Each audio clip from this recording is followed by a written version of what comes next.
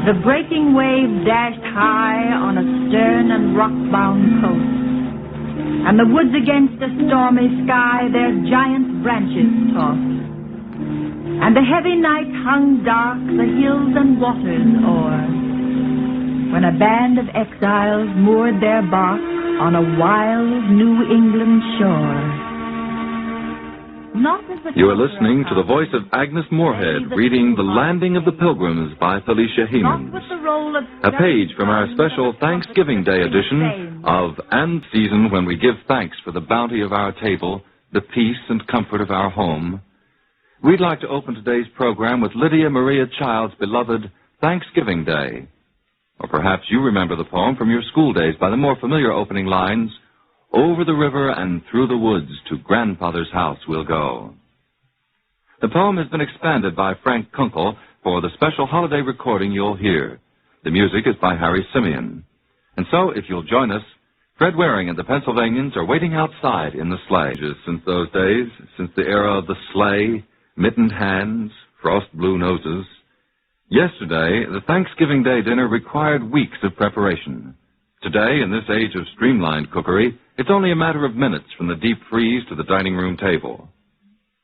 Many old Thanksgiving Day traditions have been stored away upstairs in the attic or between the pages of the family album. All the warm, casual little customs remembered only by the very old. Yes, much of the tradition of the holiday has been lost down through the years, but one story will never be forgotten. The story of the Pilgrims, who were the first to celebrate this happy holiday. We'd like to tell their story again for you today. The story of Thanksgiving.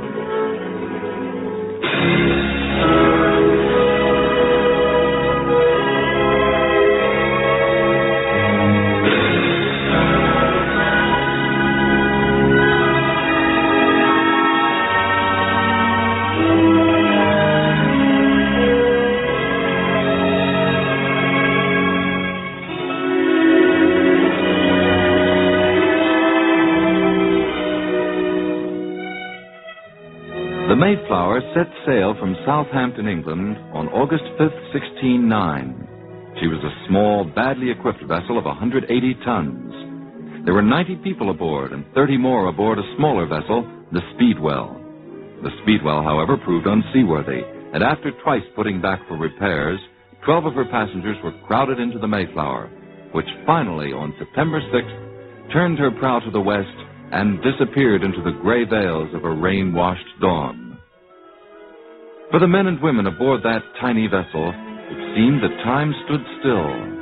The minutes, the hours, the days dissolved into the creak of the rigging, the constant slap of the waves against the sides of the Mayflower, the harsh sound of the wind. Time was the sick child lying with her head in her mother's lap. Time was a bowl of cold, unappetizing porridge. Time was a body sewed in a rough piece of canvas, slid down a pine plank into the darkness of the sea. It was 9 weeks later, on November 19th, before the nightmare ended, before land was sighted, 9 weeks of fear and anguish and suffering, of praying for a landing.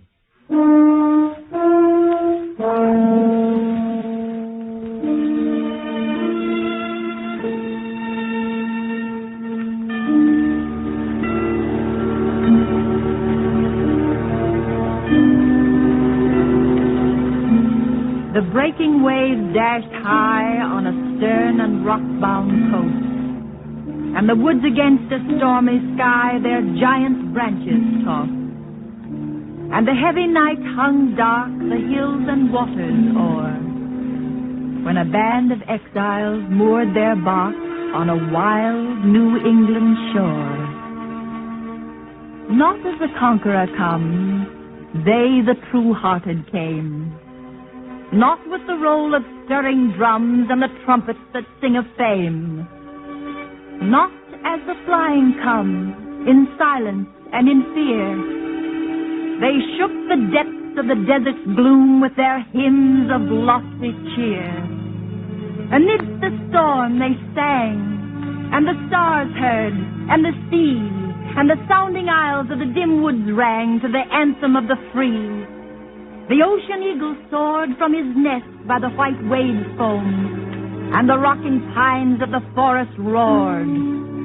This was their welcome home. There were men with hoary hair amidst that pilgrim band. Why had they come to wither there, away from their childhood's land? There was woman's fearless eye, lit by her deep love's truth. There was manhood's brow serenely high, and the fiery heart of youth. What thought they thus afar? Bright jewels of the mine, the wealth of seas, the spoils of war. They sought a faith's pure shrine. I call it holy ground, the soil where first they trod. They left unstained what there they found, freedom to worship God.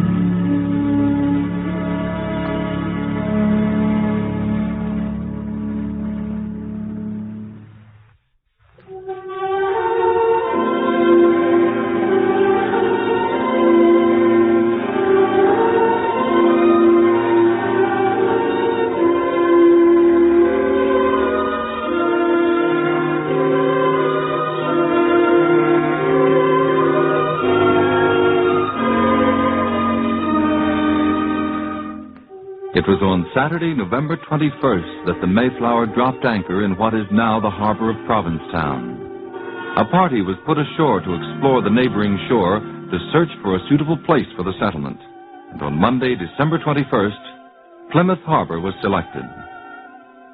4 months later, when the little colony had struggled through its first terrible winter, an Indian came into the hamlet and in broken English welcomed the strangers. He said his name was Samoset, that he came from Monhegan, 5 days' journey to the southeast, and that he was an envoy from the greatest commander in the country, a sachem named Massasoit. Massasoit himself appeared a few days later, and a treaty, offensive and defensive, was signed, which remained in force for 54 years. The Pilgrims set about planting their fields as soon as spring came, and the harvest proved a good one. Governor William Bradford, delighted by the success of the colony and the rich harvest, called a meeting of the elders to propose a festival.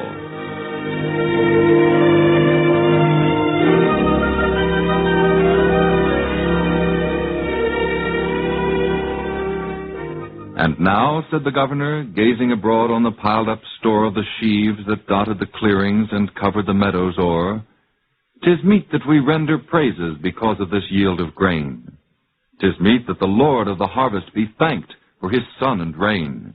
And therefore, I, William Bradford, by the grace of God today and the franchise of this good people, Governor of Plymouth, say, through virtue of vested power, ye shall gather with one accord, and hold in the month of November thanksgiving unto the Lord. He hath granted us peace and plenty, and the quiet we've sought so long. He hath thwarted the wily savage, and kept him from wrack and wrong. And unto our feast the sachem shall be bidden, that he may know we worship his own great spirit, who maketh the harvests grow. So shoulder your matchlocks, masters, there is hunting of all degrees. And fishermen, take your tackle, and scour for spoil the seas.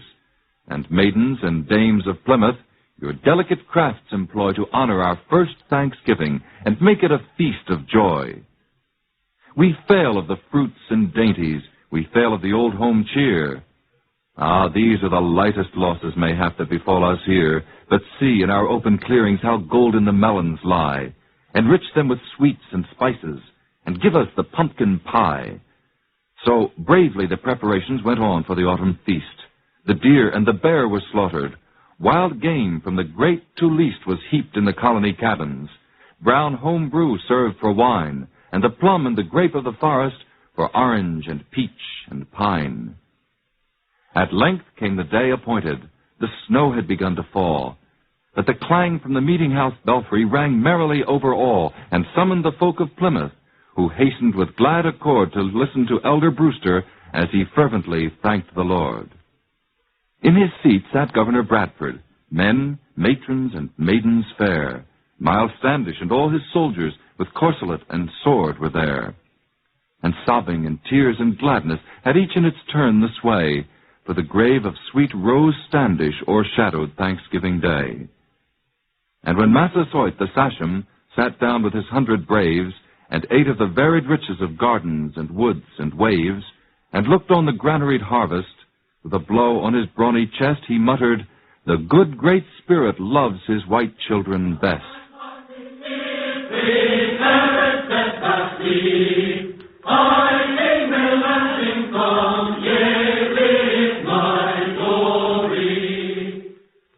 The Landing of the Pilgrim Fathers, read by the distinguished Hollywood star, Miss Agnes Moorehead, and the poem, The First Thanksgiving, by Margaret Junkin Preston.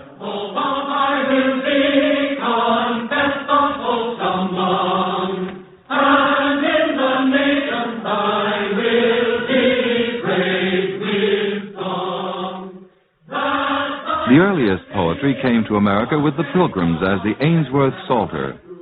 Henry Ainsworth, a member of the Pilgrim sect, fled from England to Amsterdam in 1593. A learned biblical scholar and teacher, he translated the Psalms from the Hebrew and then turned his translations into verse form, which he set to music. This work, called the Book of Psalms, became known as the Ainsworth Psalter and served as the religious music of the Pilgrims for many, many years. The Pilgrims sang in unison and without accompaniment.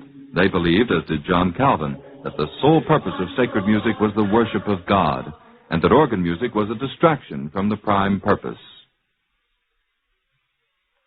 From the Ainsworth Psalter, we'll hear 3 psalms for the Thanksgiving season. Psalm 23, Jehovah feedeth me, I do not lack. Psalm 34, In all time bless the Lord. And Psalm 100, Show to Jehovah all the earth. They will be sung by the New England Conservatory Alumni Chorus, conducted by Lorna Cook de Varon. James Pease, baritone soloist. Jehovah feedeth me, I shall not lack. In grassy folds he down doth make me lie. He gently leads me quiet waters by. He doth return my soul for his name's sake. In paths of justice leads me quietly. Yea, though I walk in vale of deadly shade, I'll feel my ear, for with me thou wilt be. Thy rod, thy staff, they shall comfort me. For me a table thou hast ready made. In their presence that my distresses be. Thou makest fast mine head with ointing oil. My cup abounds, stoutness good and mercy. Shall all the days of my life follow me.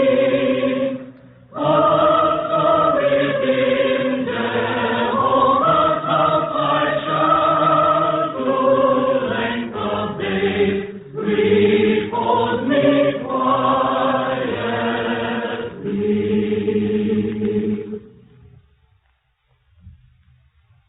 In all time bless the Lord will I, His praise within my mouth always.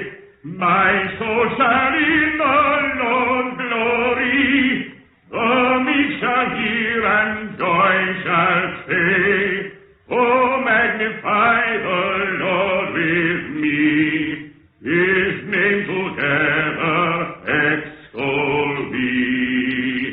Lions are in penury stand, and they do hunger greedy be. But any good shall they not want,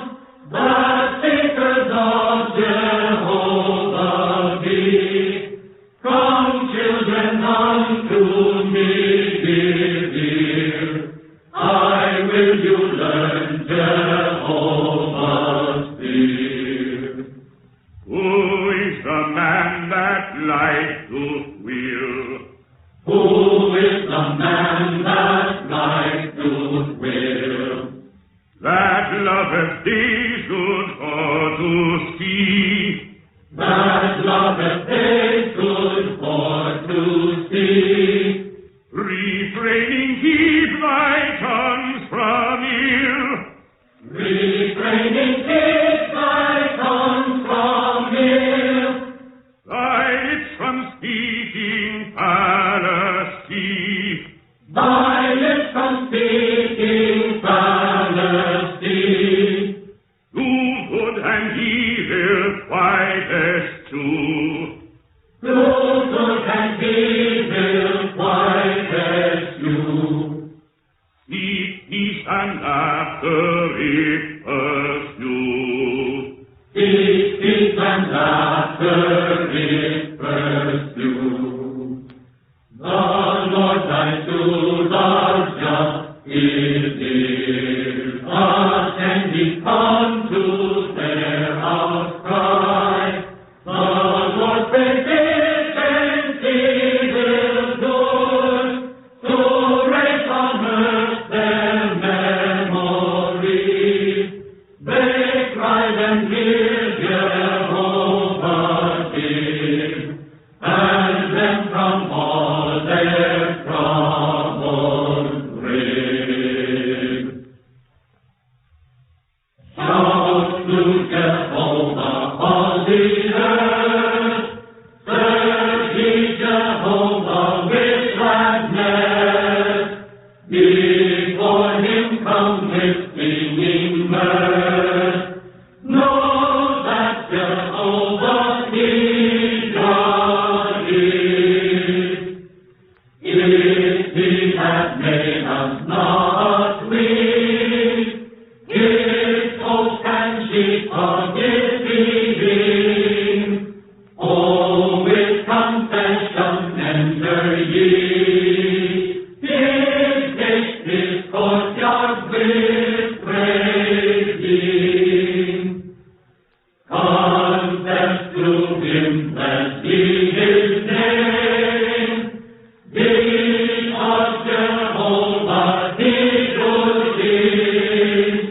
His mercy ever is the same.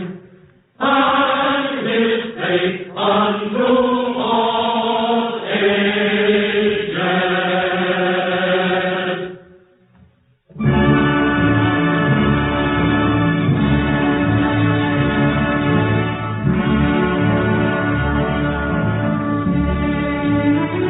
And so, Anthology number 38, dated Sunday, November 21st. Next week, Poetry and the Dance. Our guest will be Walter Sorrell of Dance Magazine. And as an added highlight, we'll present Mr. Sorrell's original verse narrative, Isadora Duncan, starring Miss Sidney Smith. Anthology is brought to you by WRCA, in cooperation with the Poetry Center of the YM and YWHA, 92nd Street and Lexington Avenue in Manhattan. John Malcolm Brennan, director. Next Sunday, at the Teresa L. Kaufman Auditorium, the Poetry Center will present E. Cummings, the indomitable enfant terrible of American poetry, reading from his prose and poetry. Remember the date, Sunday, November 28th. E. Cummings at the Poetry Center. Anthology is produced by Steve White, written and directed for WRCA by Draper Lewis. Until next Sunday, this is Fleetwood wishing you good luck and good reading.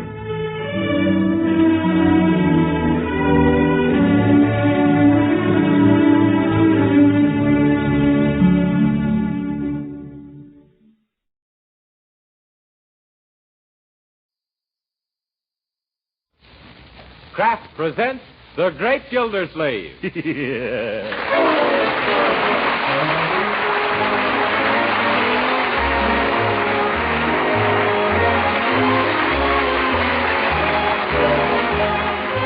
Each week at this time from Hollywood, California, Kraft presents Harold Terry as The Great Gildersleeve, written by Leonard L. Levinson.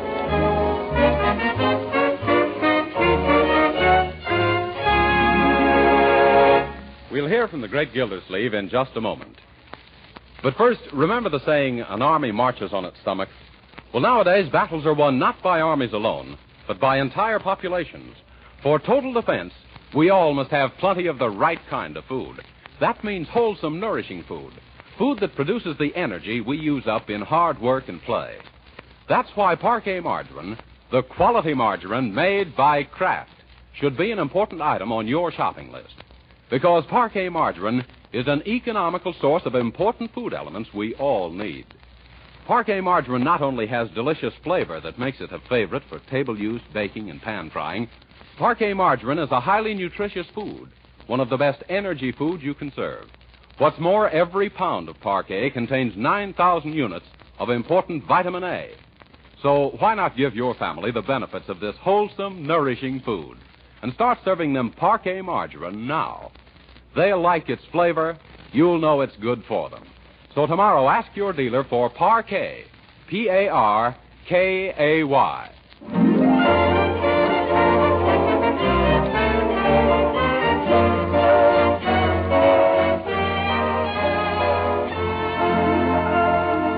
And now let's visit our friend, the great Gildersleeve.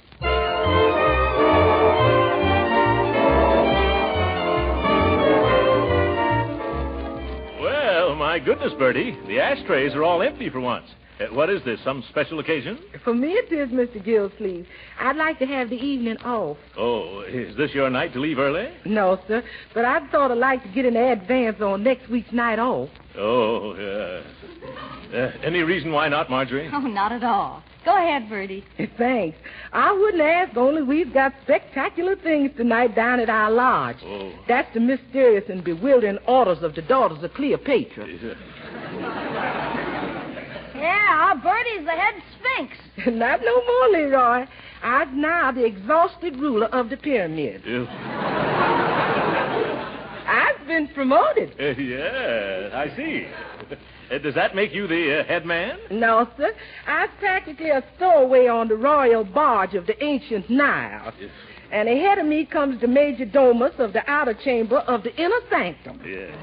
Then the chief searcher in the bulrushes for the daughters of Pharaoh. Oh, yeah. And above her comes the royal rejecter of delinquent daughters. Yes. Well, isn't there a queen, Bertie? Mr. Gildersleeve, in our organization, every gal's a queen. Oh, my pardon. Oh, what are you holding tonight, Bertie? An initiation? No, ma'am. It's the red, white, and blue fish fry in order of, to honor a group of our visiting soldier boys. Oh, yeah. The daughters of Cleopatra is all 100% Americans. Well, that's a fine thing, Bertie, entertaining your soldier friends. Yes, sir. We've even hired a military jitterbug band. The brown-skinned boogie-woogie bugle boys. Well, go right ahead. And if you want to take anything from the pantry for the fish fry, help yourself, Bertie. Yes. You may want to broil a couple of cans of sardines. Yes, sir. Thank you very much, Mr. Gildersleeve. Yeah, that's all right. Yeah. Say, Unc, you know something? Leroy, I wish you wouldn't keep using that expression. Of course I know something. But what is it? Well, I was reading in the paper where there's going to be about 1,000 soldiers in Summerfield over Thanksgiving. Yes? Well, let me see. Yeah, here it is. Well, the city will play host to 32nd Regiment Thursday. USO urges all citizens to invite Army men to dinner. That's what I mean. Can we have a soldier for our Thanksgiving dinner, Uncle Mort? Leroy, you sound like a cannibal. Leroy, you mean can we invite a soldier to come to dinner? Yes, and I think it's a splendid idea. Oh, then we're going to have one? Why, of course. When I think of all those boys, many of them so far away from home, it takes me back to the lonesome Thanksgiving I spent in an Army hospital back in 1918. Gee, Unc, I never knew you were wounded. Well, it's something I never talk about. Oh, what happened to you, Uncle Mort? I was kicked by a mule. Where were you kicked, Uncle? In the customary place. That mule kicked me so high they gave me a pilot's license. You know, I spent 3 weeks in bed, flat on my stomach. In those days, I had a flat stomach. But remember, kiddies, never mention a word of this to anybody. It's still a painful subject. Even now, I twitch when I pass a mule. Gee, Uncle Mort, where did this happen? In France? No, Leroy, in Missouri. I was buying mules for the Army. Sort of talent scout for jackasses. Yeah. Well, anyway, I got 9,000 of them before one of them got me. Say, I never knew you knew anything about mules. Oh, yes, Leroy. I had quite an asinine education. Yeah, but that was a long time ago. Let's forget it, children. Yes. Does that paper say how we go about inviting a soldier for dinner? Inviting? Let me see. Oh, yes, here it is. Patriotic families who wish to share their Thanksgiving dinner with members of the Army are requested to be at Bacon Square, opposite the City Hall, before noon Thursday to pick up their dinner guests. The Army men will be bivouacked at the square. What's bivouacked, Uncle? A bivouac is a place where barking dogs are cooled off in pup tents. Yes, I got to remember that. Also that word. Well, but it's very simple. Huh? Just one more for dinner Thursday. Yeah. You can drive down in the morning and pick up one of the boys, Uncle. Gee, that's going to be keen. We better ask Bertie if it's all right with her first, though. Bertie! Yes, it's all right with me. That woman's wasting her time as a cook. She'd get a job as an airplane detector. Say, I have a better idea. Let's have a real celebration. We'll get a couple of extra turkeys and invite 8 or 10 boys. 8 or 10? Won't that be too much trouble, Marjorie? Oh, no. I'll ask some of my girlfriends to come over. Girlfriends? Oh, by all means. That'll be jolly for the soldiers, too. Oh, gee, Unc, the whole idea sounded great till you brought in the girls. Do we have to have girls? Why not, Leroy? Yes, what's wrong with them? Jeepers, don't you think those soldiers are doing enough for their country as it is without wasting their day off with a bunch of silly girls?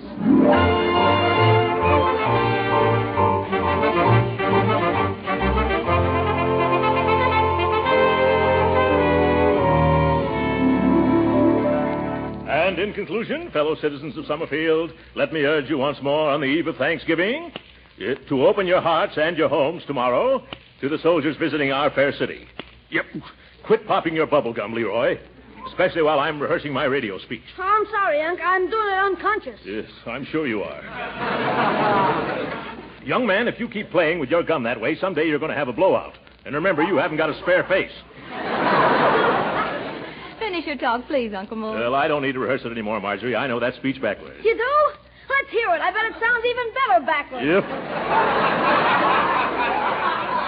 Leroy, you keep that up and you're going to get some applause backwards. You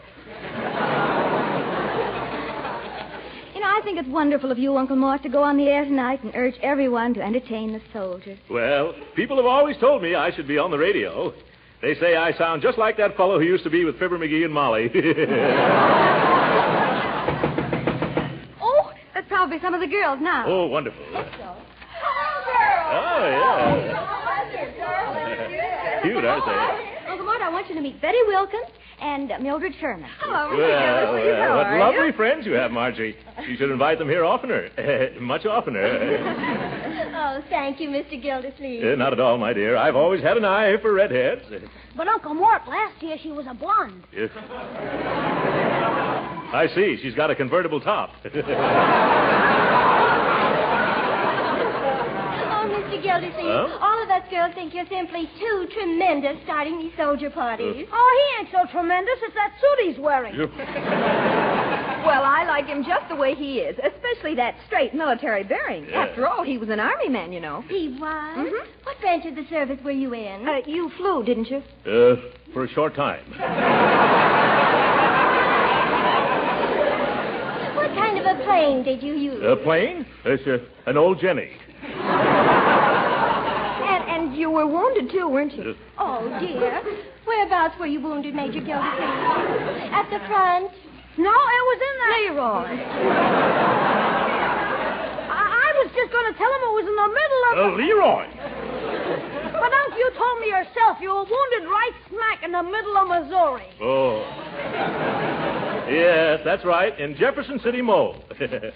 But even so, you were lucky to have recovered. Yes. Everybody said I had a horseshoe in my hip pocket. I didn't get rid of it either till they operated. Well, what were you doing in the the Army when you weren't flying, Major? Well, I was sort of a recruiting officer. Yes, I brought more than 9,000 recruits into the field artillery alone.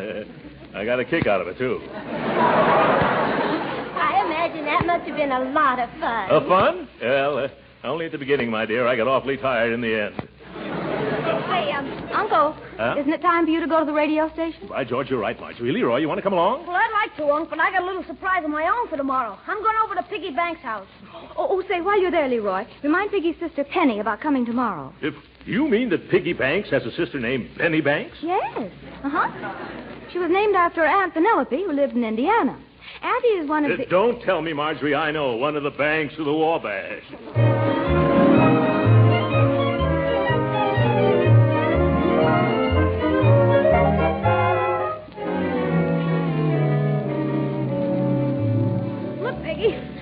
Lending me your bugle. Oh, I don't know, Meatball. What you want with it? I need it for Thanksgiving tomorrow. Oh, you got the wrong instrument. On Thanksgiving, you play with drumsticks. Now beat it. Oh, for corn's sake. Look, Pig, the reason I wanted it is because we're going to have a lot of soldiers for dinner. So what? We're having our cousin Rockwell. He's a city alderman. Oh, what's a measly old alderman? My uncle used to be a big shot in the Army. A major in the Missouri Mules. What you mean? Oh, that's what they called his outfit. Say, he recruited the toughest, meanest, fightingest outfit that ever come out of Missouri. What kind of outfit was it? Field artillery. You know, the cannoneers with hairy ears. Do they really have hairy ears? Oh, brother. I still can't see that this got anything to do with borrowing my bugle. Gee, you're dumb. I gotta make these soldiers feel at home so they can enjoy the turkey dinner. I'm going to blow mess call on your bugle. Oh, I get you. That's a keen idea, Meatball. Now will you lend it to me? Sure. Well, now there's only one thing I got to do. What's that? I got to learn how to play a bugle.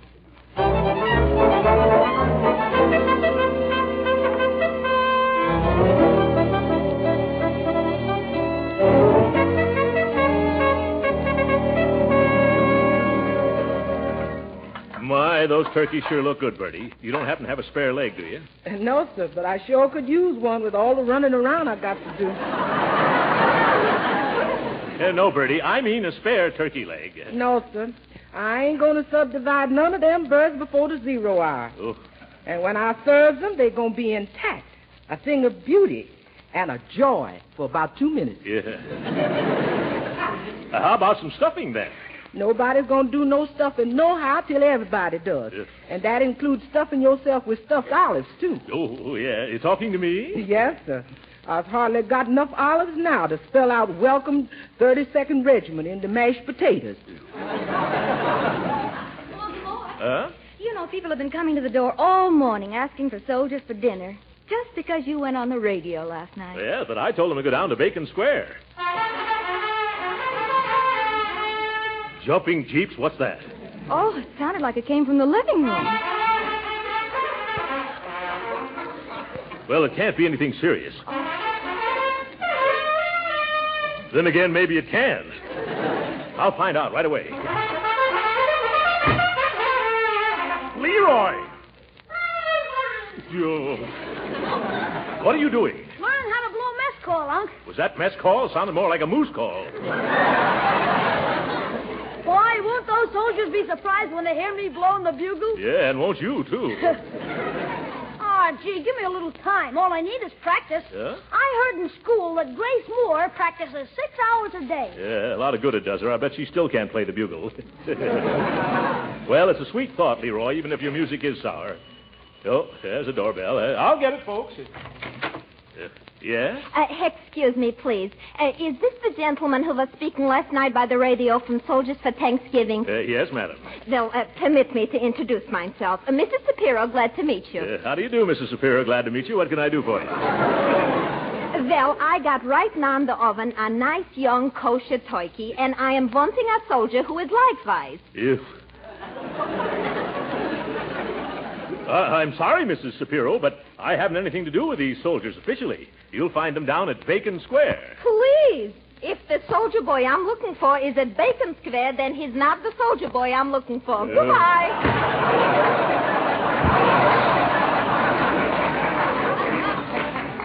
Huh? You started downtown yet? You better get going. It's almost 12. Oh, all right, just as soon as I get my coat and hat. And Leroy. Leroy, come on if you're going downtown with me. Okay, here I come. Yeah. Oh, stop that for a little. Young man, what are you doing swimming around in my old Army uniform? Gee, Unc, that's part of the surprise. How do I look? You and the mothballs look fine. Oh, girls, come in here and see Leroy. Looks cute at that. Look, he's got Uncle's uniform on, and it's all pinned up. Isn't it cute the way the breeches almost reach to the floor and back? Oh, Major Gildersleeve, why don't you put it on? Oh, I'm sorry, girls. But I couldn't get into that uniform if it were 3 times as big as it is now and I was twice as small as I am. Which would still be half again as large as the suit would be if it were double the size of what it is now, which it isn't, thank goodness, because if it was, I'd have to wear it, and I can't because it doesn't fit.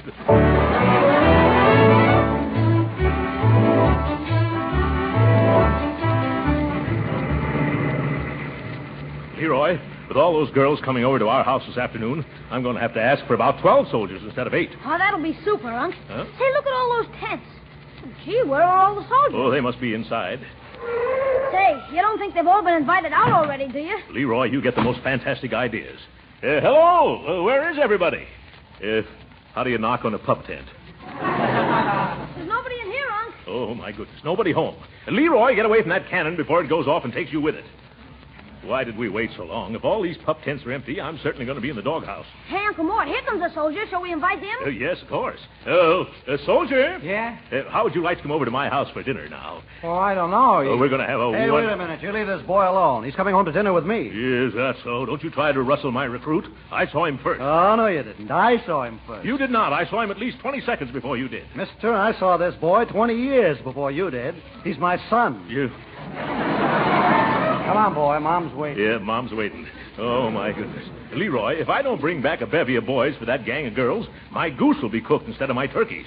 Hey, let's look in this big tent. Maybe somebody's here. Huh? Oh, hello, mister. Hello. This is the mess tent, Leroy. Hello, Sergeant. Leroy, this is the mess sergeant. Where can I find some of your boarders, Sergeant? They've deserted me. And after I've been working my fingers to the bone over a hot stove all morning. Oh. You mean they've all been invited to homes already? Everybody, including my dishwashers. Oh, Leroy, we're sunk. You're sunk? What about me? 50 gallons of the finest turkey a la king made from a special recipe created by Prudence Penny.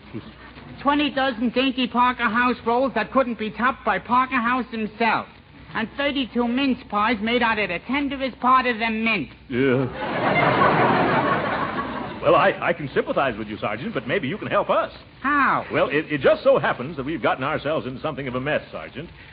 We have 3 turkeys and almost a dozen beautiful girls at our house, just waiting to entertain some soldiers. Yeah, you should see the cookies that are waiting for the rookies. You'd have a wonderful time at our house, Sarge. How about taking off that apron and coming with us? I'm sorry, sir, but I'm on duty. Yeah? Like the captain of a ship, everybody else can leave. But I gotta get down with me pipe. Gee, that's too bad. Come on, Unc. Before you go, I got just one slight request I'd like to make. Would you please take a taste of my turkey a la king? Well, I don't think I... Oh, come on. Huh? Just one teensy-weensy little taste. Well... Just so I didn't labor all morning in vain. Here. Conscientious, isn't he, Leroy? Well, thank you. You have some, son? Thank you, but it'll spoil my appetite for dinner. And I've been saving this appetite for a week. How do you like it, mister? Well, I think I'll have a little more. Oh, no, Uncle Mort. Come on, we gotta dig up some soldiers. You're right, Leroy. Are you sure you won't come with us, Sarge? No, buddy. Duty is duty. And besides, the colonel would be sure to catch me if I sneaked out. Oh, the colonel. I'll bet he's got a few soldiers up his sleeve. Where can I find him? Way over there at the other end of the square, sitting in his tent. Yes. Well, come on, Leroy. We'll lay our troubles in his lap.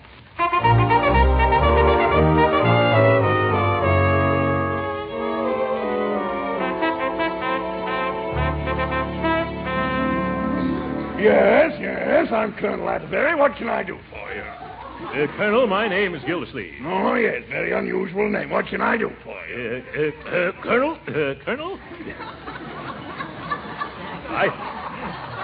I have a lovely big home, a wonderful cook, and a dozen of the sweetest girls in Summerfield. What, no boys? No. That's the trouble. No boys. We get all prepared to entertain 10 or 12 soldiers at dinner today, and when I come down to pick them up, what do I find? No soldiers. Not a single solitary rear rank, third assistant, buck private. Well, I'm sorry. Sorry, he gargles. By George, this is a pretty pickle for our army to get itself caught over a barrel into. Yeah, and after I've been practicing mess calls all day, too. Yes, the poor little fellow almost blew his brains out. Well, I'll tell you what I'll do, Mr. Gildersleeve. Gildersleeve. So I think I know you from someplace. Huh? Yes? Yes, I can't place your face, but your manners are awfully familiar. Yeah. Well, never mind. As soon as some of our men return, I'll send them out to your house. Huh? That's just the old brush-off. I'm just stubborn enough to stay right Stubborn? here. That's it. I've got it. Huh? Mules. That's where I know you from. You were stuck again, Gildersleeve. The officer who bought more bad mules than the whole artillery could shake a stick at. Why, you... Don't pay any attention to the way he jokes, Leroy. Great kidders, these Army men. Well, Colonel, now that you recognize me, I hope you'll trot out some suitable recruits for us to take home. Gildersleeve, I've got just the right detachment for you. Wonderful. Who are they? Some old friends of yours. A whole corral full of mules that just love to be your guests. Come on, Leroy. Let's get out of here. What am I laughing at? Donna, wish you'd invited me to go to dinner today.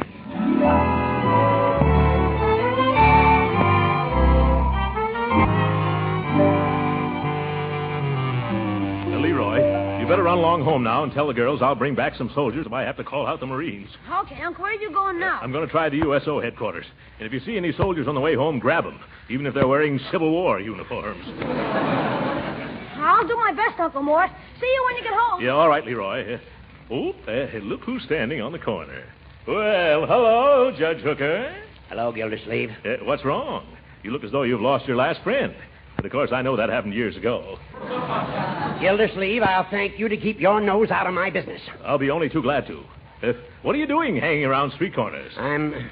Well, it's a long story. Huh? I happened to turn on the radio at home last night, and there was a fellow urging everyone to invite a soldier to dinner. Oh, he did. That speaker. There's a man. The way he told every citizen to do his duty by our new army was stirring and inspirational. It was, Yes.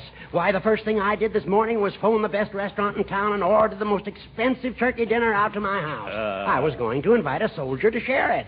That's the effect that speaker had on me. Well, where is your soldier? Well, that's where the trouble comes in. Huh? People at the USO headquarters tell me that there would have been plenty of them to go around if this radio speaker hadn't wrecked all their plans by urging everybody in town to come down after a soldier. Oh, my goodness. So that was it. Of all the numbskull notions... Not a word against that man, Gildersleeve. Huh? He made a wonderful impression on me.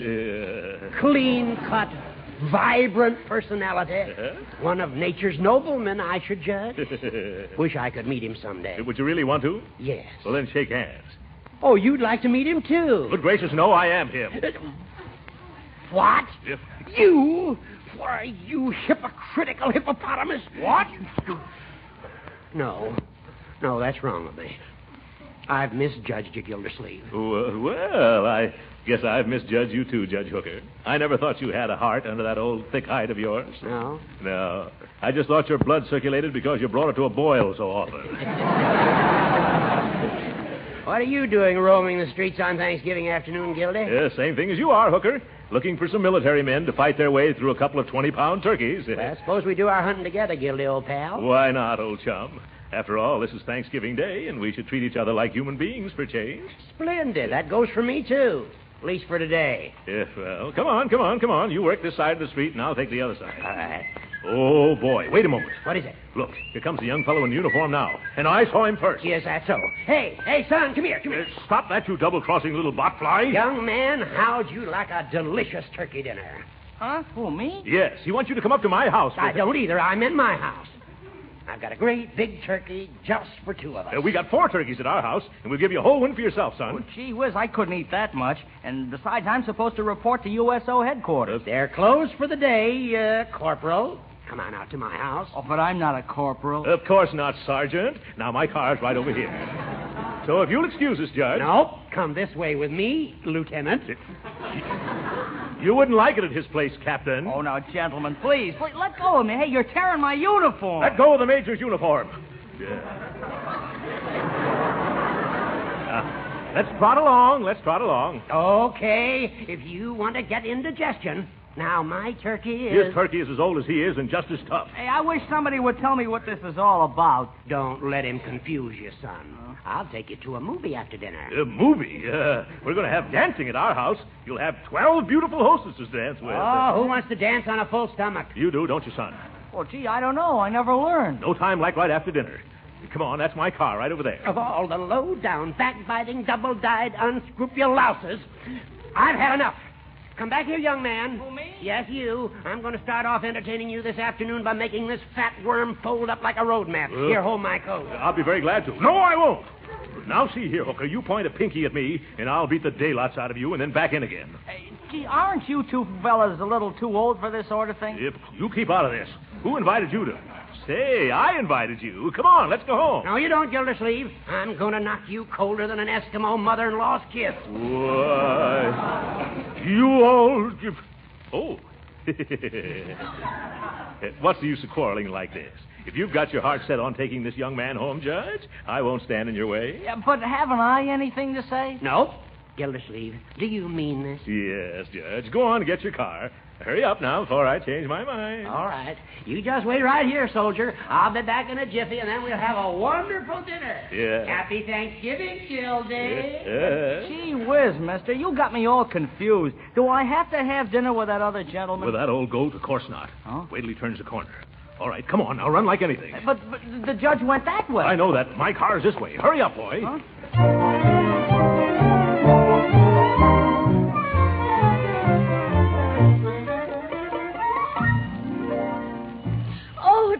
There they are now. Come on, girls, let's go to the front door. Come on. Bertie, get things ready. Leroy, there's your cue. Yeah, well. Here we are at last. Step right in, son, and meet everybody. Gee, thanks. Girls, this is Jerry Arnold, Private Jerry Arnold of the United States Army. Oh, no, sir. Oh, you're not a private? Oh, no, sir. I'm not even in the Army. What? You're not? Why, no, sir. I'm a Boy Scout. Oh!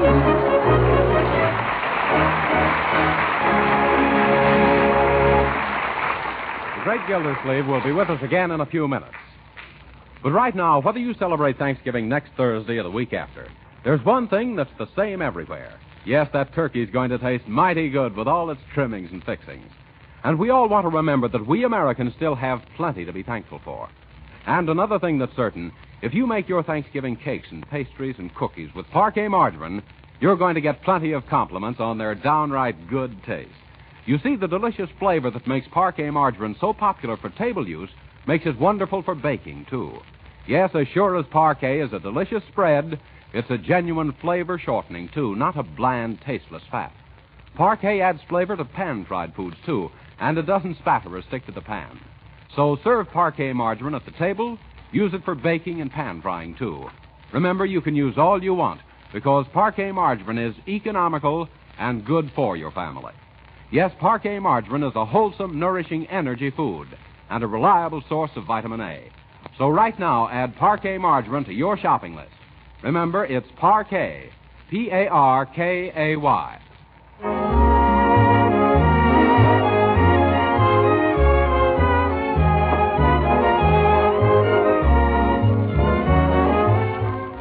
Sorry, our time's up. Happy Thanksgiving, ladies and gentlemen. Good night.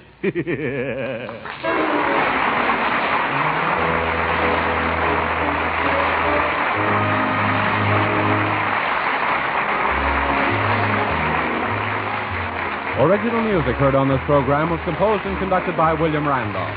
This is Jim Bannon speaking for the Kraft Cheese Company and inviting you to be with us again next week at this same time for the further adventures of the great Gildersleeve. This is the National Broadcasting Company.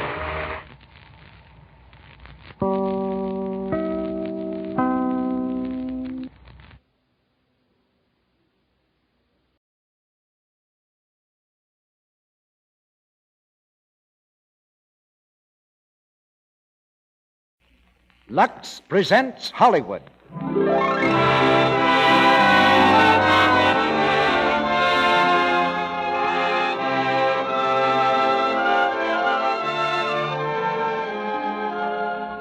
the Lux Radio Theater brings you Jean Arthur and Brian Aherne in Pygmalion.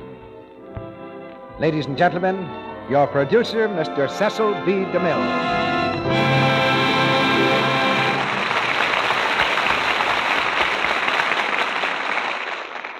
Greetings from Hollywood, ladies and gentlemen. Tonight's play has a different appeal for different people. To George Bernard Shaw, who wrote it, Pygmalion is about a man who fell in love with a woman of his own creation. But Mr. Shaw is only the author. From the standpoint of the woman, Pygmalion is pure Cinderella, and that gives it a special appeal for every woman. The story of Cinderella will never grow old because it expresses the longing of all women to be more beautiful. Of course, the pumpkin coach and glass slippers are a little out of date.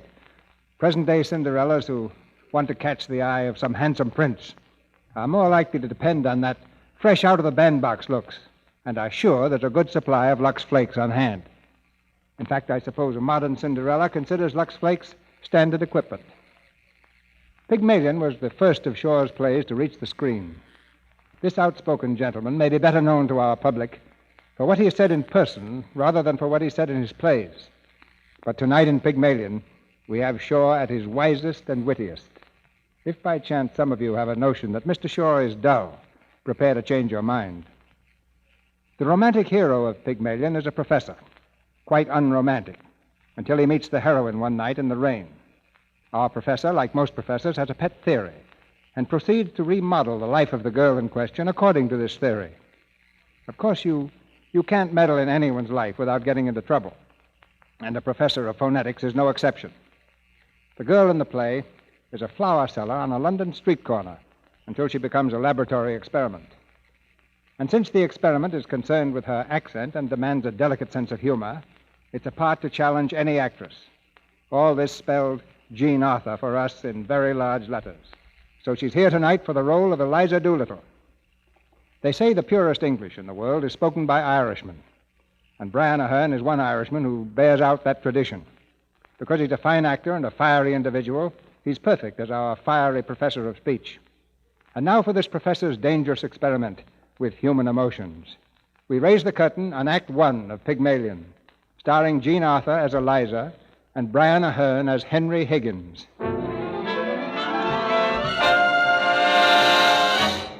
Flash of lightning across the evening sky. A crackling roar of thunder. And then the rain, driving in sheets across London's Covent Garden, sending the after-theater crowd scurrying for shelter. Some people, under the portico of St. Paul's Church, stand huddled together, peering out gloomily at the rain. All except one well-dressed gentleman who writes busily and rather mysteriously in a small notebook. From the drenched pavement comes a flower girl. With a basket of bedraggled flowers on her arm, she pushes her way through the crowd. The flowers are violets, but the girl is Cockney, so she calls them... Violets, violets, nice fresh violets, violets. Oh, sir, is there any sign of it stopping? No, I'm afraid not. It's starting worse than ever. Oh, dear. If it's worse, it's a sign it's nearly over. So cheer up, Captain. Buy a flower off a poor girl. Sorry, I haven't any change. Oh, gone. Oh, do buy a flower off me, Captain.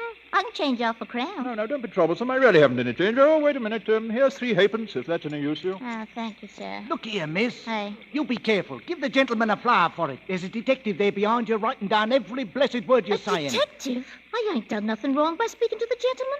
I've a right to sell flowers if I keep off the curb. I'm a respectable girl, so help me. Where is he? Oh, sir, please. Yeah. What's the trouble? Oh, sir, don't charge me. You don't know what it means to me. They'll take away my character, drive me on the streets for speaking to gentlemen. There. Who's hurting you, you silly girl? What do you take me for? It's all right. He ain't a tech after all. Look at his boots. We thought he was a copper's knock, sir. What's a copper's knock? It's a copper's knock, as you might say, a sort of informer. I take my Bible oath I never said a word. Shut up. Do I look like a policeman? Then what did you take down my words for? How do I know whether you took me down right? You just show me what you wrote about me. Here you are. What's that? That ain't proper writing. I can't read that. Well, I can. It says, cheer up, kitten, and buy a flower off a poor girl. Oh, it's because I called that gentleman Captain. I meant no harm. Where is he? Oh, sir, don't let him lay a charge against me for a word like that. Charge? I make no charge. Really, sir, if you are a detective, you needn't begin protecting me against molestation by young women until I ask you. Anybody could see the girl meant no harm. It's ridiculous. He ain't a tech. He's a blooming busybody. That's what he is. And how are all your people down at Chelsea? Who told you my people come from Chelsea? Well, never you mind, they did. And you, miss, how do you come to be up so far east? Why, you were born in Lisson Grove. Oh, what harm is there in my leaving Lisson Grove? 'Twasn't fit for a pig to live in, and I had to pay 4 and 6 a week. I did. Oh, live where you like, but stop that noise. Come, girl, he can't touch you. You have a perfect right to live wherever you please. Pork Lane, for instance, eh? I'd like to go into the housing question with him, I would. Do you know where I came from? You come from Hoxton. Huh? Why, who said I didn't? Blimey, you know everything, you do. I no call to meddle with me, he ain't. Of course he ain't. Don't you stand it from him. See here, mister, where's your warrant? You'll take us for dirt under your feet, don't you? Catch you taking liberties with a gentleman. Yes, the gentleman who give you the money. Tell him where he come from if you want to go fortune hunting. Well, sir, can you tell me where I came from? Cheltenham, Harrow, Cambridge, and India. Quite right. May I ask, sir, do you do this for your living at a music hall? Well, I've thought of that. Perhaps I shall someday. It's no right to take away my character. My character's the same to me as any lady's. I don't know whether you've noticed it, but the rain has stopped. Oh, so it is. And us losing our time listening to your silliness. Frightening people like that. How would he like it himself? How do you do it, sir, if I may ask? Simply phonetics, the science of speech. That's my profession. It's also my hobby. You can spot an Irishman or a Yorkshireman by his brogue. Mm-hmm. Well, I can place a man within 6 miles. I can place him within 2 miles in London, sometimes within 2 streets. Ought to be ashamed of himself, unmanly coward. But is there a living in that? Oh, yes, quite a fat one. Let him mind his own business and leave a poor Oh, woman, cease this detestable boo-hooing instantly, or else seek the shelter of some other place of worship. Right to be here if I like, same as you. A woman who utters such depressing and disgusting sounds has no right to be anywhere. Ow. Oh, heavens, what a sound. Here, let me get that. Ah, there we are. Gone. You see this creature with her curbstone English, sir? The English that will keep her in the gutter to the end of her days? Well, sir, in 3 months I could pass that girl off as a duchess at an ambassador's garden party. I could even get her a place as a lady's maid or a shop assistant, which requires much better English. Now, that's the sort of thing I do for commercial millionaires, and on the profits of it, I do genuine scientific work in phonetics. I'm a student of Indian dialects myself. Are you? Do you know Colonel Pickering, the author of Spoken Sanskrit? I am Colonel Pickering. Who are you? Henry Higgins, author of Higgins' Universal Alphabet. I came from India to meet you. Well, I was going to India to meet you. Where do you live? At 27A Wimpole Street. Come and see me tomorrow. I'm the curtain. Come with me now and let's have a jaw over some supper. Right, you are. Butler, can't gentlemen, I'm short for my lodging. Oh, here you are. Hold up your basket. Oh. How long, Pickering? Oh! Off a crown! Off a sovereign! Oh! Cabby! I'm going home in a taxi! Not in this one, you ain't. Where's your money? Eightpence ain't no object to me. Look here. Where to, ma'am? Angel Court, Drury Lane, round the corner of Mickleton's oil shop. And let's see how fast you can make a rocket.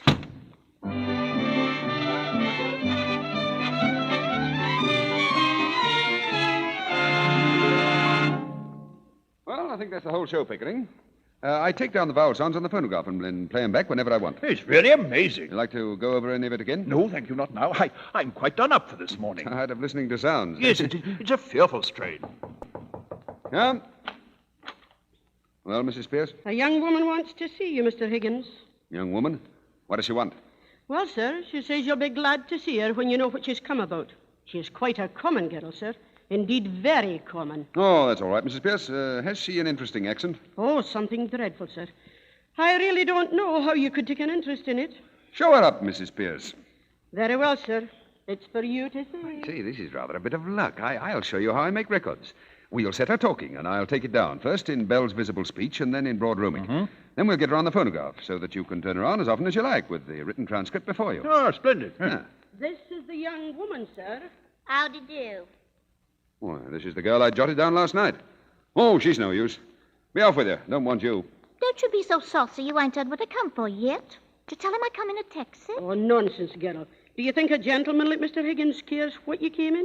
Well, we all proud. He ain't above giving lessons, not him. I heard him say so. Well, if my money's not good enough, I can go elsewhere. Good enough for what? Good enough for you. Now you know, don't you? Come to have lessons, I am. Well, what do you expect me to say to you? Well, if you was a gentleman, you might ask me to sit down, I think. Pickering, shall we ask this baggage to sit down, or shall we throw her out of the window? Ow! Now, what is it you want, my girl? I want to be a lady in a flower shop instead of selling at the corner of Tottenham Court Road. They won't take me unless I can talk more genteel. He said he could teach me. Well, here I am, ready to pay him, not asking any favour, and he treats me as if I was dirt. How much would you pay? Now you're talking. I thought you'd come off it when you saw a chance of getting back a bit of what you chucked at me last night. You'd had a drop in, hadn't you? Sit down. Sit down, Gerald. Do as you're told. Sit down. Ow. Won't you sit down, please? Don't mind if I do. What's your name? Liza Doolittle. Liza Doolittle, eh? Well, Liza Doolittle, how much do you propose to pay me for the lessons? Oh, I know what's right. A lady friend of mine gets French lessons for 18 pence an hour from a real French gentleman. Well, you wouldn't have the face to ask me the same for teaching me my own language as you would for French. So I won't give you more than a shilling. Take it or leave it. You know, Pickering, if you consider a shilling not as a simple shilling, but as a percentage of this girl's income, it works out as fully equivalent to 60 or 70 pounds from a millionaire. 70 pounds? What are you talking about? I never offered you 70 pounds. Where Hold was your I, tongue. But I ain't got 70 pounds. Oh, stop crying, you silly girl. Sit down. Nobody's going to touch your money. Somebody's going to touch her with a broomstick if she doesn't stop sniveling. Sit down. Ow. One would think you was my father. If I decide to teach you, I'll be worse than two fathers to you. Higgins, I'm interested. What about the ambassador's garden party, eh? I'll say you're the greatest teacher alive if you make that good. I'll bet you all the expenses of the experiment you can't do it. And I'll pay for the lessons. Oh, you are real good. Thank you, Captain. It's almost irresistible. She's so deliciously low. So horribly dirty. Oh, I ain't dirty. I wash my face and hands before I come. I did. I'll do it. I shall make a duchess out of this draggle-tailed gutter snipe. Oh. Yes, in 6 months. In 3, if she has a good ear and a quick tongue. I'll take her anywhere. Pass her off as anything. We'll start today, eh? Now, this moment. Take her away and clean her, Mrs. Pierce. Is there a good fire in the kitchen? Yes, but Well, take don't... all her clothes and burn them. Send out for new ones. Wrap her in brown paper till they come. You're no gentleman, you're not, to talk of such things. I'm a good girl, I am. And I know what the like of you are, I do. Oh, we want none of your listen-grove prudery here, young woman. You've got to learn to behave like a duchess. Take her away, Mrs. Pierce, and if she gives you any trouble, wallop her. No, I'll call the police, I will. Now, you must be reasonable, Mr. Higgins. Really, you must. You can't walk over everybody like this. Why not? Why not? Well, you don't know anything about her. What about her parents? Maybe she's married. Gone. Who'd marry me? By George, Eliza, the streets will be strewn with the bodies of men shooting themselves for your sake before I've done with you. I'm going away. He's off his chump, he is. I don't want no bombies teaching me. Oh, indeed. Mad, am I? Oh, very well, Mrs. Pierce. You needn't order the new clothes for her. Throw her out. Now, you got no right to touch me. Now, you see now what comes of being saucy? Now, you go home to your parents, McGill, and tell them to take better care of you. I ain't got no parents. They told me I was big enough to earn my own living and turned me up. See? The girl doesn't belong to anybody. No use to anybody but me. You can adopt her, Mrs. Pierce. I'm sure her daughter will be a great amusement to you. Now, Higgins, does it occur to you that the girl might have some feelings? Oh, no, I don't think so. Not any feelings we need bother about. Have you, Eliza? I got my feelings same as anyone else. You see the difficulty? What difficulty? To get her to talk grammar. The mere pronunciation's easy enough. I don't want to talk grammar. I want to talk like a lady. Mr. Higgins, I'd like to know on what terms the girl is to be here. Is she to have any wages? And what's to become of her when you've finished your teaching? What's to become of her if I leave her in the gutter? Tell me that, Mrs. Pierce. That's her own business, not yours, Mr. Higgins. Well, when I've done with her, she can go back to the gutter. Then it'll be her own business again, so that's all right. Oh, you've no feeling art in you. You don't care for nothing but yourself. Here, I've had enough of this. I'm going. You ought to be ashamed of yourself. You ought. Wait. Have some chocolates, Liza. How do I know what might be in them? I've heard of girls being drugged by the like of you. Oh, pledge your good faith, Eliza. I'll eat one half and you eat t'other, huh? There. Oh, you should have boxes of them, barrels of them every day.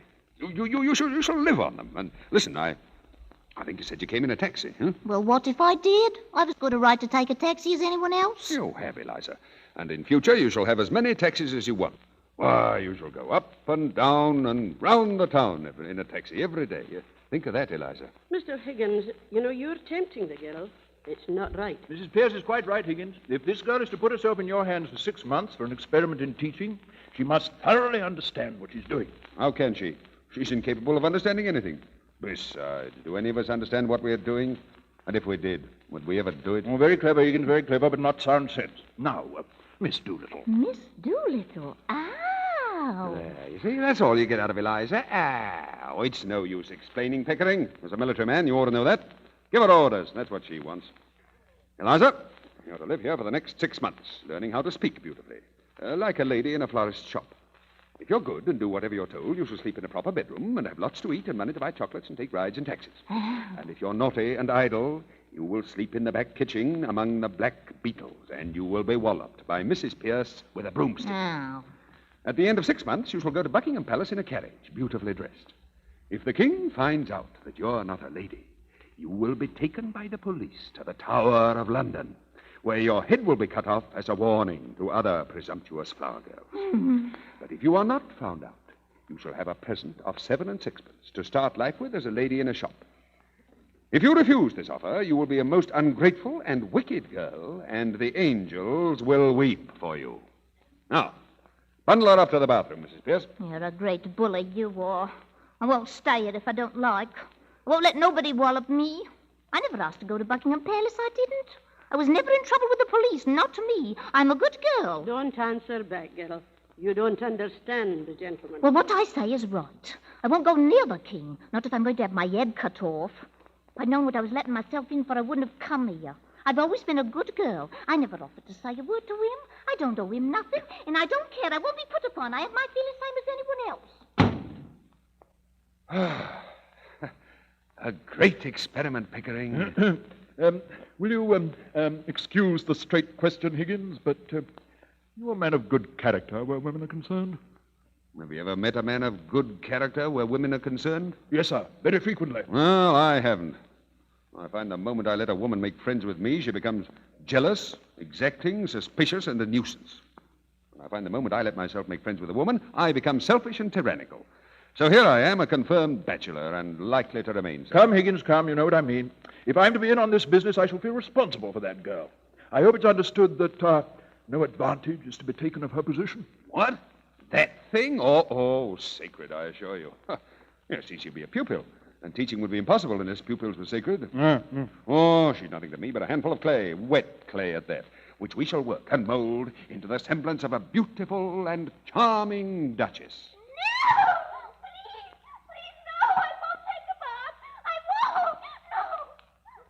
Pickering, we have taken on a stiff job. Higgins, we have.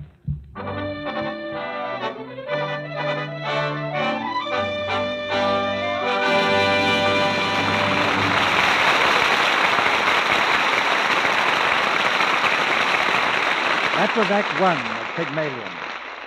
In the second act, Professor Higgins begins the job of modeling a duchess.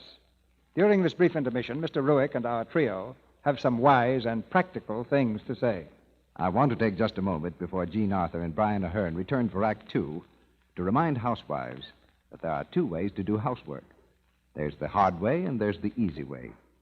There's a song from Snow White that expresses the easy way very nicely, I think. It's called Whistle While You Work. Will you sing it for us, girls? Just whistle while you work. Put on that grin and start right in to whistle loud and long. And that's the way you feel when you take the easy way. Sure it is, even when you do dishes. Of course. You just pour a few Lux Flakes in the dishpan, turn on the water, then watch the bubbles come. Speedy bubbles, spare you trouble. Lux won't take you long. When there's too much to do, don't let it bother you. Use Lux for dishes and you'll be just like a cheerful chickadee and whistle while you work. That's fine, girls, that's fine. You've made our point very clear. Speedy Lux makes dishwashing faster and pleasanter. The fine, sheer flakes dissolve 4 times as fast as old-fashioned cake soap. And the rich, active suds go right to work cutting through grease and grime. They save you a lot of trouble and leave your dishes bright and sparkling in almost no time. And the nicest thing of all, Lux helps our hands stay smooth and white. Of course it does, Sally. There's no harmful alkali to sting and irritate your hands the way harsh soaps do. Lux is as gentle as the finest toilet soaps. So buy a large box of Lux Flakes tomorrow for your dishes. Now, our producer, Mr. DeMille. Act 2 of Pygmalion, starring Jean Arthur as Eliza and Brian Aherne as Professor Higgins.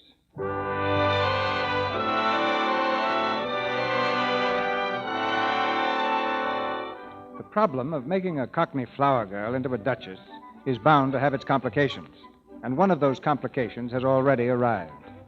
For at the door of the Higgins residence stands a dustman, Liza's father, demanding admittance. The dustman, whose job it is to remove dirt and refuse from the front of fashionable homes, is dressed in the clothes of his calling, and there's a definite sign of his trade in the smudge of ash on his nose. Upstairs, Mr. Higgins ponders complication number 1. Mr. Alfred Doolittle. A dustman, eh? Yes, sir. He wants to see you. He says you have his daughter here. I say. Oh, well, send the blackguard up, Mrs. Pierce. Very well, sir. He may not be a blackguard, Higgins. Nonsense. Of course he's a blackguard. Whether he is or not, I'm afraid we shall have some trouble with him. Oh, no, think not. If there's any trouble, he shall have it with me, not I with him. And we're sure to get something interesting out of him. About the girl, No. I mean his dialect. Oh, I see. Alfred Doolittle, sir. Professor Higgins? Yeah? Good morning. Sit down. Good morning, Governor. I come about a very serious matter, Governor. Brought up in Hounslow. Mother Welsh, I should think. Eh? You're quite right, sir. Certainly it's right. Well, what do you want, Doolittle? I want my daughter. That's what I want. See? Well, of course you do. You're her father, aren't you? You don't suppose anybody else wants her, do you? Well, she's upstairs. Take her away at once. What? Take her away. Do you suppose I'm going to keep your daughter for you? No. Look here, Governor. Is this reasonable? Is it fairity to take advantage of a man like this? The girl belongs to me. You got her. Where do I come in? Your daughter had the audacity to come to my house and ask me to teach her how to speak properly, so that she could get a place in a flower shop. How dare you come here and attempt to blackmail me? No, Governor. This is a plot. It's a plot to extort money by threats. I shall telephone for the police. Wait. Have I asked you for a brass farthing? I leave it to the gentleman here. Have I said a word about money? No, not yet. Well, what else did you come for? Well, what would a man come for? I ask you as a parent. What was I to think? So, you came to rescue her from worse than death, eh? Just so, Governor. That's right. Well, rescue her. Take her away. Have I said a word about taking her away? Have I now? But you're going to take her away, and double quick, too. No, Governor, don't say that. Listen, Governor. Listen here. You and me as men of the world. Ain't we? Oh, men of the world, are we? Well, go on. Thank you, Governor. Well, the truth is, I've taken a sort of fancy to you, Governor, and if you want to teach the girl, I'm not so set on having her back home again, but what I might be open to an arrangement. Regarded in the light of a young woman, she's a fine, handsome girl. As a daughter, she's not worth her keep. And so I ask you straight, what's a £5 note to you, and what's Eliza to me? I think you ought to know, Doolittle, that Mr. Higgins's intentions are entirely honorable. Of course they are, Governor. Of course they are. I don't know what to do, Pickering. As a matter of morals, it's a positive crime to give this chap a farthing. Yet I feel a sort of rough justice in his claim. That's it, Governor. That's all I say.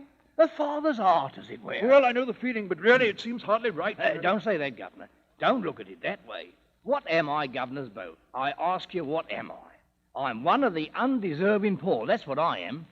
Think of what that means to a man. It's always the same story. You're undeserving, so you can't have it. Just an excuse for never giving me anything. Will you take advantage of a man's nature to do him out of the price of his own daughter what he's brought up and fed and clothed by the sweat of his brow until she's grown big enough to be interesting to you two gentlemen? Is £5 unreasonable? I put it to you, and I leave it to you. I suppose we must give him a fiver. You make bad use of it, I'm afraid. Oh, not me, Governor Swap. I won't. Don't you be afraid that I'll save it and live idle on it. There won't be a penny of it left for Monday. Just one good spree for myself and the missus, giving pleasure to ourselves and employment to others, and satisfaction to you to think it's not been thrown away. You couldn't spend it better. This is irresistible. £5, I think you said. Right, Governor. Here you are. Thank you, Governor. Good morning. Here's the girl, Mr. Higgins. All cleaned and dressed. Well, I won't be troubling you no longer, Governor. Oh, beg pardon, miss. Gone. Don't you know your own daughter? Blimey, it's Eliza. Well, I never thought she'd clean up as good looking as that, Governor. She's a credit to me, ain't she? It's easy to clean up here. Hot and cold water and tap, just as much as you like, that is. I'm glad the bathroom met with your approval. It didn't. Not all of it. And I don't care who hears me say it. Mrs. Pearson knows. What was wrong, Mrs. Pierce? Oh, nothing, sir. It doesn't matter. I had a good mind to break it. Didn't know which way to look. But I hung a towel over it, I did. Oh, well, what? Over the looking-glass, sir. Doolittle, you've brought your daughter up too strictly. Me? I never brought her up at all, except to give her a lick of a strap now and again. But she'll soon pick up your free and easy ways. I'm a good girl, I am, and I won't pick up no free and easy ways. Here. Don't you give me none of your lip. And don't let me hear you giving this gentleman any of it, neither.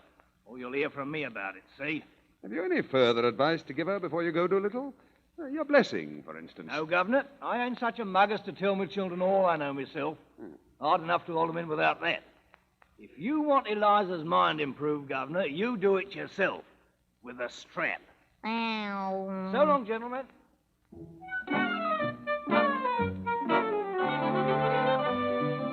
Now, let's get on with the lesson. How do you do? How do you do? The weather is quite pleasant. The weather is quite pleasant. Quite. Quite. Quite. Quite. Quite. Oh, quite. Now say it. The weather is quite pleasant. You do as I say. I can't. You told me I could ride in a taxi every blessed day. Oh, you will. But first you must learn to walk, as the Duchess walks. Shoulders back, no slouch, head straight. You must be able to cross a room with a plate balanced on your head. Now, try it. Then can I ride in a taxi? Oh, yes, anything but walk. Walk. All right, then.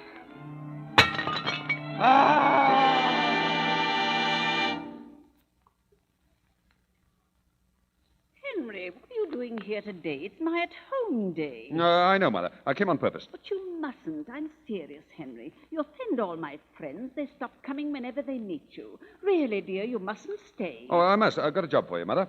A phonetic job. What? I've picked up a girl, Mother. Does that mean that some girl has picked you up? Oh, no, not at all.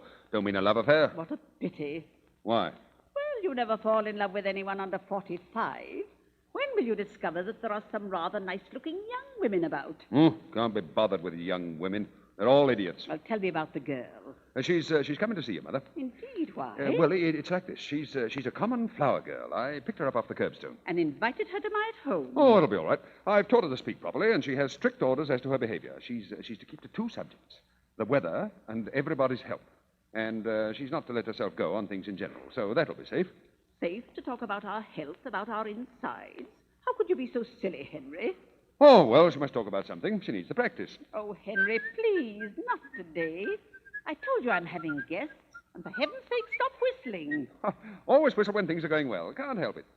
Mrs. and Miss Ainsford Hill. Oh, Lord. How do you do, Mrs. Higgins? Mrs. Ainsford Hill and Clara. How do you do? And my son, Henry. Your celebrated son. I've so longed to meet you, Professor Higgins. Delighted. I'm sorry to say that my celebrated son has no manners. You mustn't mind him. I don't. Colonel Pickering. How do you do, Mrs. Higgins? Oh, so glad you've come. You know Mrs. Ainsford Hill? Miss Ainsford Hill? Oh, how do you do? How do you do? Mr. Ainsford Hill. Good Lord, another of them. How do you do? Oh, very good of you to come. Colonel Pickering. How do you do? I don't think you know my son, Professor Higgins. How do you do? How to do? Sit down. Oh, well, here we are, anyhow. Now, what the devil are we going to talk about till Eliza comes? Henry, you're the life and soul of the Royal Society's soirees, but really you're rather trying on more commonplace occasions. Am I? Oh, very sorry. Miss Eliza Doolittle. Yes, she is, Mother. Well, come in, my dear. How do you do, Mrs. Higgins? Mr. Higgins told me I might come. Quite right. I'm very glad indeed to see you. How do you do, Miss Doolittle? Colonel Pickering, is it not? And this is Mrs. Ainsford Hill. How do you do? How do you do? My daughter, Clara. How do you do? How do you do? May I have the pleasure? My son, Freddie. How do you do? How to do?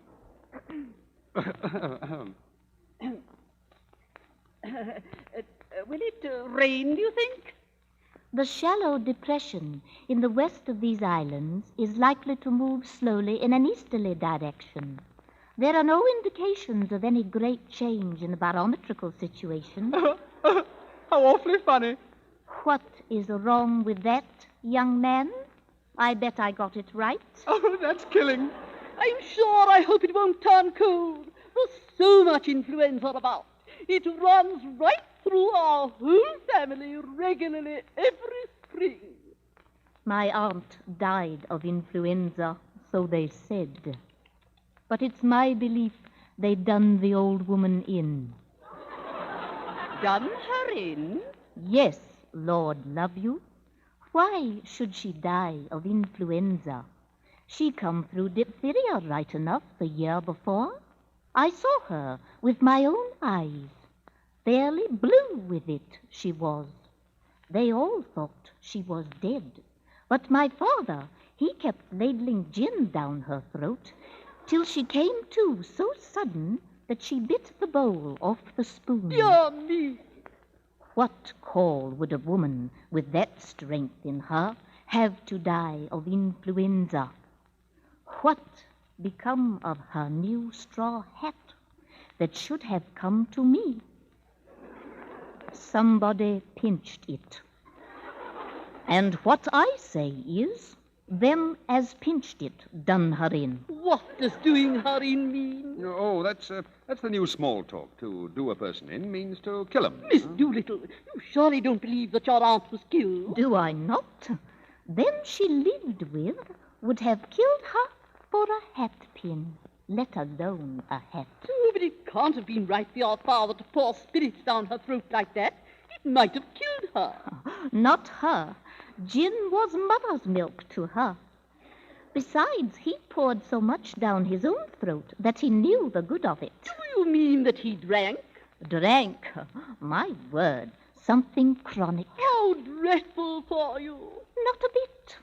It never did him no harm, what I could see. But then he did not keep it up regular. On the burst, as you might say, from time to time. And always more agreeable when he'd had a drop in. When he was out of work, my mother used to give him fourpence and tell him to go out and not come back until he'd drunk himself cheerful and loving-like. Oh, there's lots of women has to make their husbands drunk to make them fit to live with. Oh, I say. Here, what are you sniggering at? The new small talk. You do it so awfully well. If I was doing it proper, what was you laughing at? Have I said anything I oughtn't? Not at all, Miss Doolittle. Well, that's a mercy, anyhow. What I always say is... Did you speak, Mr. Higgins? Getting late, isn't it? Oh. Well, I must go. So pleased to have met you. Goodbye. Goodbye. Goodbye, Colonel Pickering. Goodbye, Miss Doolittle.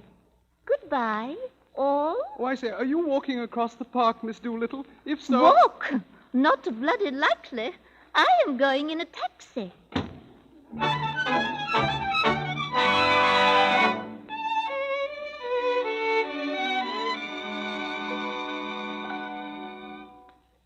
Well, what do you think, Mother?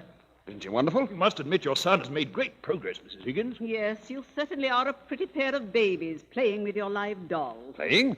Oh, it's the hardest job I ever tackled. Make no mistake about that, Mother. Yes, it's enormously interesting. I assure you, Mrs. Higgins, we take Eliza very seriously. Yes, I can see that. But what about her? I'm worried. Worried? Colonel Pickering, don't you realize that when Eliza walked into Henry's house, something walked in with her?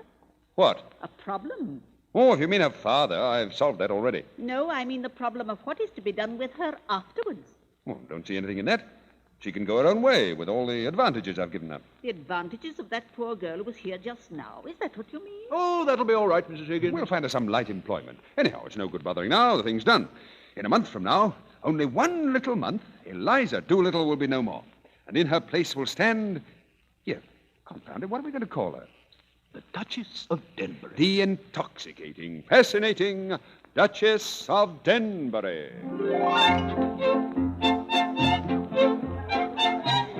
Mr. and Mrs. Harrington Smith, the Earl of Staffordshire, Lord and Lady Billingsgate. I say, who is she?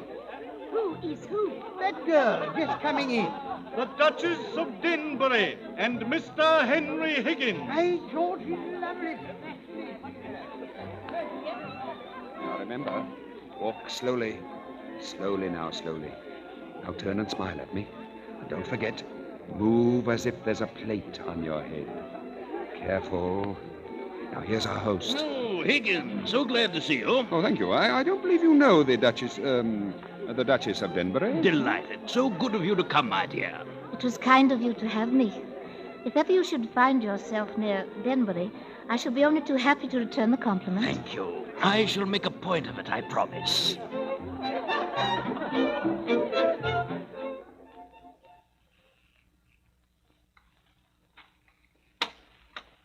Come in, Eliza. Go on, Pickering. Oh, I'm about done in. I feel a bit tired myself. But you've won your bet, Higgins. Eliza did the trick and something to spare, eh? Thank heaven it's over. Were you nervous? I was. Eliza didn't seem a bit nervous. Were you, Eliza? Oh, she wasn't nervous. I knew she'd be all right. Eliza, fetch my slippers, will you, please? No, it's the strain of putting the job through all these months that has told on me. However, it's over and done with. Now I can go to bed at last without dreading tomorrow. Yeah, I think I shall turn in too. Still, it's been a great occasion and a triumph for you. And for Eliza. Eh, Eliza? Well, good night. Good night. Put out the lights, will you, Eliza? Oh, confound it. What have I done with my slippers? You have them, eh? Thank you, Eliza. There are your slippers, and there! Take your slippers, and may you never have a day's luck with them. What on earth? What's the matter? Anything wrong? Nothing wrong with you. I've won your bet for you, haven't I?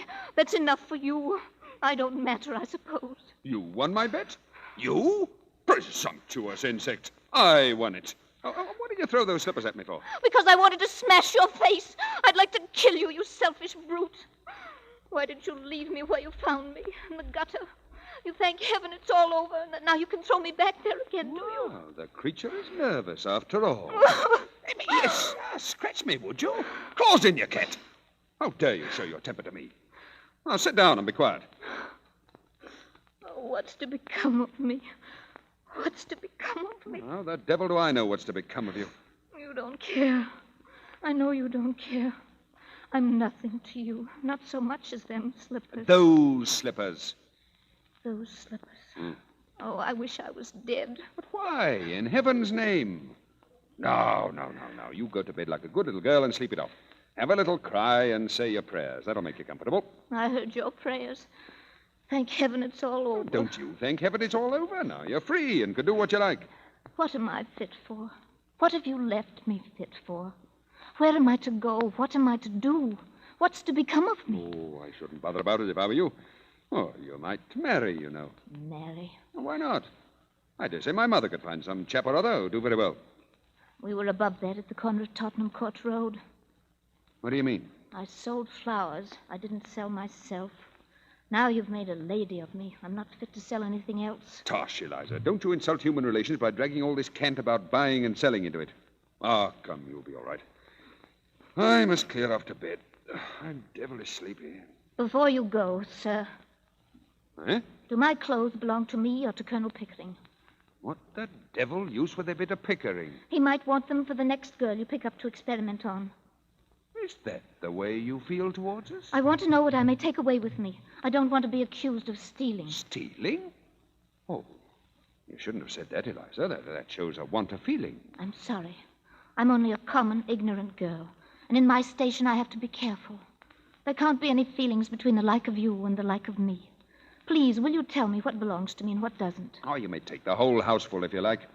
Except the jewels, they're hired. Will that satisfy you? Stop, please. Will you take the jewels to your room and keep them safe? I don't want to run the risk of their being missing. Hand them over. If these belong to me instead of to the jeweler, I'd ram them down your ungrateful throat. This ring isn't the jeweler's. It's the one you bought me in Brighton. I don't want it now. Take it, please. Give it to me. That for the ring I bought you in Brighton. You threw it in the fireplace. You're fortunate I didn't throw you in the fireplace, too. Don't you hit me. Hit you? You infamous creature. How dare you accuse me of such a thing? It's you who have hit me. Why, you wounded me to the heart. I'm glad. I've got back at you a little anyhow. You have caused me to lose my temper. It's a thing that has hardly ever happened to me before. I prefer to say nothing more tonight. I'm going to bed. Good night. Good night.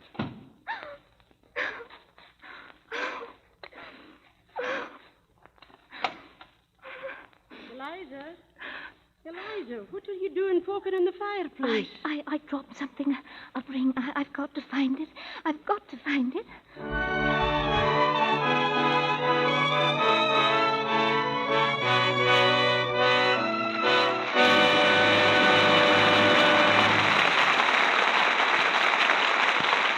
The curtain falls on the second act of Pygmalion. The phonetic Duchess of Denbury, no longer a placid pupil, will be quite a problem for Professor Higgins in Act 3. Before we continue, here are two people with some fresh ideas on one of your everyday problems. Before Jean Arthur and Brian Aherne bring us Act 3 of Pygmalion, Libby Collins, who's been scouting for news of the fashion world in Hollywood, has a very exciting bit of news for you tonight. Let us hear it, Libby. It's all about sweaters. You know, last winter, the Hollywood stars started the sweater and skirt idea for evening wear. Well, it swept the country like wildfire, and this year it's more popular than ever. You see the smartest people in the smartest places wearing sweaters with long skirts of crepe or velvet or wool. Oh, and by the way, Mr. Ruick, Barbara Stanwyck has a fascinating collection of evening sweaters. Tell us about them, Libby. Well, one night at the Coconut Grove, she wore a perfectly gorgeous white cashmere sweater and a very full gathered skirt of emerald green jersey. White cashmere? Isn't that a good old standby? Oh, but this is different, with a capital D. Barbara has her name embroidered in brilliant red and gold and green letters all around the neck and sleeves. Say, that's an idea. Has she any other tricks up her sleeve? Oh, yes, indeed. She has one sweater embroidered with bars of a favorite song, and still another with a few lines of a favorite poem embroidered up the front. Well, you're certainly putting ideas into some of our listeners' heads. And while we're about it, I'd like to plant another idea.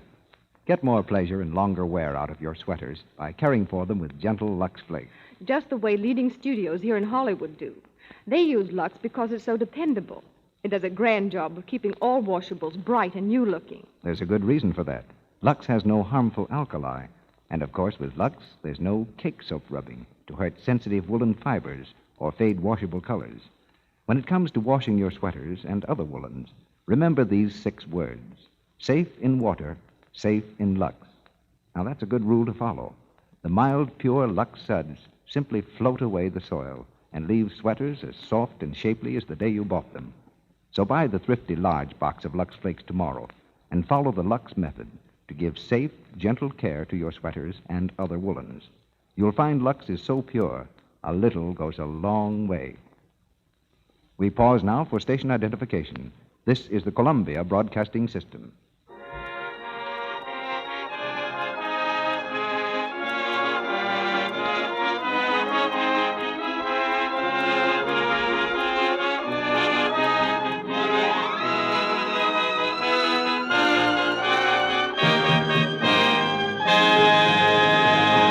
We continue with Pygmalion.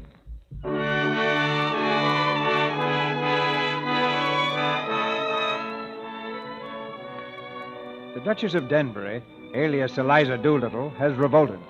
In the dead of night, she's disappeared, leaving Higgins a bit mystified and very worried. The following morning, in his mother's drawing room, Higgins paces the floor nervously. She was left last night, as usual, to turn off the lights and all that. But instead of going to bed, she changed her clothes and bolted. Heaven only knows where or why. You must have frightened her, Henry. Frightened her? Nonsense. But what am I going to do now? Do without, I'm afraid. The girl has a perfect right to leave if she chooses. Morning, Mrs. Higgins. Has Henry told you? Pickering, what does that ass of an inspector say? Have you offered a reward? You don't mean to say that you set the police after Eliza? Well, of course. What are the police for? What else could we do? We can't let her go like this, Mrs. Higgins. You have no more sense, either of you, than two children. If you really want to know where Eliza is, she's here. Here? In this house? Upstairs. Upstairs? Then I shall jolly soon fetch her downstairs. Please be quiet, Henry. Sit down. Sit but- down, dear, and listen to me. Eliza came to me this morning. She told me of the brutal way you two treated her. What? What did we do to her? I think I know pretty well what you did. She worked very hard for you, Henry. And when the great day of trial came and she did this wonderful thing for you without making a single mistake, you two sat there and never said a word to her, but talked together of how glad you were that it was all over. Oh, we said nothing except that we were tired and wanted to go to bed. Did we, Pick? That was all. Yeah. And you didn't thank her or pet her or admire her or tell her how splendid she'd been, did you? But she knew all about that. We didn't make speeches to her, if that's what you mean. Now, get her down here. Henry, please. She's coming down as soon as she's dressed. Now, you behave yourself. Oh, very well, very well. I'll be a lamb. Henry, please stop jingling your money. And don't whistle. Oh, Lord. You can't help that, Mrs. Higgins, I've noticed. It's a sure sign that things are going well. Doesn't sound like it. Where the devil is that girl? Are we to wait here all day? How do you do, Professor Higgins? Are you quite well? But of course you are. You're never ill. So glad to see you again, Colonel Pickering. It's quite chilly this morning, isn't it? Yes. Don't you dare try this game on me. I taught it you. It doesn't take me in. Now, come home and don't be a fool. Very nicely put indeed, Henry. No woman could resist such an invitation. Will you drop me altogether now the experiment is over, Colonel Pickering? Oh, don't you? You mustn't think of it as an experiment. It shocks me somehow. I owe so much to you. I should feel very unhappy if you forgot me. It's very kind of you to say so, Miss Doolittle. It's not because you paid for my dresses. I know you're generous to everybody. But it was from you that I learnt really nice manners. And that's what makes one a person of refinement, isn't it? You see, it was so very difficult for me with the example of Professor Higgins always before me. What? Oh, that's only Higgins' way. You know he doesn't mean it. No doubt. But do you know what began my real education, Colonel Pickering? No, what? Your calling me Miss Doolittle that day when I first came to Wimpole Street. That was the beginning of self-respect for me. And there were 100 little things you never noticed because they came naturally to you. Things about standing up, taking off your hat, opening the door. Oh, that was nothing. You never took off your boots in the dining room when I was there. Oh, you mustn't mind that. You know Higgins takes his boots off all over the place. I know. I'm not blaming him. But it made such a difference to me that you didn't do it. You see, really and truly, apart from the things anyone can pick up, the difference between a lady and a flower girl is not how she behaves, but how she's treated. I shall always be a flower girl to Professor Higgins because he always treats me as a flower girl and always will. Oh. But I know I can be a lady to you because you always treat me as a lady and always will. Please don't grind your teeth, Henry. Well, this is really very nice of you, Miss Doolittle. I should like you to call me Eliza now, if you would. Thank you. Eliza, of course. And I should like Professor Higgins to call me Miss Doolittle. I'll see you hanged first. Henry! Why don't you slang back at him, Eliza? I can't. I could have done it once, but I've forgotten my own language. That's the real break-off with the corner of Tottenham Court Road. Leaving Wimpole Street finishes it. Oh, but you're coming back to Wimpole Street, aren't you? You'll forgive Higgins? Forgive? We'll see, by George. Let her go. Let her find out how she can get on without us. She'll relapse into the gutter in 3 weeks without me at her elbow. Oh, he's incorrigible, Eliza. You won't relapse, will you? No, never. I've learnt my lesson very well. And now, if you gentlemen will excuse me, Mrs. Higgins has promised to take me shopping. Good day, gentlemen. Yeah, wait. I've not finished yet. Come back here at once. You see what I mean, Colonel? Come back here at once. He's speaking to the flower girl, and you see, there is no flower girl. She can't do this to me. Where did she go? Come back. Eliza, where are you? Answer me. Well, Mr. Higgins? Listen, you've got back at me as you wanted. Well, have you had enough? Are you going to be reasonable? Or do you want any more? You want me back. only to pick up your slippers, put up with your tempers, and fetch and carry for you. I haven't said I wanted you back at all. Oh, indeed? Then what are we talking about? About you, not about me. If you come back, I shall treat you just as I've always treated you. I can't change my nature, and I don't intend to change my manners. Oh, I don't care how you treat me. I don't mind your swearing at me. I don't mind a black eye. I've had one before this. But I won't be passed over. Then get out of my way, for I won't stop for you. Wait, you talk about me as if I were a motor bus. So you are a motor bus, all bounce and go, no consideration for anyone. But I can do without you. Don't think I can't. Never asked yourself, I suppose, whether I could do without you. I shall miss you, Liza. I have grown accustomed to you. Oh, you are a devil. You can twist the heart in a girl as easy as some could twist her arms to hurt her, and you don't care a bit for me. I care for life, for humanity. And you're a part of it that has come my way and been built into my house. You call me a brute because you couldn't buy a claim on me by fetching my slippers and finding my spectacles. You're a fool. I think a woman fetching a man's slippers is a disgusting sight. I think a great deal more of you for throwing them at me. If you come back for the sake of good fellowship. And if you dare to set up your little dog's tricks of fetching and carrying slippers against my creation of a duchess, Eliza, I'll slam the door in your silly face. What am I to come back for? For the fun of it. Why, that's why I took you on. No, I won't come back. What in thunder do you want? I want a little kindness. I know I'm a common, ignorant girl, and you a book-learned gentleman, but I'm not dirt under your feet.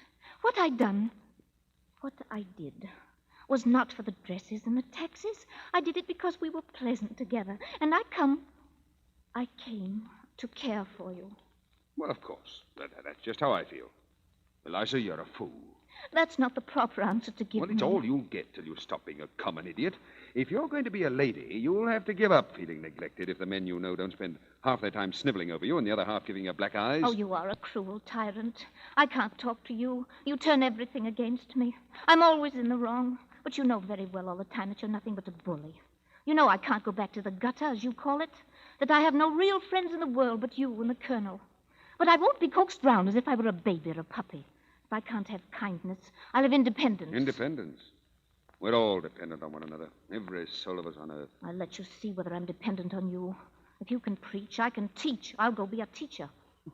What'll you teach, in heaven's name? What you taught me, I'll teach phonetics. Oh! I'll offer myself as assistant to Professor Nepean. What? That imposter?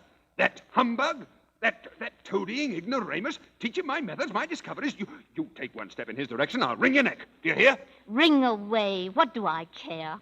I knew you'd strike me someday. Eliza, listen to me. Now I know how to deal with you. What a fool I was not to think of it before. You can't take away the knowledge you gave me. That's done you, Henry Higgins, it has.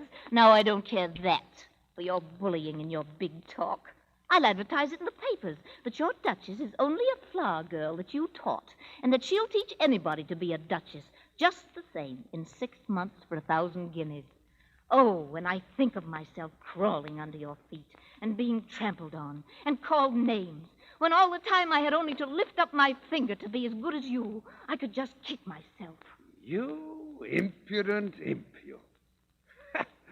But this is better than sniveling. It's better than fetching slippers, isn't it? By George, Eliza, I said I'd make a woman of you, and I have. I like you for this. Yes, you turn round and make up to me now that I'm not afraid of you and can do without you. Well, of course I do, you little fool. 5 minutes ago, you were like a millstone round my neck. But now, you're a tower of strength, a consort battleship. Oh, Eliza. Eliza, the car's waiting. Thank you, Mrs. Higgins. Goodbye for a while, Henry. Come on, Mother. Goodbye, Professor. Goodbye. Oh, by the way, Eliza, order a ham and a Stilton cheese, will you? And buy me a pair of gloves, number 8s, and a tie to match that new suit of mine. You can choose the color. Buy them yourself. I'm afraid you've spoiled that girl, Henry. But never mind, dear. I'll buy you the tie and gloves. Oh, don't bother. She'll buy them all right enough. When she thinks it all over, she'll realize it's quite possible for a duchess to buy ties for her husband without losing her dignity. Her husband? Henry, have you asked Eliza to marry you? Of course. How? Well, I told her she was a tower of strength, a consort battleship. Oh, Henry, you're a fool. Now I'll have to go and tell her what you meant. Oh, thanks, Mother. Make it strong. Ah.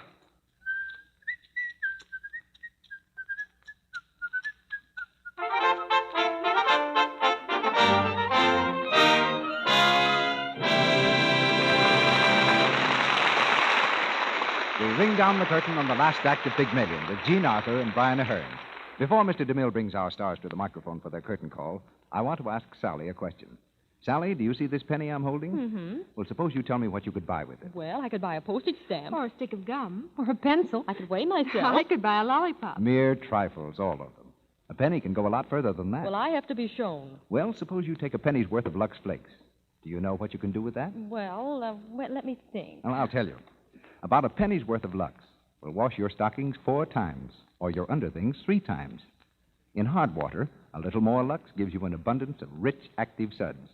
And those suds are so mild, so pure, they help your house dresses, stockings, underthings, and woolens, and your nicest dresses to stay new-looking a long, long time.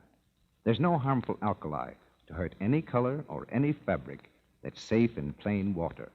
It's easy to see that Lux Flakes are a real investment in economy. And that's something I know every housewife is interested in. So keep the thrifty large box of Lux Flakes in the house. And every time you use Lux, remember, it's safe and it saves. Now, here's Mr. DeMille with our stars. We welcome our stars, and we welcome Pygmalion and his phonetic work of art back to the stage, this time as Jean Arthur and Brian Aherne.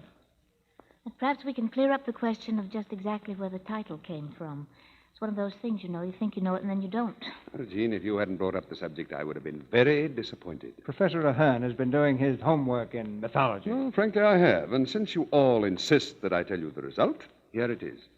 Pygmalion, that's me, was a fellow in ancient Greece who carved an ivory statue named Galatea. That's you, Jean. And then he fell in love with the statue. Oh, yes, I remember it now. The statue came to life. And mythologically speaking, I believe they lived happily ever after. All Mr. Shaw did was to give his sculptor a phonetic chisel. Well, there's certainly nothing mythical about phonetics. I believe they're now used in the most scientific methods of learning to pronounce a foreign language. Practically foolproof, because any one phonetic symbol represents the same sound in any language. Including Chinese and Sanskrit. But I don't suppose you'll use either of those soon in the Lux Radio Theater, CB. What's the bill for next week? Next Monday night, Brian, we are going to present Bob Burns and Anita Louise in A Man to Remember, one of the most heartwarming stories to come from the screen in several years. It's the drama of a country doctor, one of those truly great men who are known and loved in every small American community. And Bob Burns, as our country doctor, will really be a man to remember. A very moving play and a fine cast, Mr. DeMille. Good night. So long, CB. Good night, and a feather in both your caps.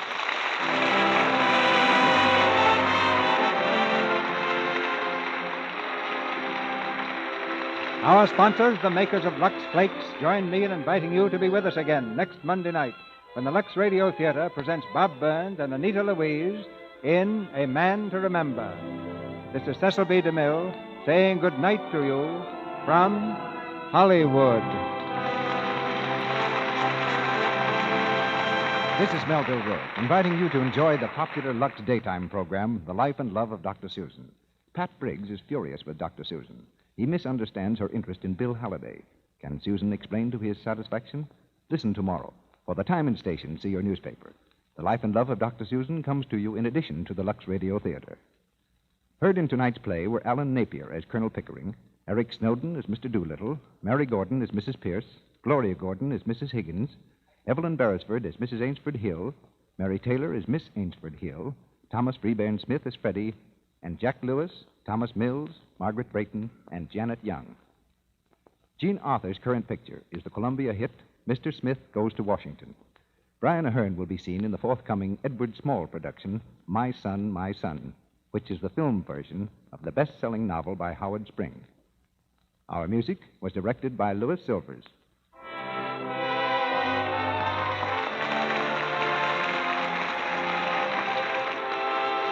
This is the Columbia Broadcasting System.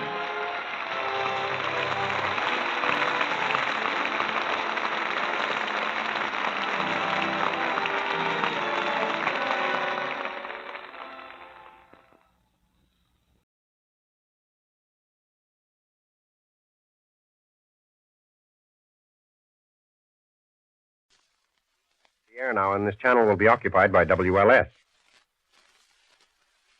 Good evening, everyone. You are now listening to WLS, the voice of Prairie Farmer, America's oldest farm paper, Chicago.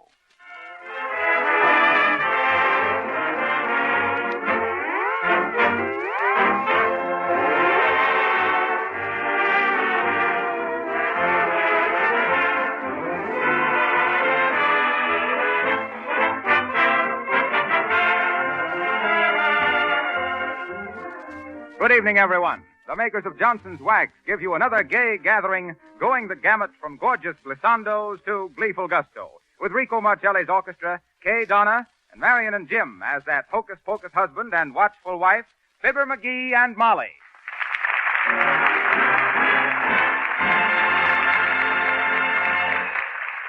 Marcelli and his men give us what might be the Glow Coat song from Linoleum. You do something to me. Pour it on, Rico.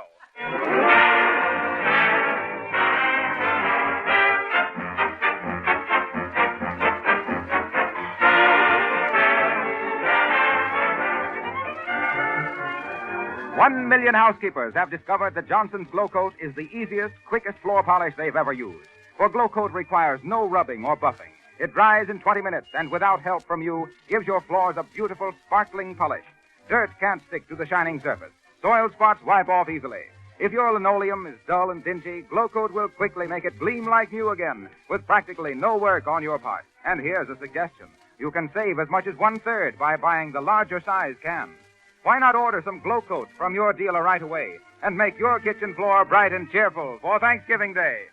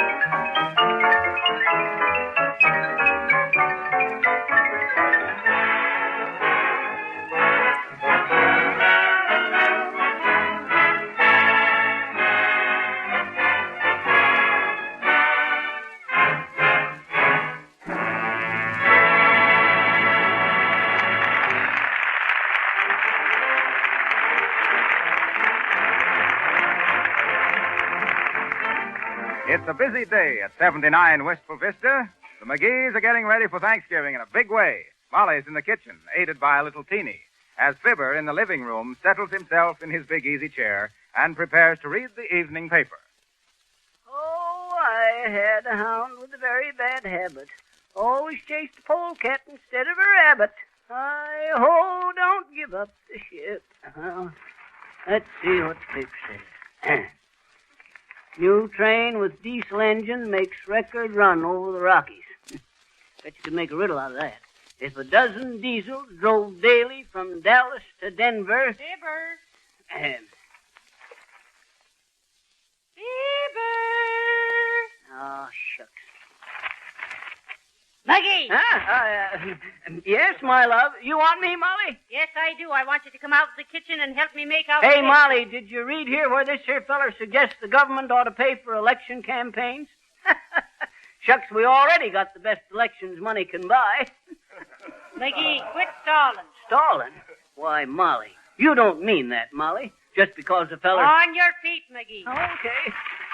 I was just going to come out to see if I could give you a hand on anything. What you want?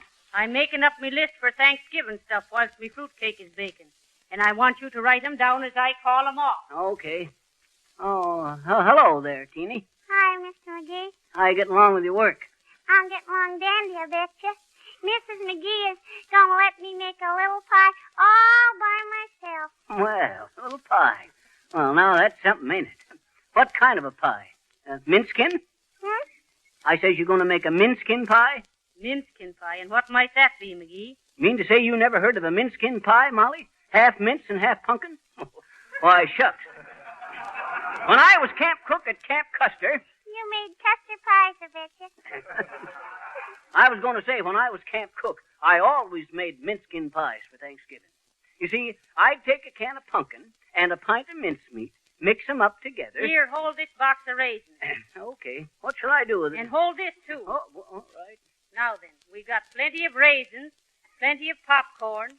Or is that plenty of popcorn in the box, McGee? I don't know. Let's see. Don't sound like enough to me, Molly. Me either, I betcha. Oh, dear. Well, we'll have to get some more then. I wonder if 6 pies will be enough. How many you expecting for dinner Thanksgiving, Molly? I'll figure it out for you. 12. And how can you figure it? By algebra, Molly. You divide 12 people by 3, 1, 4, 1, 6. What's 3, 1, 4, 1, 6? Boy, that's pi. You get it, Molly? I said you divide... It ain't funny, McGee. Okay.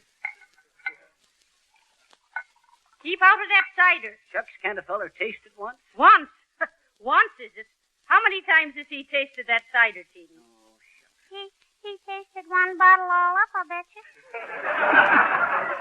Who, me? Why, shucks, Say, what is that smells so good? That's me fruitcake, McGee. It's... No, don't be opening the oven door. Me cake will fall. Oh, shucks, it won't nother. I'd have caught it. You sure would have caught it. From me. Now, then, what else do we want? A lot of vegetables, some donuts, walnuts. Are you writing them down, McGee? Nope, I can remember them. Donuts, walnuts, and this popcorn. Take this box, Molly. Hey, I never heard of this kind of popcorn. Torpedo brand popcorn. A kick in every kernel. Where'd you get that, Molly? I bought it from a peddler. He said it was real good. Never heard of it. Here, don't set it on the hot stove. Don't worry about that stuff popping. They ain't a pop into a package, Molly. And I ought to know, too. Why, Mr. McGee? Why, shucks, Teeny. On account of because I used to be the biggest popcorn producer at Packer's Point. Why, my popcorn used to pop so loud, I sold more of it on the 4th of July than I did all the rest of the year. Why, when a purchaser picked a package of Packer's Point popcorn, he got... A box of nutmeg. No, sir, he got... Oh, I get it. You want me to write down a box of nutmeg? McGee, we've got to go out and do some shopping. Now, is the car running? You betcha. Runs like a watch. And why not? You bought it on time.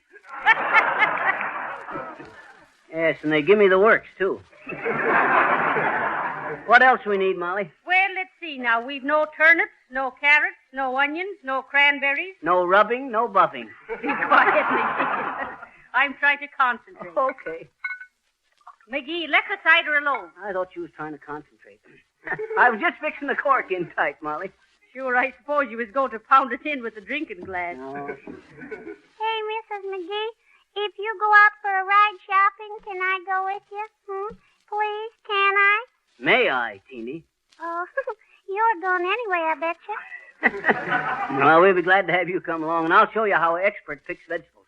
Why, mind the time I had me a little truck farm down in... Oh, heavenly days. Now, who could that be? How does me hair look? It's okay. It looks dandy, I betcha. I'll go see who it is, Molly. Probably one of the neighbors wants my advice on how to...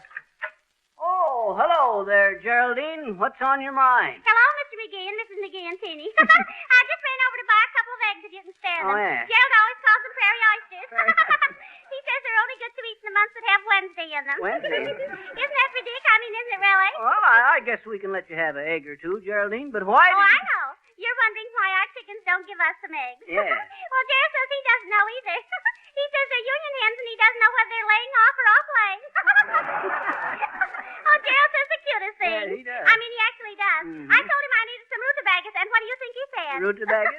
He said he'd go to the football game Saturday and bag us some rutas. Bag us some rutas. Isn't that just too disconcerting? Yeah. I mean, is it really? Well, thanks for the egg. Oh, that's all right, Geraldine. If you need any oats or hay or... Oh, no, we don't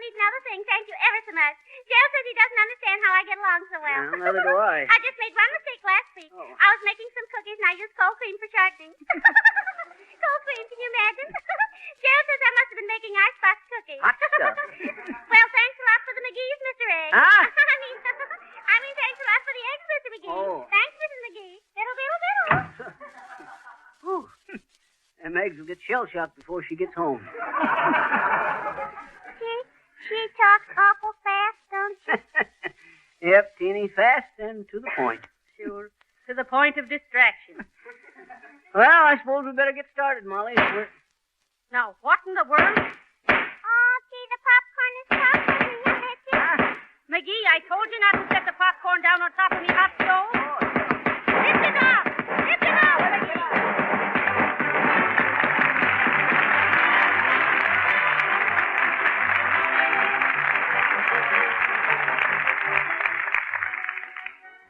Miss Kay Donna, that there sweet little singer on this here program, gives us them there eyes. Kay Donna.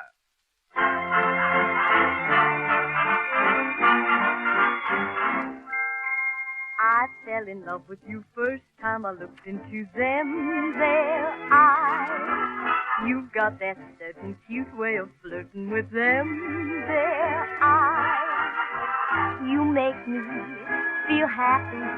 You make me blue. Ain't stalling, I'm falling in a great big way for you. My heart is jumping, you sure started something with them there eyes. You'd better look out if you're wise. They sparkle, they bubble, they're gonna get you in a whole lot of trouble. There's no use shirking them, there's danger lurking in them their eyes. For there's danger in your eyes, Shabby. But I don't care. I'd give up paradise, Shabby, your love to share. Just tell me when and where we'll have our love affair. There's danger in your eyes, Sherry, for me, but I don't care. 'Cause I fell loved you first time looked you. Them there eyes, you got that certain way of flirting. Them there eyes, you make me feel happy. Oh, baby, you make me blue.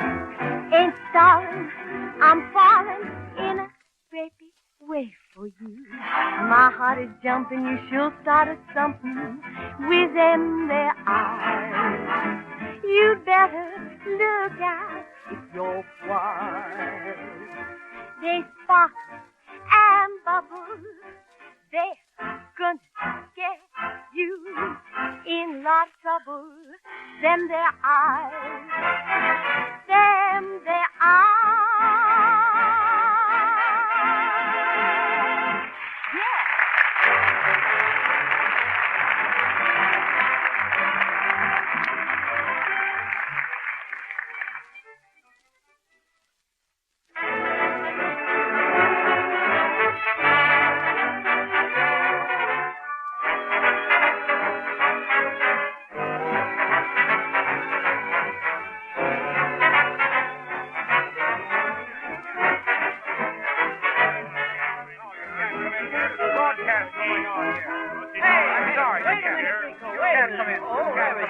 Wait a minute.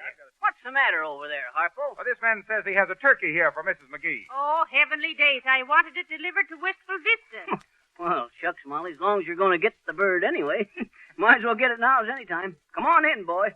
Gee, I'm sorry if I butted in, but Mrs. McGee said she wanted the turkey delivered tonight, and I Now, thought... then, that's all right, Mr. Bolin. Joe Bolin, ma'am. Sit down over there, Bud, and listen to the rest of the broadcast. Well, what's the matter, Mr. Bolin? Didn't you ever see a studio before? Nope, I never did. Gee, I always did want to sing on the radio. Oh, are you a singer, Joe? Would you like to sing on this program? Well, I guess I don't mind starting at the bottom.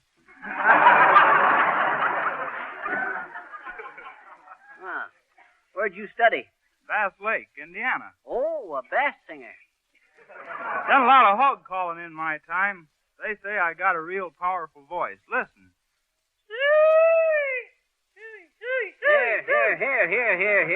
Here. Chop that suey, bud. I'll tell you what, Marcelli started to play something anyway, so you just join in and sing the chorus. There's a slight charge for the use of the microphone. McGee. But, now, go ahead, Marshmelly. Stand by.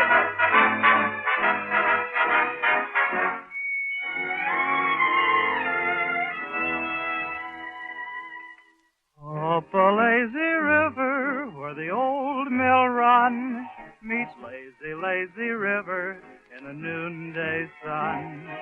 Linger in the shade of a kind old tree. Throw away your troubles, dream a dream with me. Up a lazy river where the robin's song awakes a bright new morning, we can loaf along. Blue skies up above, everyone's in love. Up a lazy river, how happy you can be. Up a lazy river with me.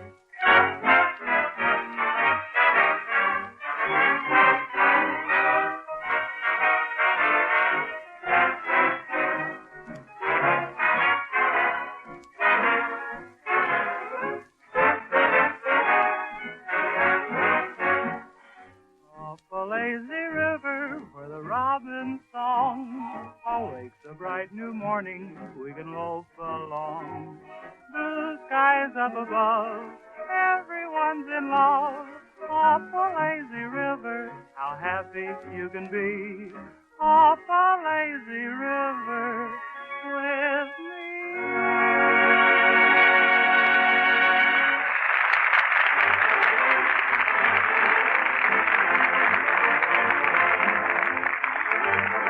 That was Joe Boland, overalls and all. And that was the first time he's ever sung on the air. And now, with the wink of an eye and a tongue in the cheek, we switch the scene to where Fibber and Molly and Teeny are riding along a country road, looking for a vegetable stand.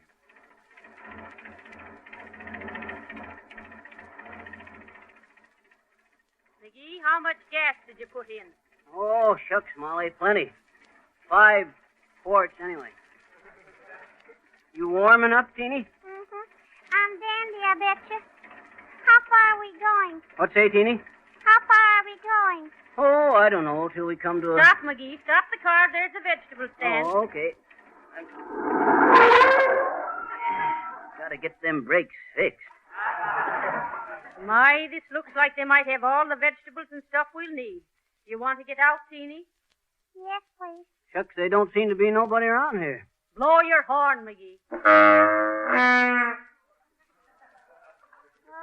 there comes a lady, I betcha. Gee, looks kind of grouchy, too. Must have woke her up or something. Hi, ma'am. Good afternoon. How do you do? I see you have some vegetables and stuff for sale. Yes, we have it for sale, but I'm sure I don't know why, 'cause nobody ever seems to stop and want any. But if you're sure you want something, I'll do what I can, but it probably won't be much. How about some turnips, ma'am? Got any turnips? Yes, I got some turnips, but I don't know if you'll want 'em after you see 'em, 'cause the turnips we got this year ain't done so good. But after all, what I say is the turnip's a turnip, and you can't make a Bartlett pear out of it. Step around to the barn, please. Sure, ma'am. Lead the way. Better come around this way. The other side of the yard's kind of tore up. We tore it up 'cause we thought we was going to plant some plum trees, but we didn't. Real optimist, ain't she? Gee, why does she talk like that, Mr. McGee? She probably shouted herself hoarse when Grover Cleveland was elected and never got over it.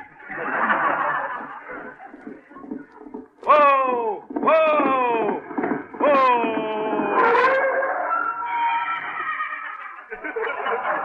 Pardon me, madam. Are you the farmer's daughter? Why, yes, I'm the daughter. Well, I am the traveling salesman, and I have here a can of the finest, no-rubbing floor polish you can possibly buy. Notice this attractive yellow can. See this lettering, Johnson's Glow Coat. This liquid polish is so easy to use. Why, you merely spread a little Glow Coat lightly over your floors or linoleum. You can do the whole room in a few minutes' time. When the surface is covered, go away and forget about it for 20 minutes. Come back and find your floor gleaming like new with a bright protective polish. A polish that resists dirt and wear and keeps your floors sparkling for weeks at a time. Think how much time and work it will save you. Think how much better your linoleum will look. And remember, you don't have to do any rubbing or buffing when you use Johnson's Glow Coat, the remarkable liquid floor polish made by the makers of Johnson's Wax. And now, if you'll excuse me, folks, I've got some more calls to make, so I'll be running along. Oh, there, come on. Easy there, easy. Whoa, easy there. No, whoa, no, whoa. What's the horse's name, mister? No. No rubbing, no buffing. So long, folks. Giddy up there, Quite a steed the boy has there. Real nice farm you got here, too, ma'am. Yes, but it ain't what it was for. The chinch bugs and the wheat rust and the corn borers got it. What kind of vegetables you say you wanted? Oh, some turnips and some carrots and some squash and maybe a pumpkin or two. Look at the chicken, Mr. McGee. Yeah, that's a Plymouth Rock hen, Teeny. You can always tell Plymouth Rocks on account of because they's always eating gravel. That's a pheasant. Oh. That's a pheasant, Teeny. You just look over the vegetables if you want and pick out what you need, and if you don't see what you want, never mind, 'cause we probably ain't got none anyway. All right. Well, now let's see some turnips. This here kind of reminds me of a farm I used to have, ma'am. Yes, sir. I thought you'd like to hear about it. My farm was the biggest one in the state. 20 round miles. You mean 20 square miles, McGee? Nope, round miles. We figured in round miles on account of the crop rotation. That there harness on the wall there reminded me. I had me a team of horses once. Used them to haul gunpowder for the government. Never forget one time I was jogging along in a light buckboard loaded down with gunpowder when I lit my pipe and tossed the match behind me, right into the gunpowder. Well, I hope your horses was better than the poor brutes we got. They're so lazy, we have to lay 'em down on the ground to shoe 'em. What was you saying about the harness? Oh, nothing. That just reminded me of the gunpowder and me tossing a lighted match into it. Well, ain't you interested in what happened, ma'am? No, I guess not. Well, I am, Mr. McGee. What happened? Shucks, plenty. Burned half the gunpowder up before I could stomp her out. It ain't funny, McGee. Well, how you coming, Molly? All right, McGee. I think these are real nice vegetables, ma'am. Oh, I guess they're all right, only we don't eat so much. We eat what we can, and what we can't eat, we can. What's your name, little girl? Teeny. Real nice young'un, ain't she, ma'am? Oh, I guess she is. Seems though her cheeks are real red. Looks kind of feverish. Don't seem so full of life and play like I was when I was a girl. Are you finding what you want, lady? Sure, McGee, you can start carrying this stuff out to the car. Okay. But maybe we better get it all together first, and then you can tell better how much you owe. You mean then I can help you carry it? Oh, why, shucks, Molly, I never thought of such a thing. Have an apple, Teeny? Thank you. Those are real good apples, only I wouldn't eat it till you wash it off, 'cause we spray 'em with arsenic, and folks say it ain't very good for you to eat arsenic. So, my goodness, I don't know why not. The pigs seem to thrive on it. It's real cold today, ain't it? Yes, it is. And just this kind of a day I had me that funny experience with the rawhide harness. You want to hear about it, ma'am, whilst Molly finishes picking out the vegetables? Don't step in the whitewash bucket there, little girl. All right, thank you. I won't. I thought you'd want to hear about it. Well, sir, this here harness I had was made of rawhide. Real good and strong, too. Only one day, a day just like this here one, I was driving home and a pelting rain come up. Up or down, Mr. McGee? Well, don't be so fussy, Teeny. Well, sir, that there rawhide harness begun to stretch inch by inch, foot by foot, as it got wetter and wetter, till the horses was 30 foot ahead of the wagon. Shucks, I think that'll never do. So you know what I done? Try them onions, too, lady. Well, sir, Are you listening to me, ma'am? Not very close.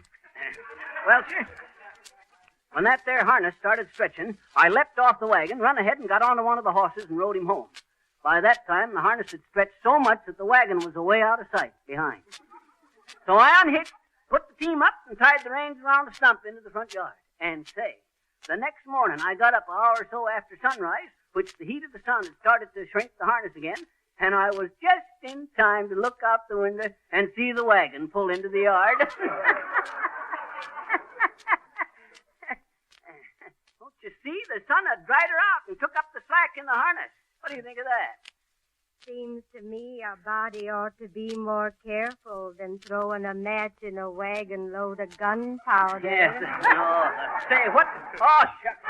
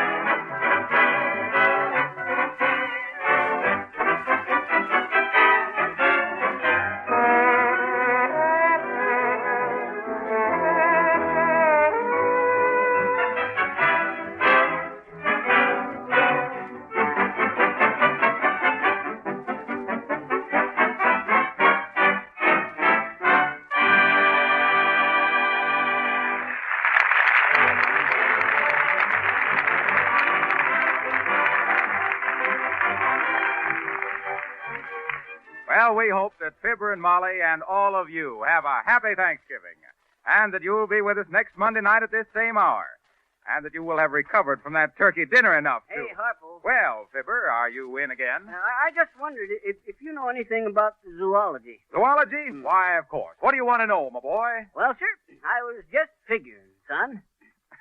Thursday's Thanksgiving, and everybody wants a drumstick, and they being only 2 drumsticks to a bird... If the turkey could be crossed successful with the centipede, why, they'd make it... Listen to that here. Oh, well, you be thinking about that, Harpo.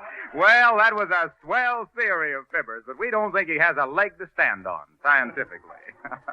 Anyway, come back with us next Monday night at this same hour, when we'll join Fibber, McGee, and Molly as they conduct a sidewalk broadcast and interview passers-by on important questions. Until then, may we remind you that just as the best housekeepers use Johnson's Wax and Johnson's Glow Coat to keep their houses clean and shining, so the most particular car owners keep their cars sparkling with Johnson's Auto Wax and Cleaner. This is Groucho Wilcox, one of the Floor Wax Brothers. Good night.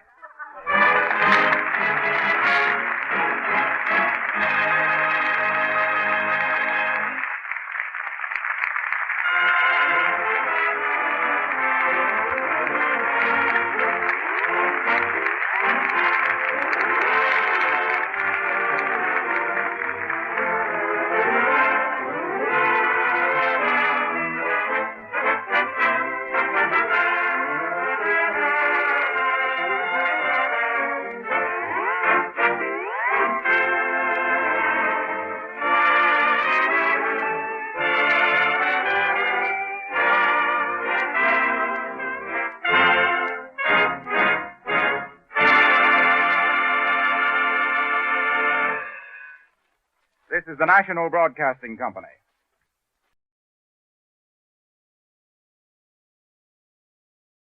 Lux presents Hollywood.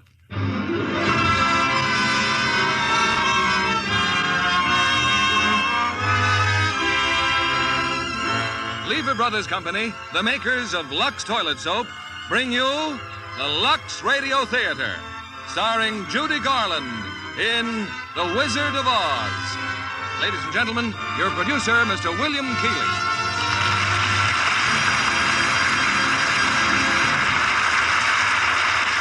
Holiday greetings from Hollywood, ladies and gentlemen. I trust you've all had a perfect Christmas. Wonderful presents, too much dinner, and lots of merry company. But sometime during the day, I'm sure you've said, Christmas really belongs to the children. And so, before they have to leave their toys and cowboy suits, we want to tell them a story. And you'll want to listen too, because it's The Wizard of Oz. One of those wonderful Oz books that we've all loved since they were written by L. Frank Baum 50 years ago. Metro-Goldwyn-Mayer turned The Wizard of Oz into a screen classic and a lovely little singer into a star. One of the most talented stars of Hollywood, Judy Garland. Audiences have asked that to be brought back again and again to be entranced by Judy's performance and those fascinating Oz characters. The Scarecrow, the Tin Woodsman, the Cowardly Lion, and the delightful little people, the Munchkins. Now it's off to The Wizard of Oz, starring Judy Garland as Dorothy.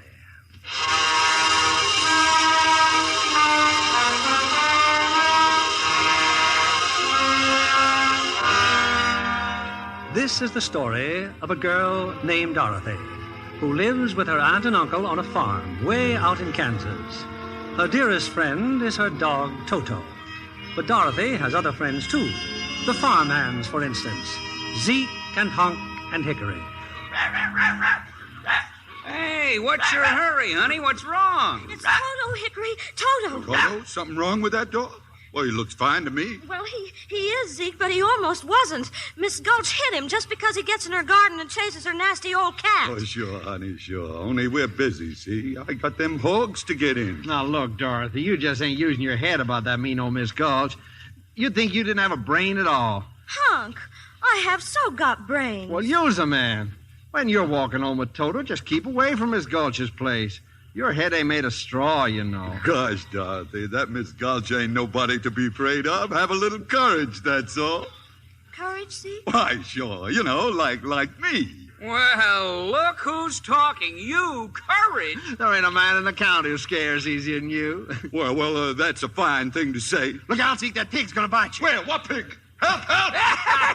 You see what I mean? Now, cut that out. Scaring a man half to death like that. Here, what's all this jabber-wapping when there's work to be done? It's about Toto, Auntie Em. Miss Gulch says she's going to go and get the sheriff, and then... I thought you and Hickory was supposed to be fixing that wagon. Oh, we are, Miss Gale. Hammer that wrench, Hickory. And feed them hogs, Zeke, before they worry themselves into anemia. Yes, ma'am. Now then, child, what's your trouble? Auntie Em, really, do you know what Miss Gulch said she was going to do to Toto? She said she was... There you go again, imagining things. You know, you always get yourself into a fret over nothing. Oh, but this time... Now, you just help us all out this afternoon. Find yourself a place where you won't get into any trouble. I got to get back in the house. Yes, Auntie Em. Come on, Toto. Do you suppose there is such a place, Toto, where there isn't any trouble? There must be. Not a place you can get to by a boat or a train, but it's far, far away. Behind the moon, beyond the rain. Somewhere. Honey, Toto must have jumped out of her basket and run back home because there's a little brown and white dog looking all over for you. Oh, Toto. Toto, you're back. Toto.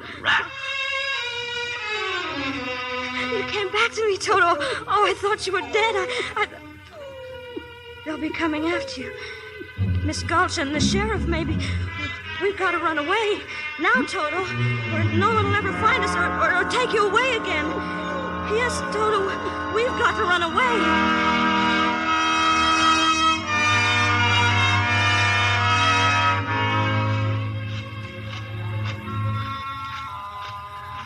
It's getting dark, Toto. I think maybe there's a storm coming. But we'll just keep going, won't we? We're not afraid. It's just like Zeke said. Courage. I see what you mean, a wagon. A horse and a wagon and a man. And there's a big sign on the wagon. Wait, I think I can see what it says. Professor Marvel, acclaimed by the crowned heads of Europe. Let him read your past, present, and future in his crystal. Well, who might you be? I guess it's all right, Toto. He He looks like a nice man. Well, if you're not going to tell me who you are, suppose I tell you. But how can you? Professor Marvel knows all, tells all. Your past, present, and future for 25 cents, a quarter of a dollar. 2 bits, if you prefer. Oh, I'm sorry, but I don't think I can afford it. Oh. So your name's Dorothy, is it? How did you know that? Well, on the one hand, perhaps I saw you in my crystal, and on the other hand, perhaps a fellow named Zeke passed by a while ago looking for you. Oh, I see. But don't you think for 1 minute I couldn't have figured it out for myself, why Professor Marvel and his magic crystal have amazed royalty and peasantry alike the world over. Oh, please, Professor, can't we go with you and see all the crowned heads of Europe? Oh, do you know any? You mean the sign on my wagon? I don't suppose you could take just a little look in your magic crystal for me. For nothing, I mean. Matter of fact, young lady, I already have. Oh, just practicing, you understand. And you know what I saw? What? A woman. Tears in her eyes. Careworn. A woman looking for someone. And her name is... Auntie M? Kindly allow me to supply the answers. Her name is Auntie M. Someone has almost broken her heart. Me? Well, someone she loved very much. And then just before the crystal went dark, I saw her put her hand over her heart and drop down on the floor. Oh, no. No. You don't suppose she could really be sick, do you? Oh, I've got to go home right away. Go home? I thought you were going along with me. Oh, but I've got to get to her right away. Toto, come on, Toto. We're going up. Goodbye, Professor, and thank you. Don't waste any time. There's a windstorm blowing up. Oh, poor little kid. Hope she gets home all right.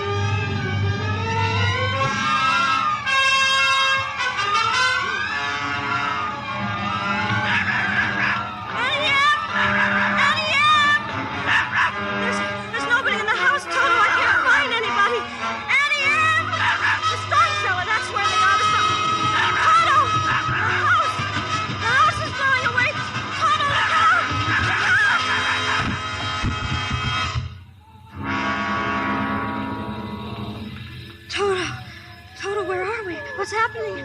We're in the house, but the house is up in the air. Everything's moving. Everything's rushing through the sky.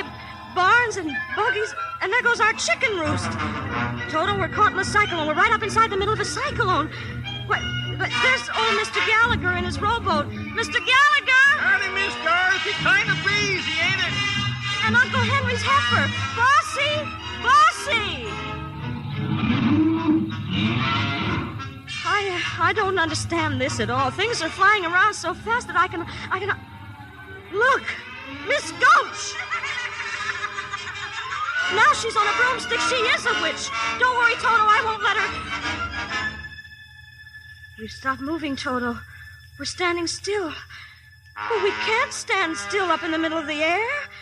We're going to fall. We are falling. We're falling. We're falling. We're falling.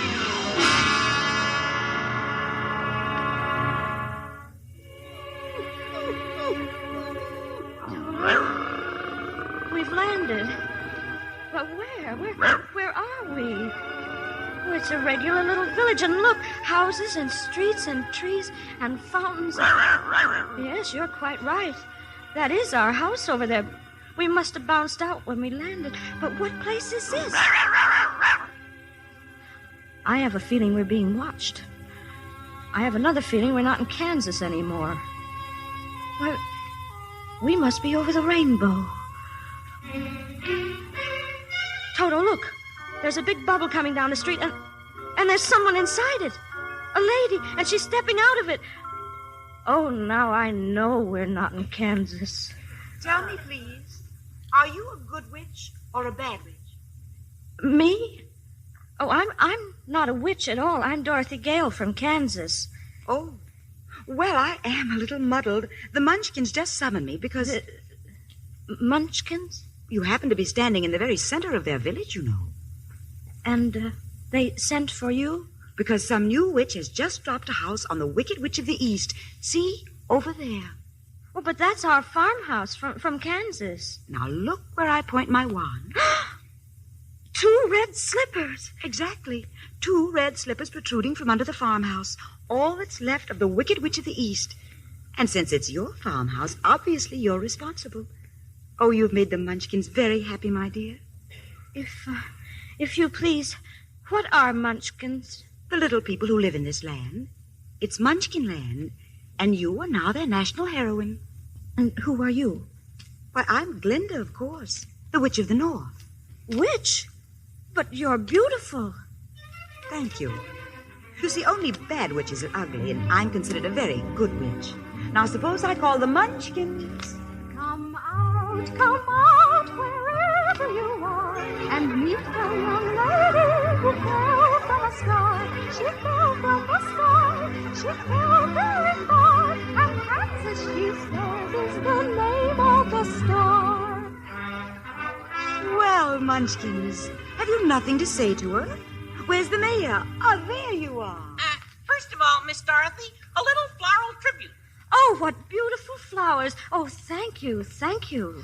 There will be, of course, a parade and general celebration with a brass band and a regiment of cavalry. Meanwhile, oh, let the joyous news be spread. The wicked old witch at last is dead. Ding dong, the witch is dead. Witch, oh witch, the wicked witch. Ding dong, the wicked witch is dead. Wake up, you sleeping head. Rub your eyes, get out of bed.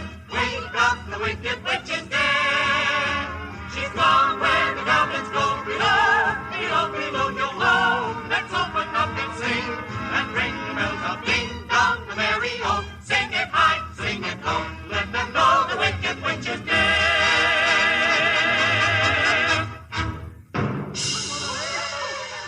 Smoke! A cloud of red smoke! Shooting fire! An explosion! The witch is coming! The wicked witch! But I thought you said she was dead. She is dead. This one on the broomstick is her sister, the Wicked Witch of the West. And she's even worse than the other one! Silence! I demand silence! It's Miss Gulch. That's who it is, Miss Gulch. Hard of hearing, are you? I said silence. Now then, who killed my sister? Was it you? No. It was an accident. I didn't mean to kill anyone. Well, my little pretty, I can cause accidents, too. Aren't you forgetting the ruby slippers? The slippers. My sister's slippers. There they are, still on her feet over there. Well, I'll just take them. Just a moment, if you please. Ruby slippers, slippers red, leave the feet of she who's dead. I summon my authority and bid you serve Miss Dorothy. The slippers. What are you doing to them? Now they're on my feet. You give them back to me. Never. There they are, and there they'll stay. You nasty little girl. They're of no use to you. Don't be frightened of her, Dorothy. You stay out of this, Glinda. I'll fix you as well. Rubbish. You have no power here. Be gone before somebody drops a house on you, too. Very well. I'll bide my time. As for you, my fine lady... You heard what she said. Be gone. I'll get you yet, my pretty. And your little dog, too. Away, broomstick! Away! It's all right, Munchkins. Don't hide your faces. She's gone. Now then, my dear, the sooner you get out of Oz, the safer you'll sleep. Oh, I'd give anything to get out of Oz. But how? Which is the way back to Kansas? Kansas? The only person who might know would be the great and wonderful Wizard of Oz himself. The Wizard of Oz? Is he good or is he wicked? Oh, very good, but very mysterious. He lives far off in the Emerald City. Did you by any chance bring your broomstick with you? No, I'm afraid I didn't. Well, then you'll have to walk. The Munchkins will see you safely to the border. And remember, never let those ruby slippers off your feet, or you'll be at the mercy of the Wicked Witch of the West. But how do I start for the Emerald City? All you have to do is follow that yellow brick road. Help her, Munchkins! The yellow brick road. Helpers, attention! Follow the yellow brick road. Follow the yellow brick road. Follow the yellow brick road. Follow, follow, follow, follow, follow the yellow brick road. We're off to see the wizard, the wonderful Wizard of Oz. We hear he is a whiz of a whiz, if ever a whiz there was. If ever, oh, ever a whiz there was, the Wizard of Oz is one because of the wonderful things he does. We're off to see the wizard, the wonderful Wizard of Oz.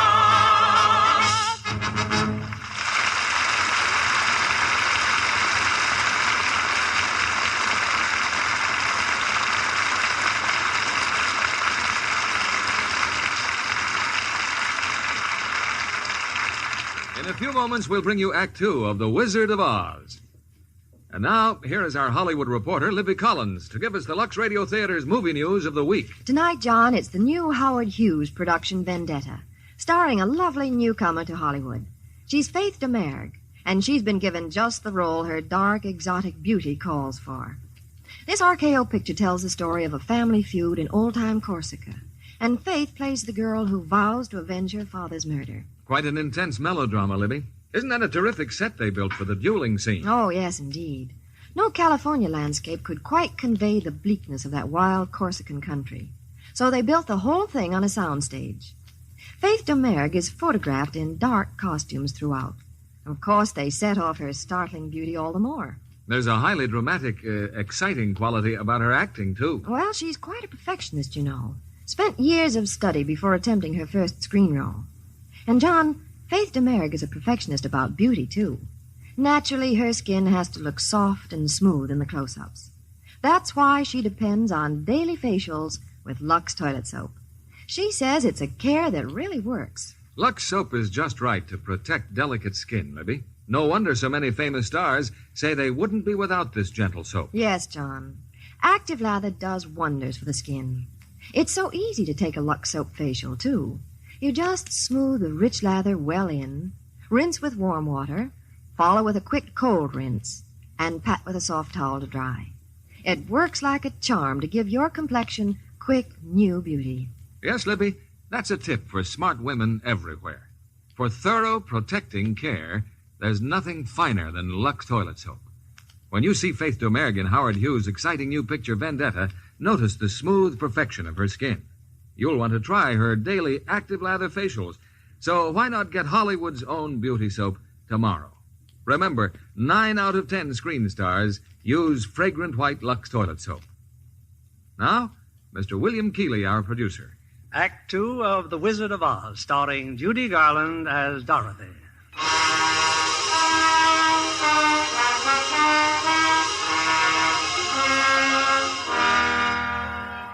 With the magic slippers on her feet, her dog Toto at her heels, and the little munchkins marching on ahead, Dorothy is on her way to the Wizard of Oz. They've reached the border of Munchkinland, and the little people have waved goodbye and disappeared. Well, Toto, now what? We're still on the yellow brick road, but now it goes in 2 different directions. Which way do we go? Pardon me, but that way's a very nice way. Who said that? Oh, don't be silly, Toto. That's just a scarecrow in the cornfield. Scarecrows don't talk. On the other hand, that way's very pleasant also. Why, he did talk.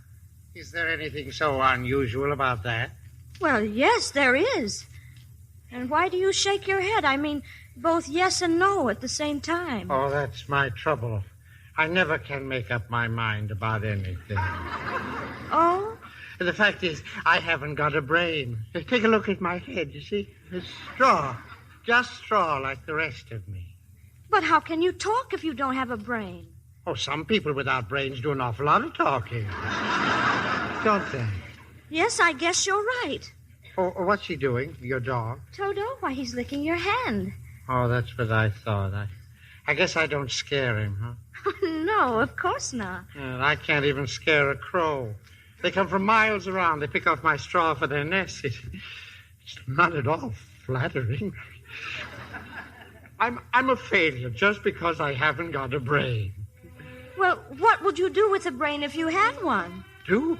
Why, if I had a brain, I could I could while away the hours, conferring with the flowers, consulting with the rain. And my head I'd be scratching while my thoughts were busy hatching, if I only had a brain. I'd unravel every riddle for any individual in trouble or in pain. With the thoughts you'd be thinking you could be another Lincoln if you only had a brain. Oh, I could tell you why the ocean's near the shore. I could think of things I never thought before, and then I'd sit and think some more I would not be just enough in my head all full of stuffing, my heart all full of pain. And perhaps I'd deserve you and be even worthier of you if I only had a brain. Wonderful. Just imagine a scarecrow singing and dancing. Why, if our scarecrow back in Kansas could do that... What's Kansas? Well, that's where Toto and I come from. And I want to get back there so badly that I'm going all the way to the Emerald City to get the Wizard of Oz to help me. A wizard? Do you think if I went along, he could give me some brains, maybe? Oh, I think you better stay here. I've got a witch mad at me, and you might get into trouble. Oh, but I'm not afraid of a witch. I'm not afraid of anything. Oh, except maybe a lighted match. Well, since you're made out of straw, I can hardly blame you for that. Oh, won't you take me with you, please? Of course I will. Gladly. Oh, hooray! I'm going to leave the cornfield. And see a wizard, I hope. Then what are we waiting for? We're off to see the wizard, the wonderful Wizard of Oz. We hear he is the wizard of Wizard.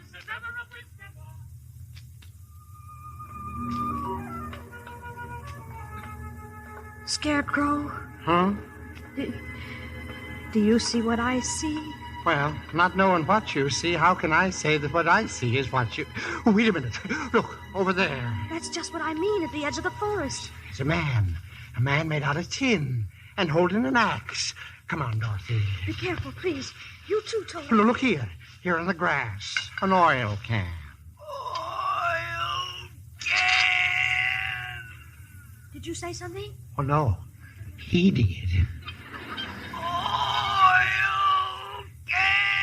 He said oil can. He wants me to oil him. My mouth. He said his mouth. All right, just a minute now. Oh, my goodness. Oh, joy. Oh, bliss. I can talk again. I can talk. Oh, my arms, please. My elbows. Oh, that's wonderful, wonderful. Am I doing it right? Oh, yes, what a relief.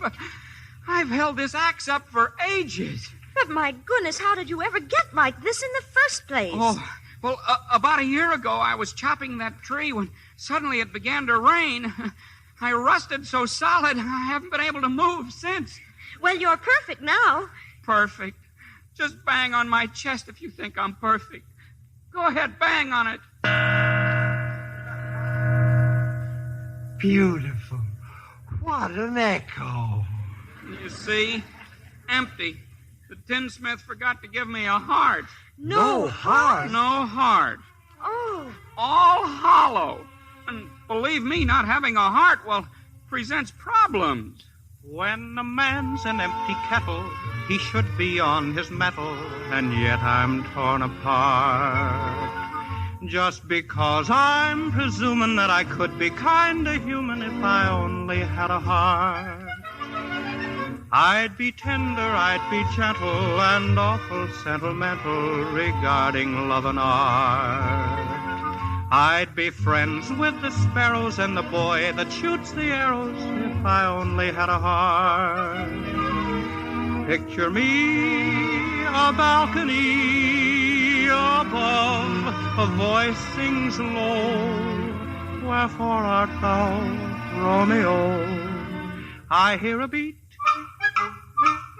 how sweet just to register emotion, jealousy, devotion, and really feel the part. I'd stay young and chipper, and I'd lock it with a zipper if I only had a heart. Well, I certainly see what you mean. You were whispering, you and him, while I was singing. Well, we were just wondering if you'd care to go with us to the Emerald City. Then you could ask the Wizard of Oz for a heart. But suppose he wouldn't give me one when we got there. Oh, but he will. He must. We've come such a long way already. Ah, you call that long, my pretty? Why, you've just begun.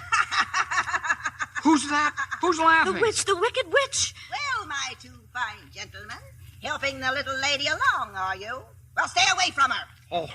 Oh, yeah? Stuff a mattress with you, you straw man. And you, I'll use that tin carcass for a beehive. Gosh, what a witch. Want to play ball, Scarecrow? Well, here. Catch. No, look out. It's a ball of fire. Fire! No. Stand still. I'll stamp out the fire with my 10 feet. There, you can move now. Oh, much obliged, Tin Woodsman. Oh, yes, we both are. But I'm still not afraid of her. I'll see that you get safely to the wizard now, whether I get a brain or not. Stuff a mattress with me. Ha! And I'll see that you reach the wizard whether I get a heart or not. Oh, you're the best friends anybody ever had. And it's funny, but I feel as if I'd known you all the time. You're just like Hunk and Hickory. But I couldn't have known you, could I? I certainly don't see how. I guess it doesn't really matter. We know each other now, all right. That's right. We do. Then to Oz? To Oz! We're off to see the wizard, the wonderful Wizard of Oz. We hear he is a whiz of a whiz, if ever a whiz there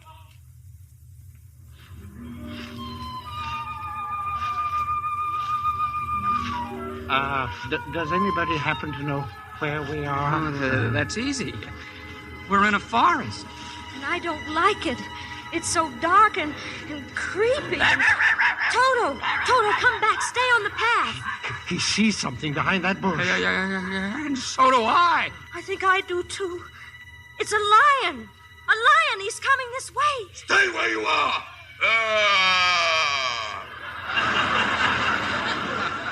Put him up. Put up your fists. I'll fight you with one paw tied behind my back. I'll fight you standing on one foot. Stand up and fight. I'll swallow you first, you little peewee dog. Shame on you. You let that little dog alone.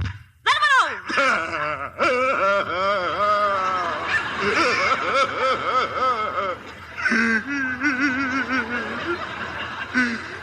No. Why did you have to slap me for? I didn't bite him. Look, the lion. He's crying. Well, you tried to bite him. Well, you didn't have to go and hit me, did you? Is my nose bleeding? Oh, of course not. My goodness, you're nothing but a great big coward. You're right, I'm a coward. I haven't any courage at all. Do you suppose the wizard would help him to... I don't see why not. Why don't you come with us, Lion? We're on our way to see the Wizard of Oz and get the Tin Woodsman a heart. And him a brain. And I'm sure he could give you some courage. Well, wouldn't you feel degraded to be seen in the company of a cowardly lion? I would. No, of course not. Here, you better take my handkerchief. Thank you. You've been so nice to me. Now, please stop crying. I'll try. But how did you get this way in the first place, Lion? Well, if you can spare the time, it was like this. Yes, it's sad, believe me, missy, when you're born to be a sissy without the vim and verve. But I could show my prowess, be a lion, not a mouse, if I only had the nerve. I'm afraid there's no denying I'm just a dandelion, a fate I don't deserve. I'd be brave as a blizzard. I'd be gentle as a lizard. I'd be clever as a gizzard. If the wizard is a wizard who will serve, then I'm sure to get a brain, a heart, a home, the nerve. Then let's be on our way without any more delay. That's just what I was going to say. Hip, hip, hooray. We're off to see the wizard, the wonderful Wizard of Oz. We hear he is a wizard of Oz.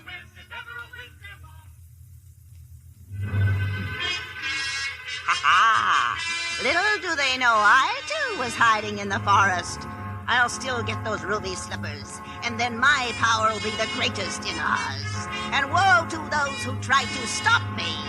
Hi-ho! Broomstick! Away! Look,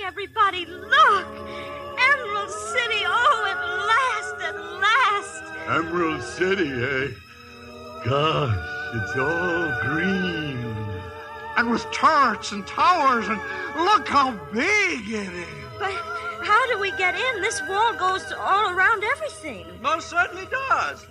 Look at the top of the wall. Oh, who are you? That's my question. Who are you? Well, if you'll let us in, we'll be glad to tell you. Let you in, huh?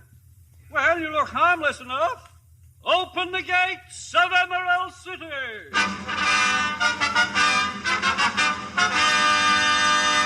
We can go in. The gates are opening. Well, that's the general idea of gates, isn't it? Kindly step forward and state your business. We want to see the wizard, please. The wizard? Oh, but nobody can see the Great Oz. Nobody's ever seen the Great Oz. Even I have never seen him. Oh, please. The good witch of the north sent me here. Prove it. She's wearing the ruby slippers she gave me, you see? Well, bust my buttons. So she is. Then you'll take us to the wizard? There you go again. Wizard. Yeah, of course, wizard. Meanwhile, you'd all better wait. I beg your pardon, sir? Well, what is it now? Good grief, man. Can't you? You're wanted, sir, in the public square. Who wants the me? entire population of Emerald City. There's something going on, sir, and I don't like the looks of it. No. What's everyone so excited about? Don't you see up there in the sky? Huh? Well, that's quite a trick, isn't it? Dorothy, it's skywriting. Letters of black smoke all across the sky. Well, what does it say? It's the Wicked Witch. It says, surrender, Dorothy. Dorothy? The wizard will explain it. To the wizard. Here. Nobody's going to bother the wizard now. The great and powerful Oz has the situation well in hand, I hope, so you can all go home. Go on, scatter. You draw flies. But if you please, sir, we want to see the wizard right away. Certainly not. Not nobody, not no how. But she's Dorothy. The witch is Dorothy? Nope, not even you. Oh, please. Please, it's the only way I'll ever be able to get home. Not nobody, not no how. Auntie Em was so good to me, and I never appreciated it. Running away, hurting her feelings. What's that? Professor Marvel said she was sick. She may be dying, and it's all my fault. I'll get you to the wizard somehow. He's crying, too. Oh, you see, I had an Aunt Em once myself. Oh, this is all highly irregular, but just follow me.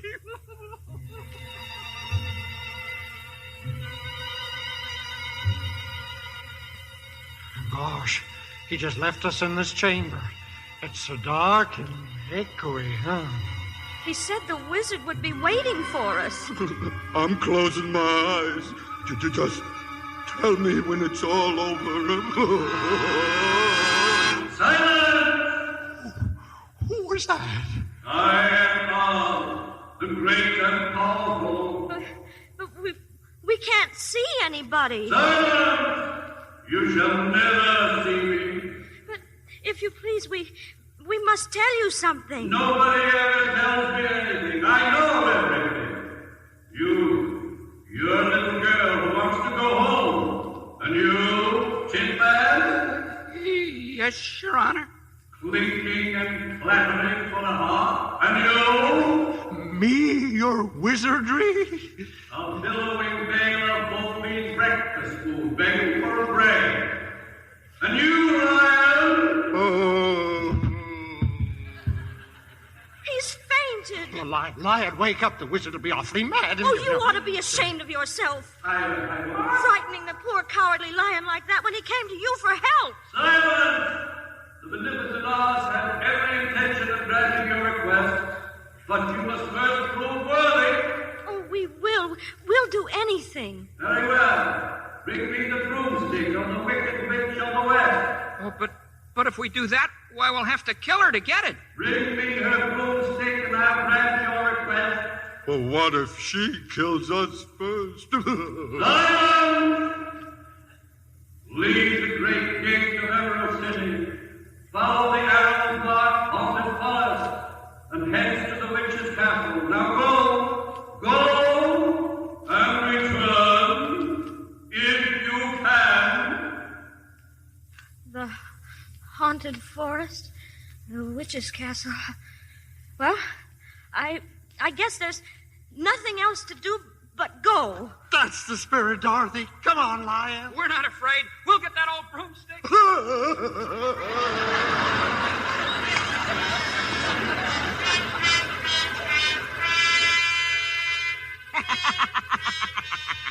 And they think I don't know about it. They think they'll take me by surprise.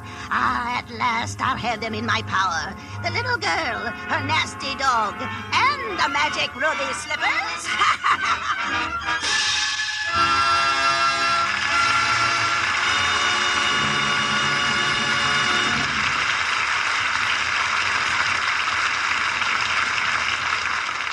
In just a few moments, we'll bring you Act 3 of The Wizard of Oz. I particularly want you to meet our guest for tonight, Paula Stone, writer-producer for MGM Radio Attractions. She'll bring us news of the world premiere in Hollywood last Wednesday of Metro-Goldwyn-Mayer's great picture, The Magnificent Yankee. As commentator at the premiere, you interviewed the many stars who attended, didn't you, Paula? Yes, I did, Mr. Keeley. It was one of the most thrilling evenings I've experienced. Over 100 stars were there. To cheer for Louis Calhoun and Anne Harding, of course. Oh, yes. Everyone was so enthusiastic about the picture. And the superb performance turned in by Louis Calhoun as Justice Holmes and Anne Harding as his devoted wife. There's a picture as rousing as a brass band. The distinguished career of one of our greatest men is presented in the authentic atmosphere of our nation's capital. Why, you actually feel the march of stirring events. It's an exciting treatment of our recent history, but it's also a beautiful love story. Yes, indeed. The deep attachment of Justice Holmes for his wife is something to warm the heart. Anne Harding brings dignity and beauty to her role in The Magnificent Yankee. And she's completely charming and very lovely, too. Of course, as you might expect, like so many famous stars I interview from time to time, she gives credit to Lux Care for her skin and just keeping it right for the cameras. Well, after all, Miss Stone, it's Hollywood's own beauty soap, you know. Oh, yes, Mr. Kennedy. And Lux soap in the big bath size is just as popular. I know I wouldn't be without it. There's nothing more luxurious after a busy day than a refreshing Lux soap bath. There's something special about the lather. Rich and creamy, even in hardest water. Yes, it leaves skin really fresh, fragrant, too, with a nice, delicate perfume. No wonder screen stars prefer this satin-smooth bath cake. Thank you, Miss Paula Stone, for being here tonight. Now, here's a shopping hint for the ladies in our audience. Get the generous bath-size Lux toilet soap tomorrow. Enjoy its luxurious lather and delightful perfume. You'll discover why screen stars say it makes you sure of all-over Lux loveliness. 9 out of 10 famous Hollywood stars use fragrant white Lux toilet soap. We pause now for station identification. This is CBS, the Columbia Broadcasting System.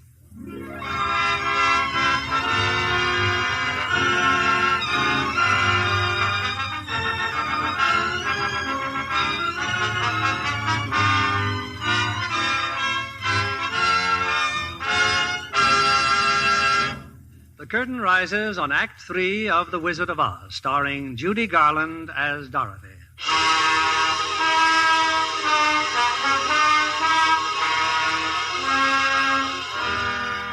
Well, if Dorothy is ever to get back home to Kansas... And if I'm ever to have a brain... And me a heart... And me courage... Then Dorothy must first get the broomstick of the Wicked Witch and bring it back to the Wizard of Oz. But if the wizard knows everything, the Wicked Witch, unfortunately, knows quite a lot herself. Now, in her bleak and dismal castle, she gloats over a newly captured prisoner. Excuse me for laughing, but it was so easy to capture you that I can't help it. At least my friends got away. Toto, too. What do I care about them? It's you I wanted. You and the magic ruby slippers. I had every warrior slave in this castle on the watch for you. Now give me those slippers. No. The good witch Glinda told me not to. Fool that I am. I should know the slippers will never come off as long as you're alive. You mean... Ah. Now, how shall I do it? I think I'll make up a special batch of poison. Yes, that ought to do it. Some nice, fresh poison.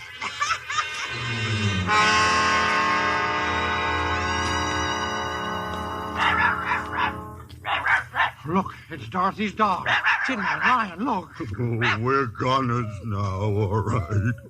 He'll lead the witches' soldiers right here to our hiding place. No, he's come to take us to Dorothy, up there in the castle. We can't fail her now, we can't. I'll go. Witch or no witch, I'll tear him apart. I'll knock him cold. I may not come out alive, but I'm going in there. Oh, Lion, that's wonderful. There's only one thing I want you fellas to do. What's that? Talk me out of it.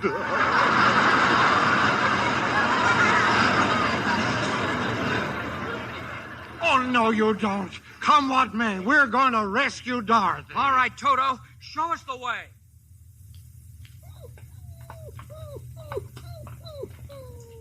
This is the room. Toto sniffed her out. Dorothy? Who is it? It's us. We've come to save you. Open the door. I can't. She's locked me in here. Tin Man, your axe, chop down the door. But that'll make a noise, and the guards... Who cares about the guards? We'll save you, Dorothy. We'll save you. She'll be back any minute. Hurry, please. Here goes the door. Stand back, Dorothy. Oh, I knew you'd come. I knew it. And Toto. Oh, we'll have you out of this castle before you can say Jack Gruff. The witch, the wicked witch. My little party's just about to begin. Guards! Seize them! Seize them! Thought you were being pretty foxy, huh? Now I've got the whole lot of you. Let's see. How shall I start the fun? You first, Scarecrow. How about another ball of fire? No, not fire. The hell, I'm burning. I'll help you. This bucket of water. Here it. No. Put down that water. Oh, thank you, Dorothy. Thank you. Oh, you cursed brat. You've killed me. You've killed me. Nonsense. I just happened to splash some water on you, too. Oh. Look, the witch. She's melting. Oh, what a world, what a world. Who would have thought that a good little girl like you could destroy my beautiful wickedness? I'm going fast. Oh. She is gone. Look, nothing but a little steaming puddle. She's dead. You've killed the wicked witch. But I didn't mean to kill her. I didn't know that water would... You don't understand. Now we're all free. She enslaved us, but now her spell over all of us is broken. All hail to Dorothy! The wicked witch is dead! Oh, thank you, and if you don't mind, may I please have her broom? Here, take it with you. Now we can go back to the wizard. And tell him the wicked witch is dead. Onward to Emerald City! She's gone where the goblins go. I still can't believe my eyes. You've come back. Back to Emerald City. And we did exactly what the Great Oz told us to do.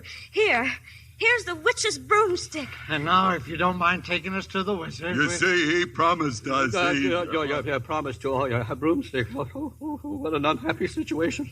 Unhappy after all we've gone through? Oh, I'm glad there's no one else around to hear this. Hear what? Oh, little girl, there is no great and powerful Wizard of Oz. That is, I am the wizard. But he spoke to us himself. I spoke to you. Oh, it was no great trick, a dark room, a few smoke powders. Your own imaginations did the rest. Why, you humbug. Exactly. Oh, you're a very bad man. Oh, no, my dear. I'm just a very bad wizard. What about the heart you promised Tin Man? And Scarecrow's brain. Well, anybody can have a brain. That's a very mediocre commodity. Well, I don't have one. Then listen a moment. Back where I come from, we have great universities where men go to become deep thinkers. And when they come out, they know how to think just fine. And with no more brains than you have. What? But they have one thing you haven't got, a diploma. Therefore, by virtue of the authority in me vested by the Universitatis Committee, I hereby confer upon you the honorary degree of Ph.D. Ph.D.? Doctor of Thinkology. Here's your diploma. Oh, Scarecrow, how wonderful. But what about me? I'm still a coward, I think. Of course not. You are merely under the unfortunate delusion that because you run away from danger, you have no courage. A simple matter of confusing courage with wisdom. Oh, joy, oh, rapture, I've got a brain. Back where I come from, Lion, we have men who are called heroes. Yet they have no more courage than you have. But they do have one thing you haven't got, a medal. Medal? Therefore, for meritorious conduct and conspicuous bravery against wicked witches, I award you the Triple Cross.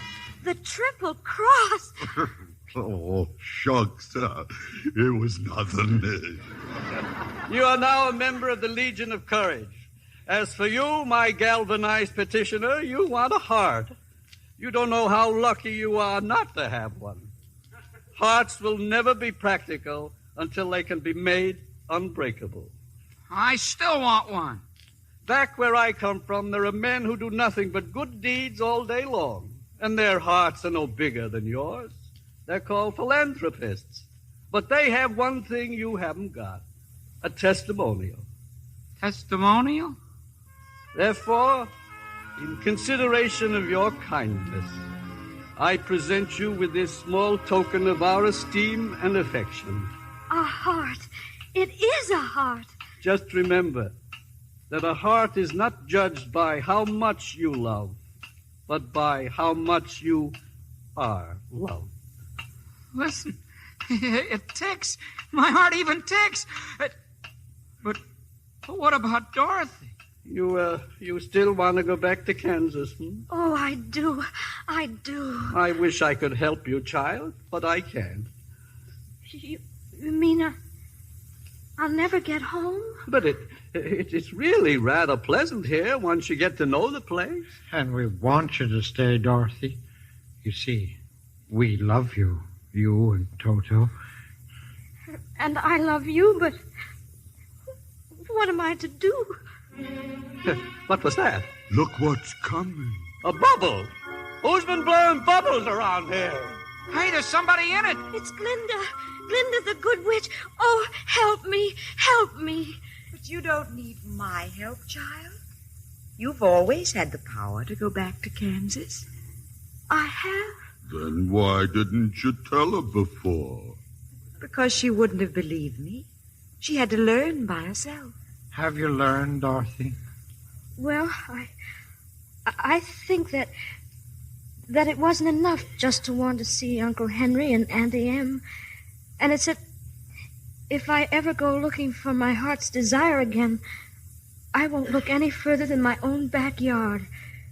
Because if it isn't there, I never really lost it to begin with. Is that right? That's all it is, my dear. Now, your magic slippers will take you home in 2 seconds. Oh, that's too wonderful to be true. Only it's going to be so hard to really say goodbye. I love you all so much. Goodbye, Tin Man. Oh, don't cry. You rust so dreadfully. Now I know I have a heart. It's breaking. Goodbye, Lion. I know it isn't right, but I'm going to miss the way you used to holler for help before you found your courage. I never would have found it if it hadn't been for you. And Scarecrow? I think I'll miss you most of all. Goodbye, dear friend. Are you ready now? Yes, I'm ready. Say goodbye, Toto. Now close your eyes and think to yourself, there's no place like home. There's no place like home. There's no place like home. There's no place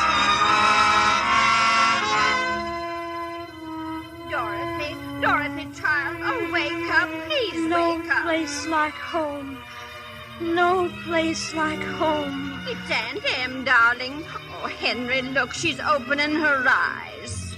Oh, Auntie Em, it is you. Yes, darling. Hello there. Can I come in? I just dropped by because I heard the little girl got caught in the big cyclone. Got a bad knock on the head, Professor Marvel, but she's coming around now. We thought for a minute she was going to leave us. Sure had us worried, Dorothy. Why, you remember me, your old pal Hunk? Oh. And me, Hickory? You couldn't forget my face now, could you? Zeke, I must have been dreaming. I was in a place far away, and you were all there. We were? But you couldn't have been, could you? Oh, we dream lots of silly things, dear, when we're... No, Aunt Em, this was a real, truly live place. And all I kept saying to everybody was, I want to go home. And they sent me home. Oh, Toto, you believe me, even if nobody else does. Of course we believe you, Dorothy. Oh, well, anyway, Toto, we're home. And this is my room, and you're all here. And I'm never going to leave here ever again, because I love you all. And, oh, Auntie Em, there's no place like home. Someday I'll wish upon a star and wake up where the clouds are far behind me, where troubles melt like lemon drops away above the chimney tops. That's where you'll find me, somewhere over the rainbow. Bluebirds fly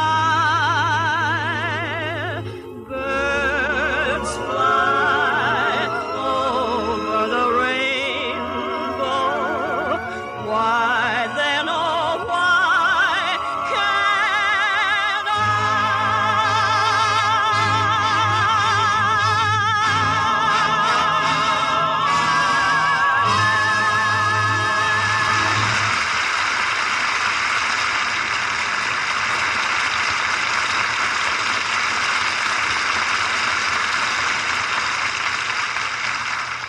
Goodbye to the Wizard of Oz, and congratulations to our lovely star, Judy Garland, and those remarkable characters from the land of Oz. Judy, we can't tell you how much we appreciate your giving up Christmas with your family to appear on the Lux Radio Theater. Oh, thank you, Bill, but I didn't really. You see, I brought my 4-year-old daughter, Eliza. It says 3 in the script, but she's really 4. Oh, gosh. I'd like to meet her. I'm afraid you're too late, Cowardly Lion. Liza fell in love with a scarecrow. He's teaching her to dance. Where is he? Let him put up his fist. I'll fight him with one paw tied behind my back. Imagine only 3 or 4 years old and has 2 men fighting over her already. Well, that's because she's a Lux girl, Bill, just like her ma. Well, I can see you're bringing her up right, Judy. Now what are you girls going to do? Go home and eat more turkey? Oh, no, positively no more today. But I promised Liza if she was a good girl, I'd take her to the movie tomorrow. Well, why not take her to see Esther Williams in the Pagan Love Song?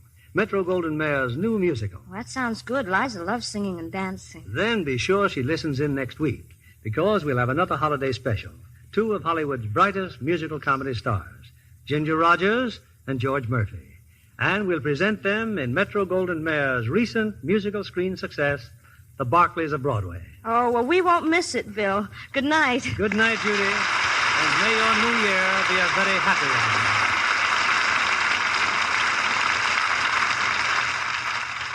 Who is this Hollywood star? One of 3 beautiful sisters. She's written a best-selling book on charm. She's the glamorous mother of 4 lovely daughters. A glamorous mother of 4? Uh-huh. How about Joan Bennett? Right. And the girls are always as perfectly groomed as Joan herself. Of course, she insists on Lux care for all their washables as well as her own. Everything from dainty party dresses to 2-year-old Shelley's gay cotton play clothes. Hollywood stars love gentle Lux because it keeps colors new-looking so much longer. Take a tip from Joan Bennett. Get a big box of Lux Flakes tomorrow. Give all the children's Christmas washables that lovely Lux look. Lever Brothers Company, the makers of Lux Toilet Soap, join me in hoping that you've all had a joyous Christmas. And be sure to join us again next Monday night when we'll present Ginger Rogers and George Murphy in The Barclays of Broadway. This is William Keighley saying good night to you from Hollywood. Our play was adapted by S.H. Barnett, and our music was directed by Rudy Schrager. Stay tuned for My Friend Irma, which follows over these same stations. This is CBS, the Columbia Broadcasting System.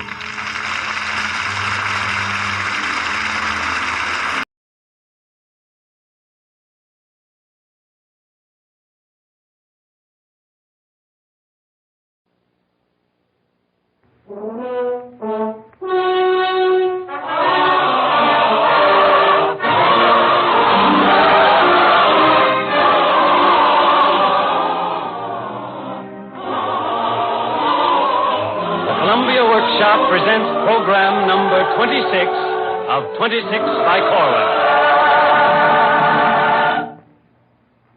Psalm for a Dark Year.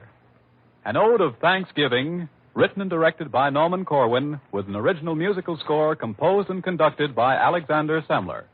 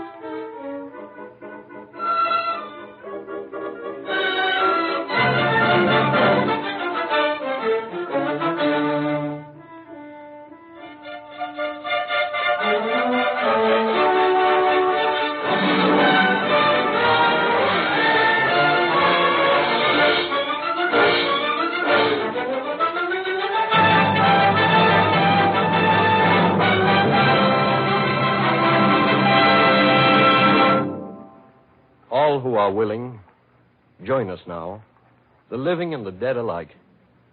Sit round our votive table and give thanks where thanks are due. We shall give thanks tonight for song and bread and such a thing as love and dogged hope and for the guarantee of morning somewhere at some season. You must bring with you to the feast an offering. It can be little, one good grape, a grain of cinnamon, a sentiment, 3 bars of an old folk song, half a notion, a living thing that's glad of living, be it a mosquito fresh from lava or a floating spore. Sit where you will. There are no place cards here and no priority. The good right hand of fellowship is at your left, and at your right, perhaps, an antique pharaoh or a medieval saint, a poet temporarily run out of couplets, or a plumber just arrived from the installing of a sink. Please note there is no head to this round table. Instead, an empty chair reserved for any perfect man, and therefore fated to be empty. First now, the breaking of the bread. Who will say grace? St. Paul, will you kindly? He that eateth, eateth unto the Lord, for he giveth God thanks.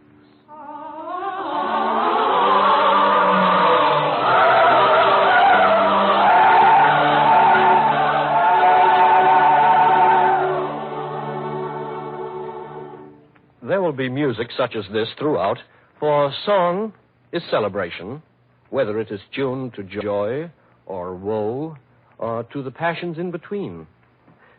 We who are thankful give up thanks for music and the instruments of music and the makers of the instruments of music. Yea, the sistrum and the dulcimer, the psaltery, the tabor, the cithara, the sackbut, and the looping horns. Listen to the big and buxom bulls.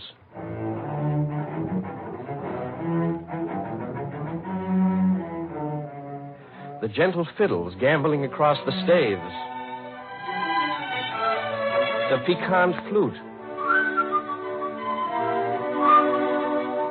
the pastoral and plaintive oboe, singing of nostalgias we must always know.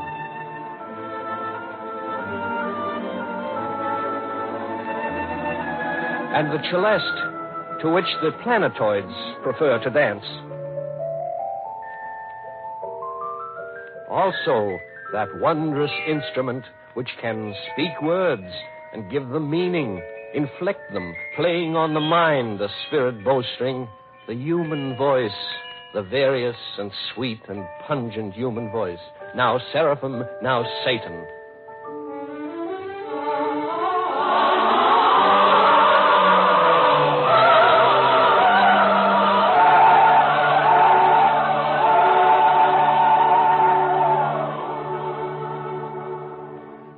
This is a hearty congregation. Great old Greeks and grocers' clerks and young maids from Carolina looking for careers in New York City, and a shipping clerk from Pittsburgh, Pennsylvania, 2 emperors of China, and a mild professor from Ohio, and a girl named Rhoda with rheumatic fever, farm hands, and a locomotive engineer, and sailormen, and actors' agents, and a lissom tightrope walker, thankful for a solid rope beneath his feet.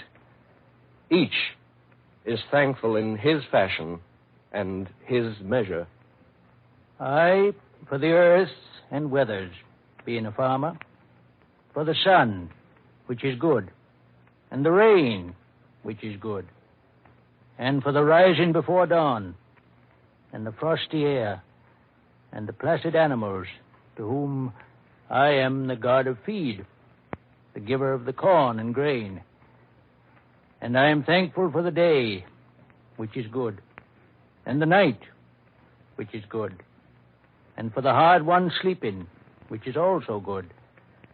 And I am thankful for the plow in my hand, and the tilling of the land in fall, for crops to be sown in winter, and the tilling of the land in spring, for the Indian corn of summer.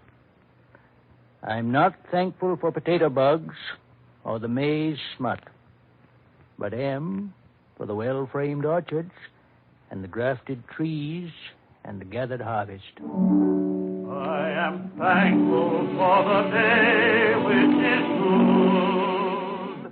I am thankful for the night which is good. And I am thankful for the sun. I am thankful for the rain. I am thankful for the plow in my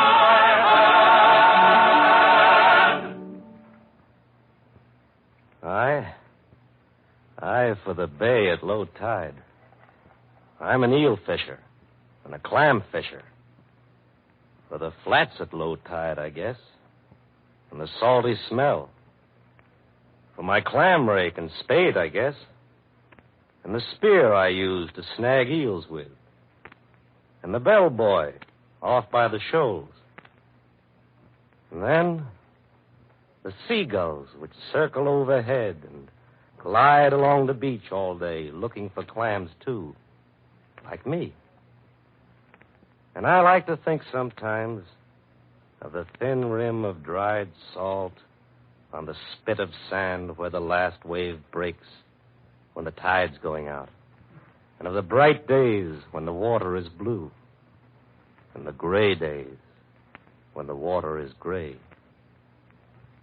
I'm thankful to God for clams and eels and low tide, I guess.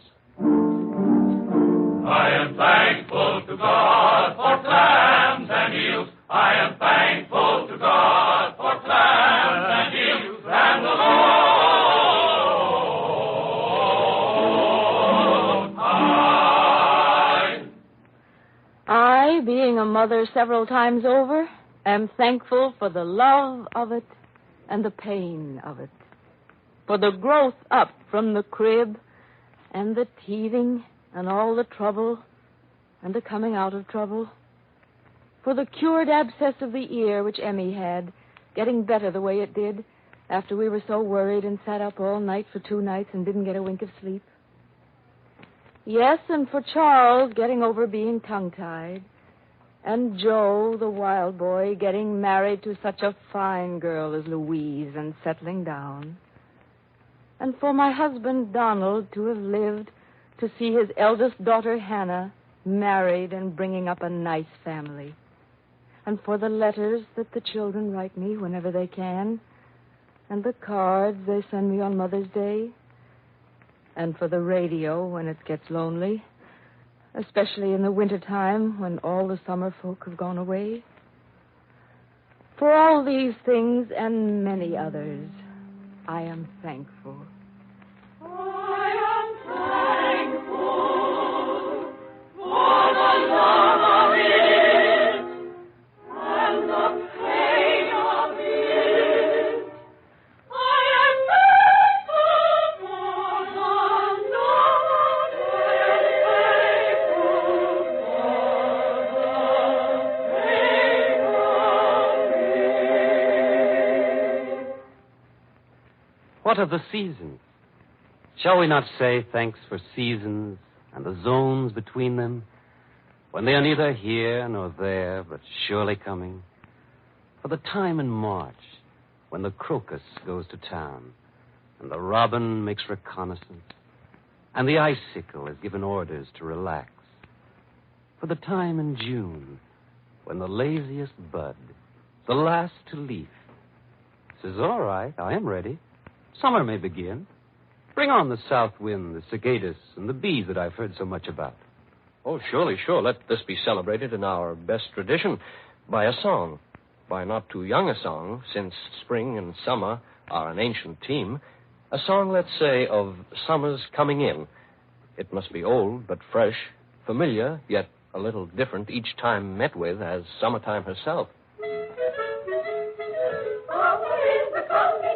Summer is a coming in, mother is a coming in. Grow with seed and blow with seed and spring and wood and you, sing hurrah. You will know it, passion and forecast, a low it, come, a low it, full it, crowd it, flocky, crowd it, merry, sing cuckoo. Summer is a coming in, sing cuckoo.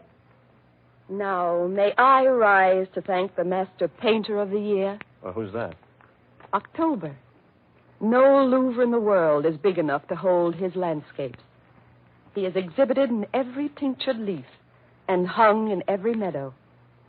Have you seen his skyscapes? Mm-hmm. Oh, yes, indeed.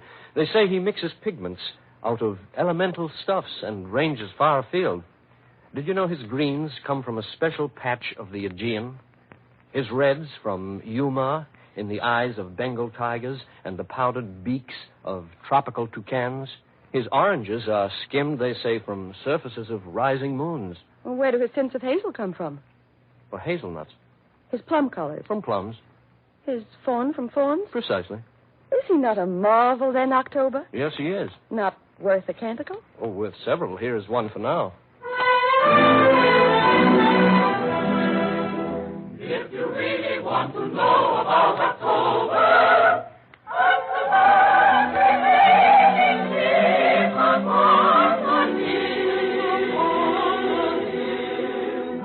ask the squirrel what has gotten into him. Ask the ant why he's so sober in the good month of October, in the good month of October. Ask the pumpkin and the corn and the crisp and sunny earth, and the woodland and the halls, and the rabbits and the squirrels.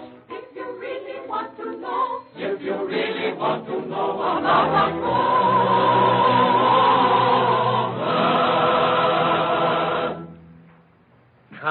Come, this is mockery, this festive hour. A mockery? How now? This breaking bread while famine grins in every land. This music while the whistling bomb sets pitch for all the sharp-tuned instruments of death. This talk of landscapes when the color of the earth is red and growing redder, and you know it. Are you proposing thanks? Yes, we are. Why, if Satan himself was sitting here among us, he could reasonably proffer thanks to all of our kind for many favors done him and continuing. His horsemen thunder down the ways. His legions multiply like festering bacteria. How can our thanksgivings be unaffected knowing this? Look, no empire built of darkness and disease of soul shall give us pause. The interlocking fury of free men will, like a blinding and a sterilizing shaft of light, nullify such decay. What comes of festering bacteria in the sunlight? It doesn't matter. While we speak, new fallen angels plummet from the skies like a malignant hail. The air is ashriek with misery. Yea, the earth is fevered. Pity and mercy both are exiled to a foreign star. And charity's aghast to see 1,000,000 of our brothers writhing in the puddle of their blood. Has there ever been a tempest time did not outride? The truth that was mixed in with the molten ores when still our smoking planet sought a place among the systems, that truth awaits extraction like a rare but mighty radium deep in the bowels of the earth. Those who have held it shining in their hands never will be countervailed. Never countervailed. Though crucifixion test it, and armies of defenders stagger backward through the night. Once we understand, no weapon in the hand of any host of any hell can strike asunder man from man. Brothers are not for long divisible. Let us be thankful now for this.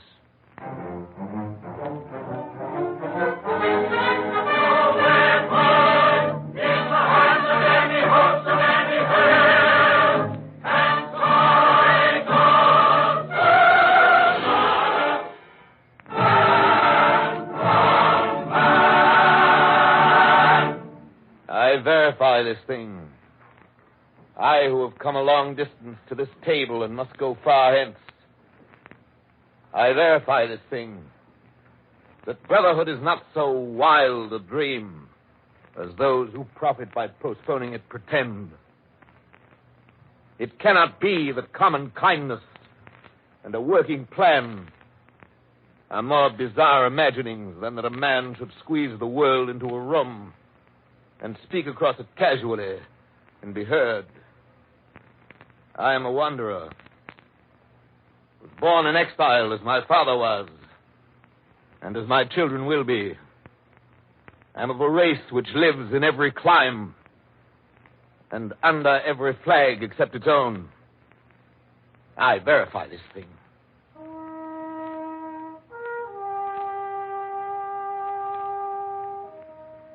Let now the ram's horn of my father's tribe resound a note of thankfulness for perseverance and for law, for strength out of adversity and order out of chaos.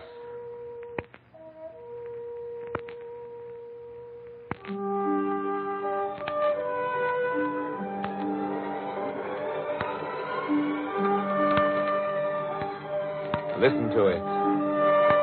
As the shrill wind blowing down the wrinkled plains of Shinar through the selfsame wildernesses, past the hoary head of Sinai, blows the melancholy shofar. Sounds the shofar down the ages. Egypt, Jericho and Persia, Greece and Rome, and the dispersion, pogrom, ghetto, inquisition, past the rise and fall of empires, past the ebb and flow of eras, through the gauntlet of affliction, index in humanitarum, pox and phthisis, plague and cannon, still above the blare of trumpets, still above the brass of hatred, blows the horn of benediction. Men have listened. Men have listened. They will listen yet tomorrow for the horn of benediction. for the horn of benediction.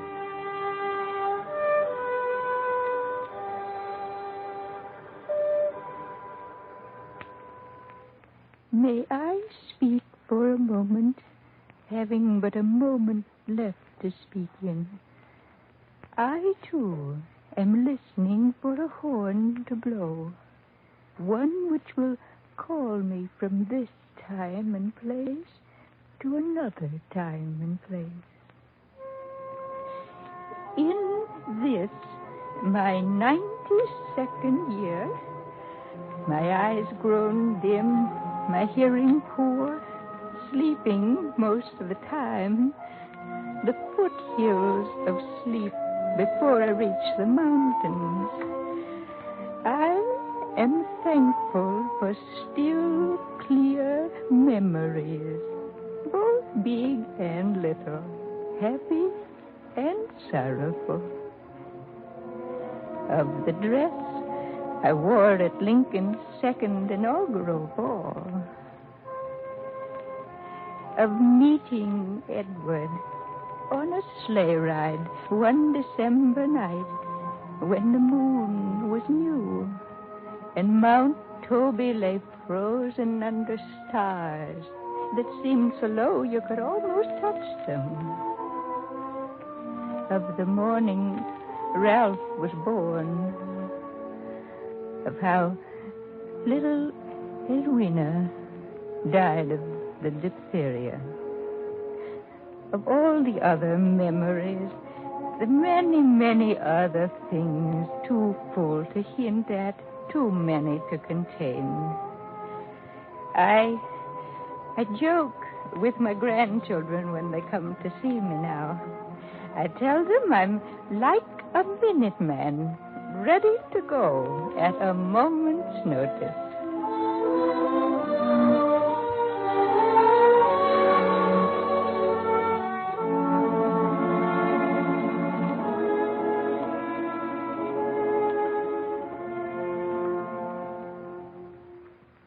Will you pardon my appearance, good friends all? I am but lately risen from the grave, one of 100 who were stood one morning, one bright morning, between a dozen muzzles and a wall. Tonight it rains where we were lowered in the ground, a rain of mid-November falling cold upon the countryside, spreading its sorrows over, cautioning the earth that winter is coming, winter in the bone, and winter in the flesh, and winter on the clean-swept hearthstone. We who are so early quit of this sweet place, young and unready for the quiet, loving the tug of the wind and the swaying grass, the pillowing breasts of our beloved, and the laughter of our children, loving the look of the day in the east, but seeing it no more, turned away and face to face with night. We who are solemn with dust upon our lips, whisper now our thankfulness in chorus, that we have been noted, that we shall not be forgotten, that good men, good understanding men, have noted that we shall not be forgotten. For this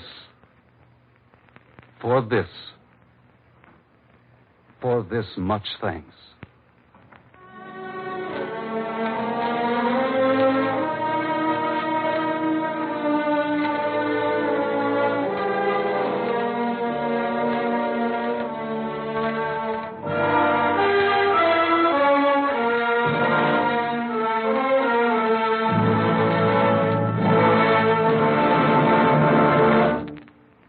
Sons of men, daughters of the mingled lovers of the many tribes who make us what we are, brothers, sisters by the millions, sitting with us at this table, encircled round us through the far, wide-spreading states. What year this is, we shall not soon forget. Remark it, each of you belonging to it. This year shall skulk among the blackest annals ever, pitied, wondered on, and sung about as long as our posterity looks back to see the how and why. of what has gone before. None of us makes pretense to himself of tranquil temper. There are no barefoot pleasures in these hobnailed times.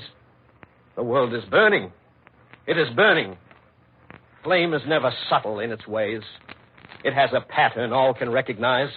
We smell the smoke and feel the scorching air and see the embers snatched up by the winds and blown this way and that. But we are thankful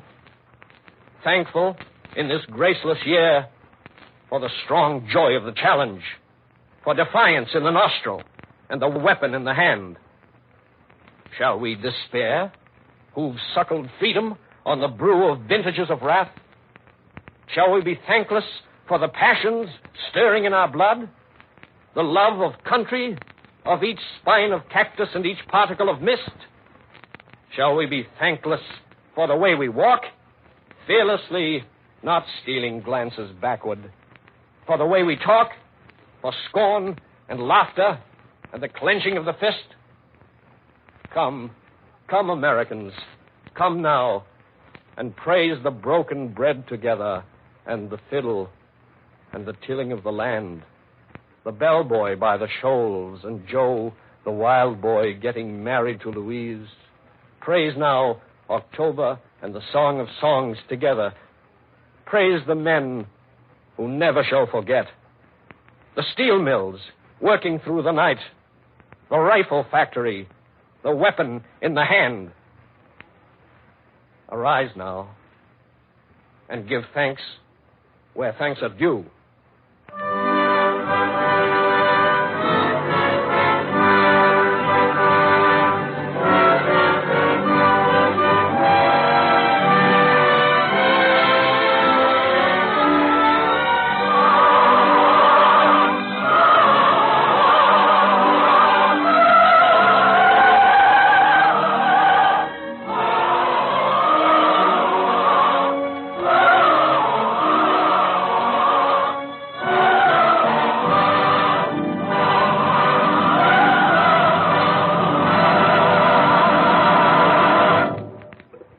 You have been listening to Psalm for a Dark Year, a Thanksgiving ode written, directed, and produced by Norman Corwin as program number 26 in the Columbia Workshop special cycle 26 by Corwin. The musical score was composed and conducted by Alexander Semler. The principal narration was done by Mr. Corwin. Others in the cast were Martin Gable, Parker Fenley, Ann Boley, Frank Lovejoy, Martin Wolfson, Hester Sundergaard, Sidney Smith, Gene Ellen, Eon Martin, and Charles Carroll. In closing 26 by Corwin, we present Davidson Taylor, who resumes next week as producer of the Columbia Workshop. Tonight we have heard the last broadcast in what has been, even for the Columbia Workshop, a most unusual series. 26 shows written, directed, and produced by one man. The Columbia Network is proud not only of 26 by Corwin, but also of other such landmarks in radio drama as Seems Radio's Here to Stay, They Fly Through the Air, and The Plot to Overthrow Christmas, all by Corwin. Most of us remember when Norman Corwin's name was new to the workshop. It is one of the workshop's jobs to find new talents and give them proper hearings. During the coming weeks, we shall hear the work of a number of new writers, and we are excited, frankly, about the quality and variety of their scripts. We have in store for you a regional show, a satire, a farce, a document, a fantasy, an opera, and a melodrama which belong in workshop company. Every Sunday at this time, we invite you to share the pleasures of discovery with us. We'll try to go on doing what the workshop has attempted ever since the first broadcast on July 18th, 1936. We'll try to bring you every week something you could have heard nowhere else in radio.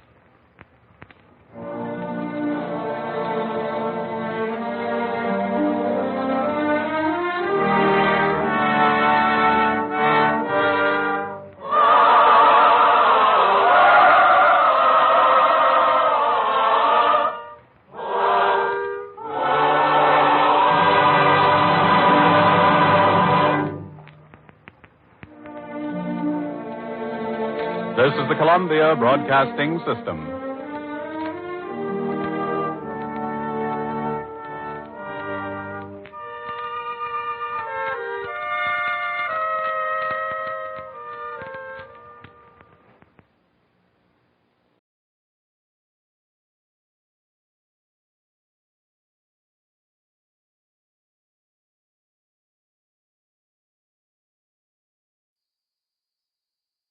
the Jack Benny Program.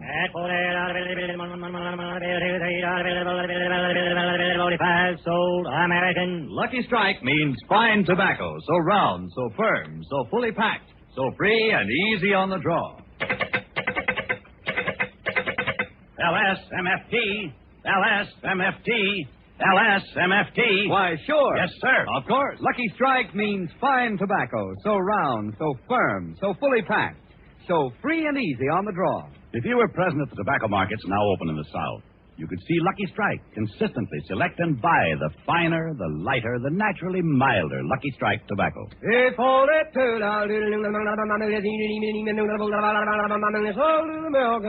this finer, lighter, naturally milder Lucky Strike tobacco means real, deep-down smoking enjoyment for you. So smoke the smoke tobacco experts smoke. Lucky Strike.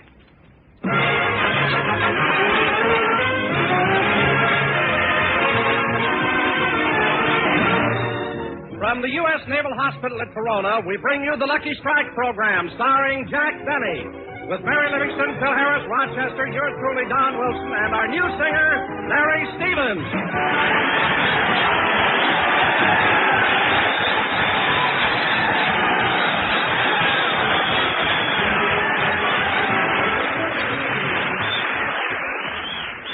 And now, ladies and gentlemen, as you all know, one of America's great naval heroes, Captain James Lawrence, once said, "Don't give up the ship." So now we bring you a man who wouldn't give up anything, Jack Benny!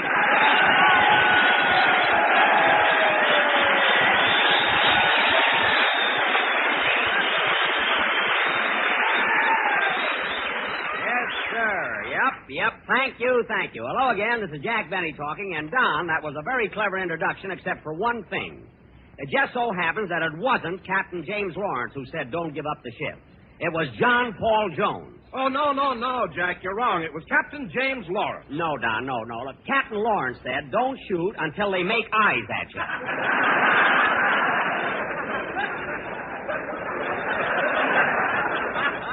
And it was John Paul Jones who said, "Don't give up the ship." It was Captain James Lawrence. It was John Paul Jones, and I ought to know because I'm an old Navy man myself. Say, that's right, Jack. You were in the Navy during the last war, weren't you? Don, not only was I in the Navy, but wherever there was any fighting going on, Benny was right in the thick of it. Oh, kid, I was right in there every minute. Really, Jack? Where were you? At Great Lake.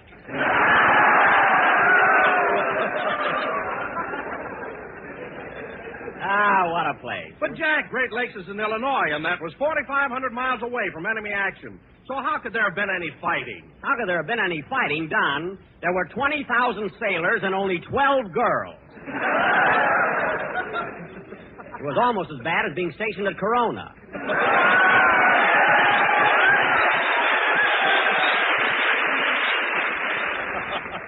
After 6 o'clock. Say, Jack. On a rainy night. Say, Jack. When you're flat broke. Say, Jack. And no matter where you go, you're followed by a smooch patrol.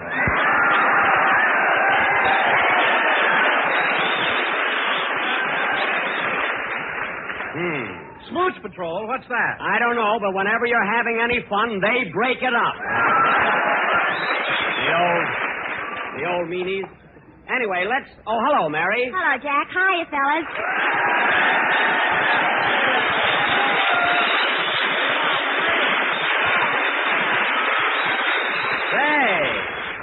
Say, you got a nice reception there, Mary. Why not? These boys know a trim craft when they see one. Well, now, wait a minute, Mary. That's pretty egotistical. My goodness, you think you were Betty Grable or somebody. Look, Jack, as long as Betty Grable is in Hollywood, I'm somebody here. You're right at that, Mary. See, they agree with you. You're right at that, Mary. You really look nice today in that new outfit you're wearing, but that material's kind of thin, isn't it? Well, it's supposed to be, Jack. This is what you call a peekaboo blouse. A peekaboo blouse? First one I've ever seen with a Venetian blind. Peekaboo. Jack, that's lace. Lace? You know, like the kind you've got on your shawl. Oh, yes, it is. And Mary, you didn't have to mention my shawl here. You know, I only wear it around the house. I know. What are you laughing at? Every time you sit in a rocking chair, you look like Whistler's mother. Mary, when you're knitting socks for the boys in the service, you don't care how you look. So there. Say, Jack, you mind if I ask Mary a question? No, Don, go ahead. Well, you see, Mary, Jack and I were having a little discussion. Oh, Don, don't be such a hard loser. What's the matter? What's it all about? Mary, tell Don who it was that said, don't give up the ship. Admiral Farragut. Oh, for heaven's sake. Mary, Admiral Farragut said, full speed ahead and oh fudge to the torpedo.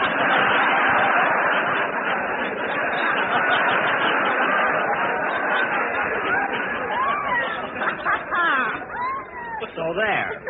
Admiral Farragut said 05? He had to be careful. There was a smooch patrol behind him.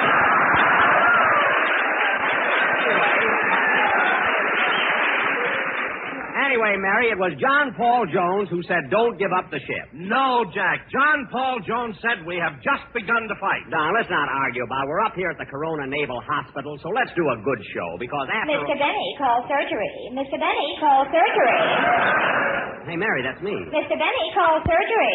Excuse me a minute. Hello? Mr. Benny, are you still looking for a singer for your program? No, I'm not. Who is this? Joe Surgery. Bye.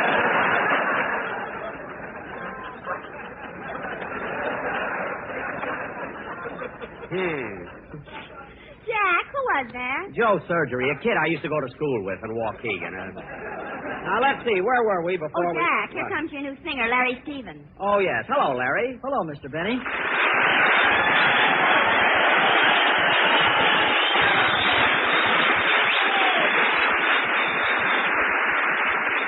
Well, Larry, this is your third week on our program. How do you like it?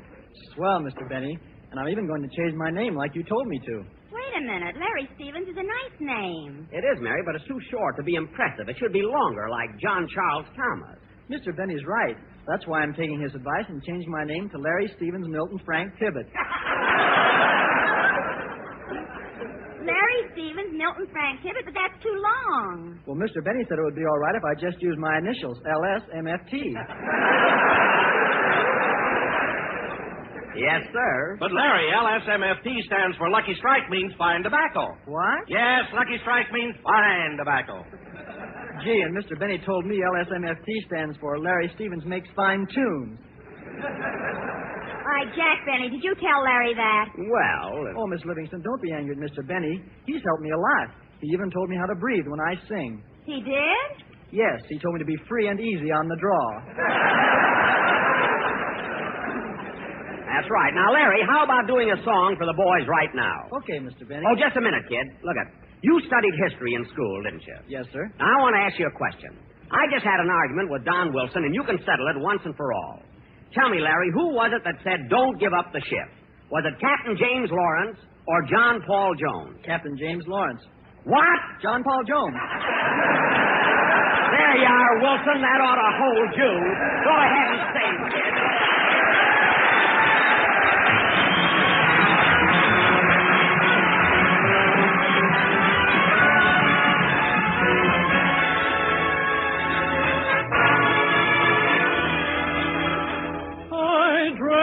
Every morning until without a warning you arrive bringing heaven to my door. It's the dawning that I've waited for. What a difference a day made, 24 little hours. The sun and the flowers where there used to be rain. My yesterday was blue, dear. Today I'm part of you, dear. My lonely nights are through, dear.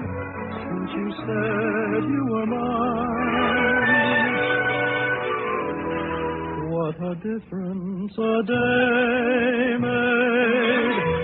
There's a rainbow before me. Skies above can't be stormy. moment of bliss, that thrilling kiss. It's heaven when you find romance on your lips. What a difference a day makes, and the difference is you. Cuando vuelva a tu lado y estés sola contigo, las cosas que te digo no repitas jamás por compasión. It's heaven when you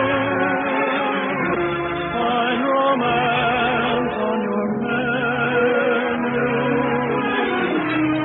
What a difference a day makes, and the difference is you.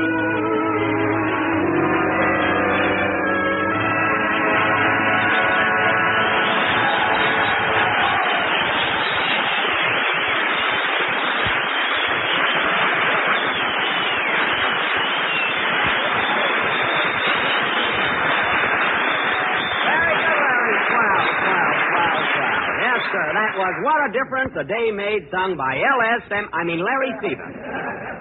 And very good, Larry. Thank you, Mr. Benny. Say, Larry, aren't you thrilled being here today and singing for all these sailors? I sure am. And say, Mr. Benny, didn't you tell me that you were a hero during the last war? A hero? Oh, did I mention that to you, kid? Mention it? You had him down with your knee in his chest. Mary, stop making things up. Yes, Larry, I was quite a hero. In fact, these boys would have been mighty proud of me in 1917. You know, I saw plenty of action. Some action. You joined the Navy, went to bed, fell out of your hammock, and when you came to, the war was over. Well, those hammocks are pretty tough to sleep in.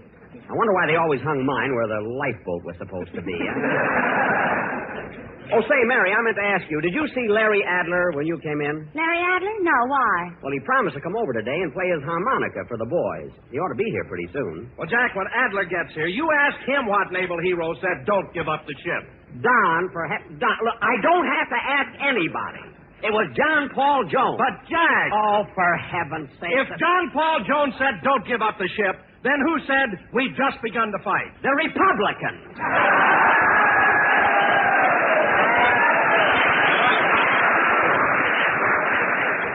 That's who. Oh, Jack, you're just trying to get out of it. I am not, Mary. Now, I know every famous saying in history and who said it. All right, Jack, then tell me who said, give me liberty or give me death. When I went to school, I was good in history.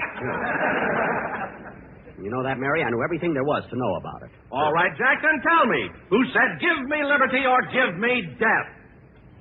The smartest kid in school, too.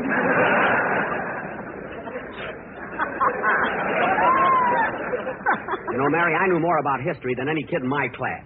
There wasn't a thing... Then, for heaven's sakes, tell me who said, give me liberty or give me death. I don't know. He must have said it after I left school.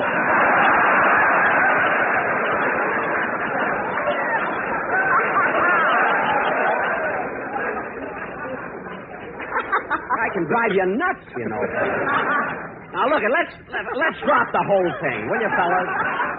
All right, but it was Patrick Henry who said that. As if I didn't know. And I still say it was John Paul Jones who said, don't give up the ship.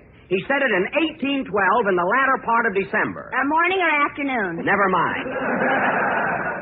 Anyway, we didn't come up to this naval hospital just to argue Hello, about... Jackson. Hiya, fellas.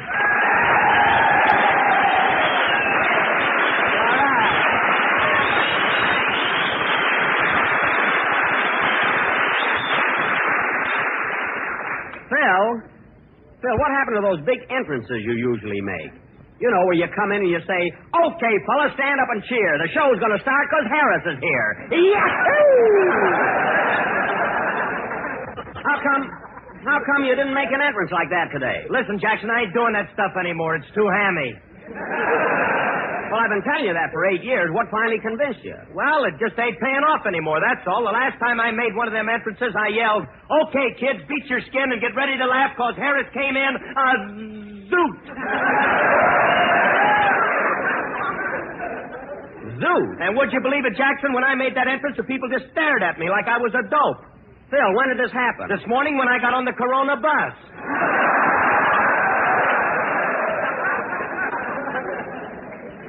Well, imagine getting on the Corona bus and going into your act. Phil, are you crazy? What are you talking about? Last week I did it on the Riverside bus and I was held over for 2 round trips.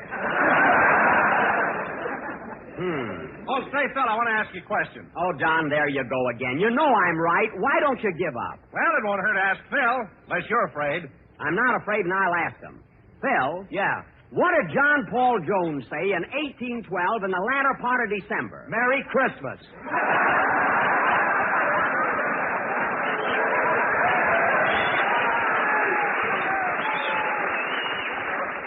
He didn't. Don't you know anything about history? Don't you know any famous sayings? Sure, I know one. What? You're not shot till they see the reds of your eyes.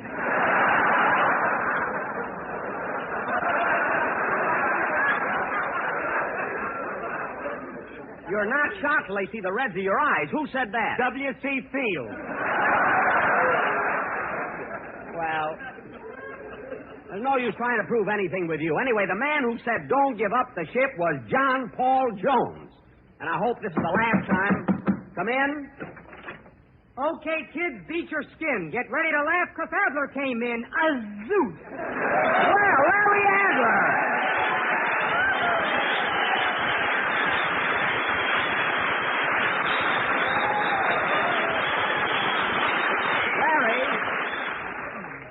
Larry, where did you ever pick up an entrance like that? Oh, I was riding on the Corona bus this morning, and I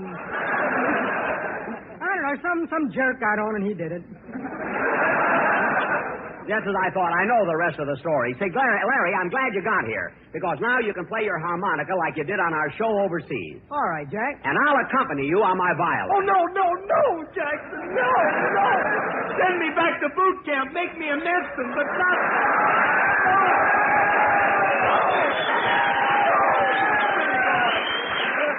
Phil, I was a big hit with my violin in the South Pacific, wasn't I, Larry?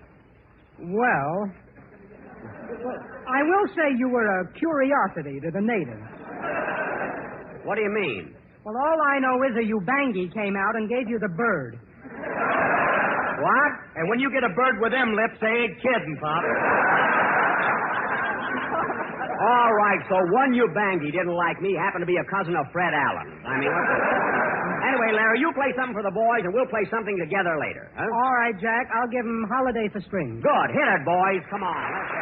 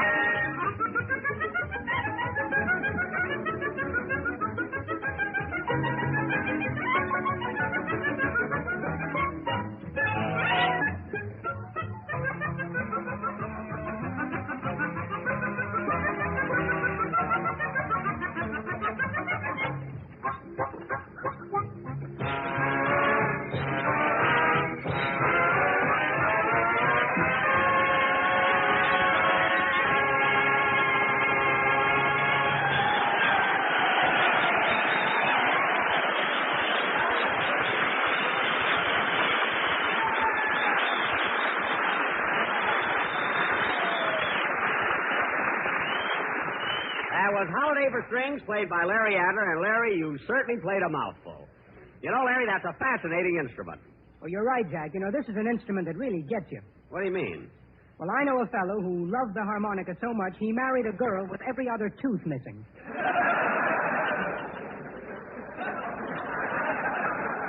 Oh, I see. Now that I think of my aunt, I guess my uncle was in love with a bass fiddle. That gag's no good at all. Anyway, Larry, that number you just played... Larry, that number you just played was terrific. Yes, it was, Larry. I enjoyed it very much. Why, thanks. And say, Mary, I meant to tell you, that's a very pretty outfit you're wearing. Well, thank you, Larry. But isn't that material awfully thin? Yes. In fact, when I bought it, my dressmaker said those famous historical words. What was that? Don't give up the slip. Gee, I nearly missed my cue there, didn't I? I thought Larry was supposed to say what was that. Pardon me, Larry. I was all set to jump in. Listen, you didn't have... Anyway...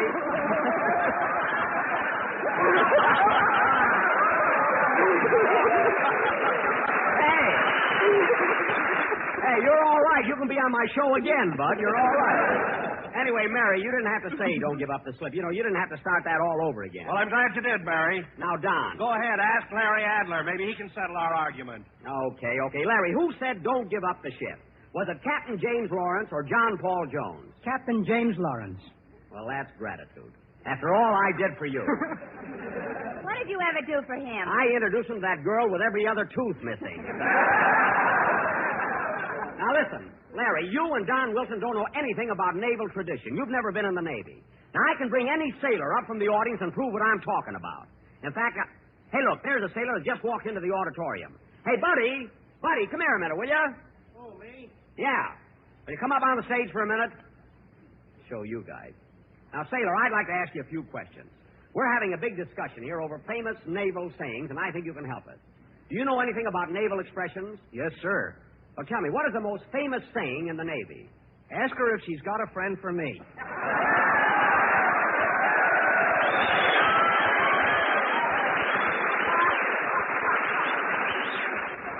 I don't mean that one. The saying I mean is over 100 years old. Well, this one didn't start yesterday, Bob.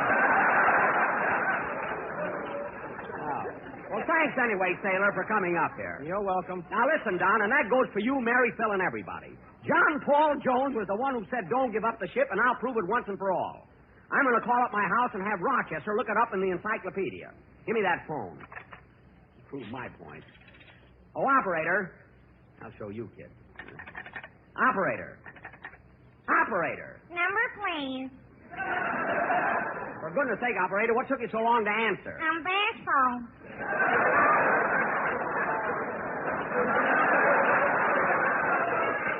Stop blushing and get me my home in Beverly Hills. The number is Crestview 67071. Yes, sir. Bashful.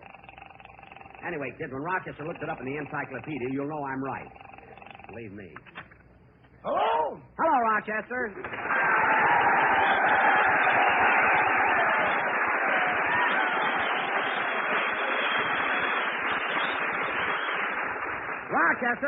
Rochester, we're having a big argument here, and I want to ask you something. Do you know any famous sayings? I know one. What is it? Don't shoot till you're faded.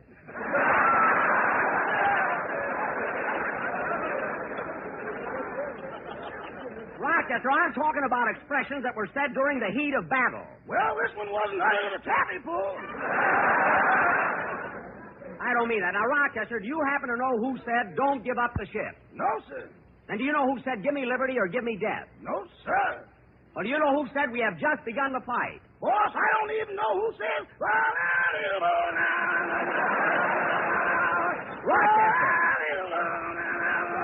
Rochester, stop. Just a minute. Now, Rochester, listen carefully. We're having an argument, and I want to prove something about John Paul Jones. So will you please look it up in the book? Yes, sir. Hold on, boss.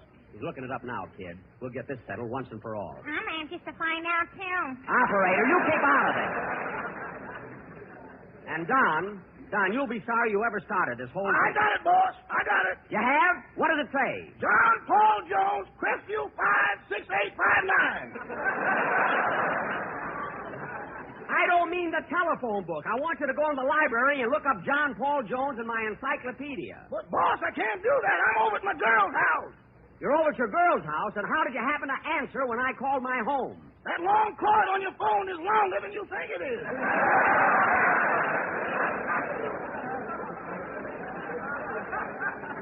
Rochester, that's ridiculous. Where does your girl live? In Pasadena.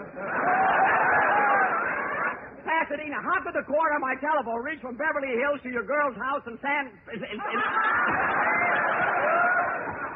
This sounds like Jerry Colonna. How could your cord on my telephone reach from Beverly Hills to your girl's house in Pasadena? Boss, did you ever hear that old expression, love will find a way? Yes. Well, it did it again. I don't care what it is. Now, you get back home at once and bring the phone with you. Okay, goodbye. Goodbye.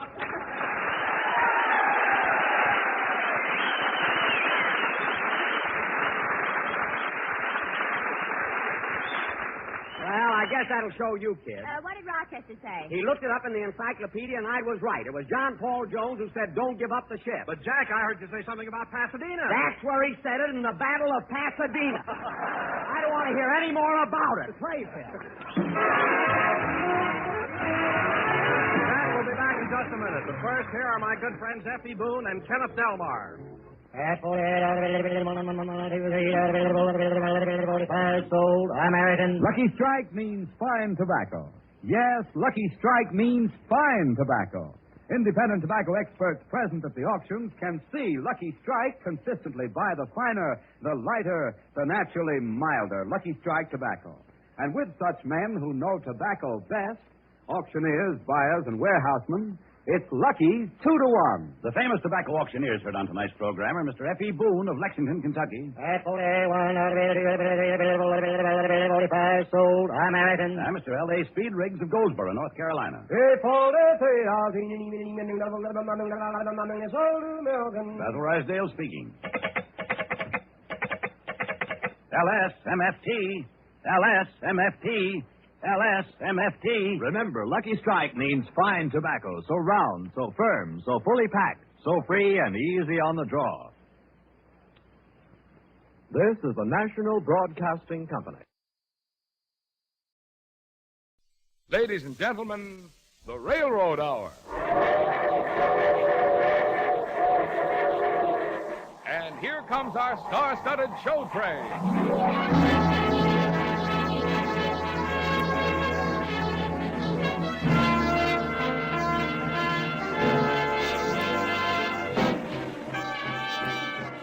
Tonight, the Association of American Railroads presents the gay white Christmas musical Holiday Inn, starring George Murphy, Martha Tilton, Jerome Cowan, and your host, Gordon MacRae.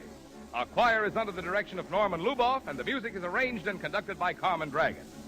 Yes, tonight another great musical success is brought to you by the American Railroads. The same railroads that also bring you most of the food you eat, the clothes you wear, the fuel you burn, and all the other things you use in your daily life. And now, here is Gordon MacRae.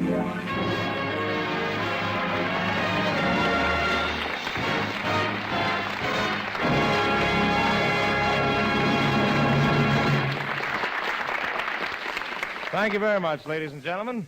Well, tonight, it is our particular pleasure to bring you Paramount Pictures' delightful musical Holiday Inn, with its great score by Mr. Irving Berlin.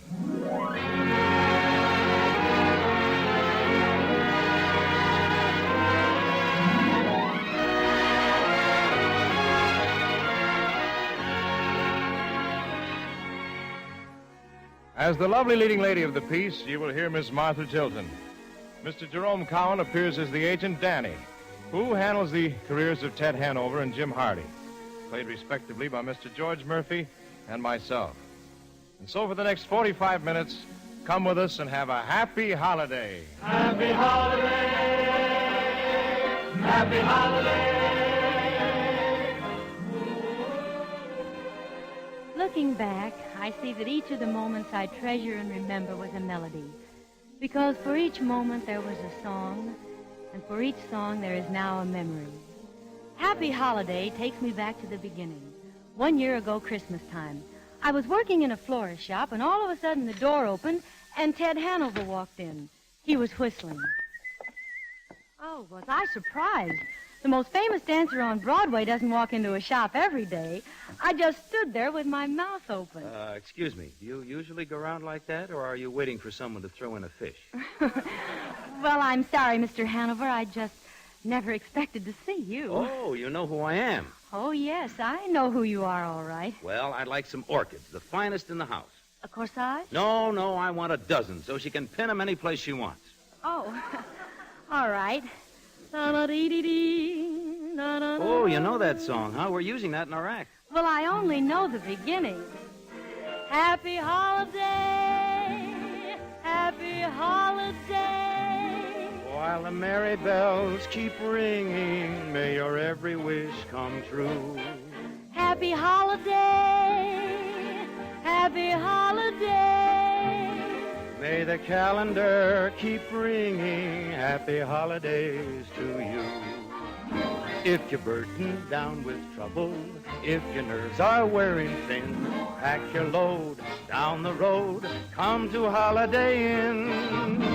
If you're laid up with the breakdown, throw away your vitamin. Don't get worse, grab your nurse, come to Holiday Inn. Happy holiday, happy holiday. May the calendar keep ringing. Happy holiday to you.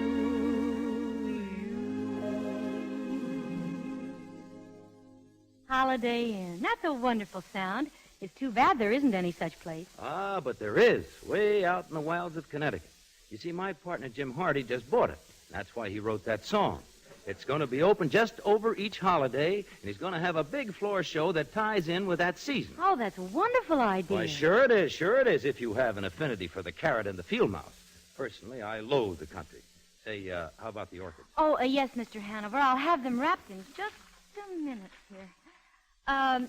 Mr. Hanover, as long as you're in the shop and you have such a kind face. And now, look, young lady, look. I'm getting married tomorrow. The lady is waiting. And at the moment, she's engaged to my partner, and we have to explain things to him so he'll understand, you see. And we also have a show to do in an hour, so please make with the package if you don't mind. Well, I am, but I can talk while I'm wrapping.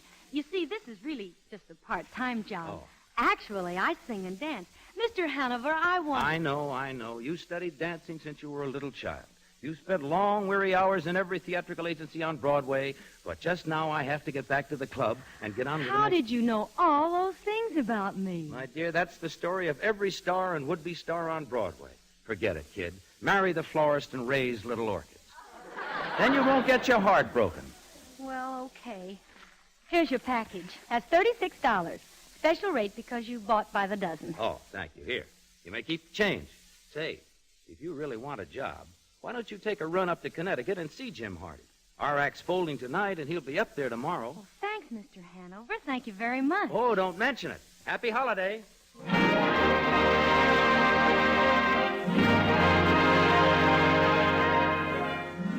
Happy holiday.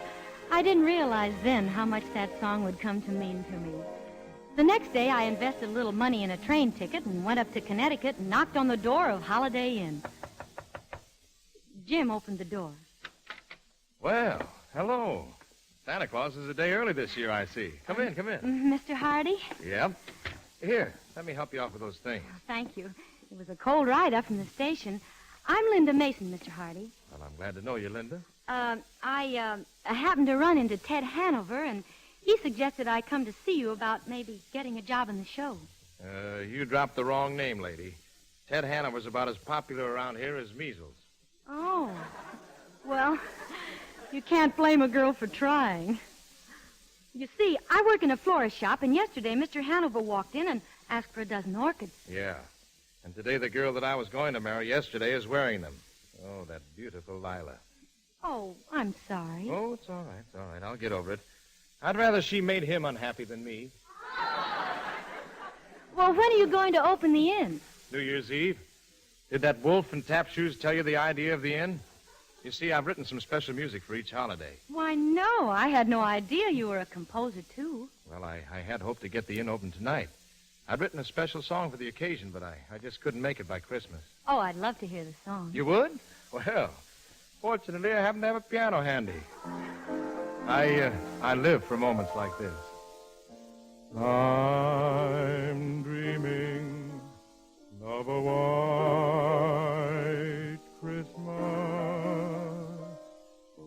just like the ones I used to know,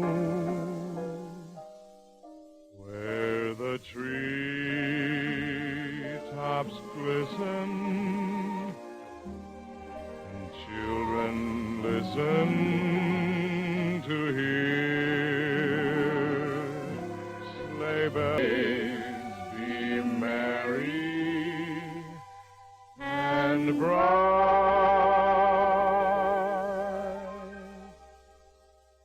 and may all your Christmases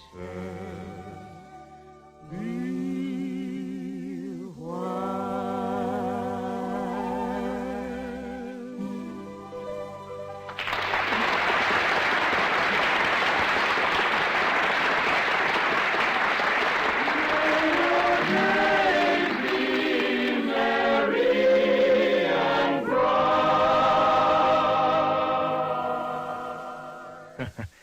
Hello, Linda. Hello, Jim. Would it be all right at this early date if I said Merry Christmas? Well, it is rushing the season, but it sounds beautiful.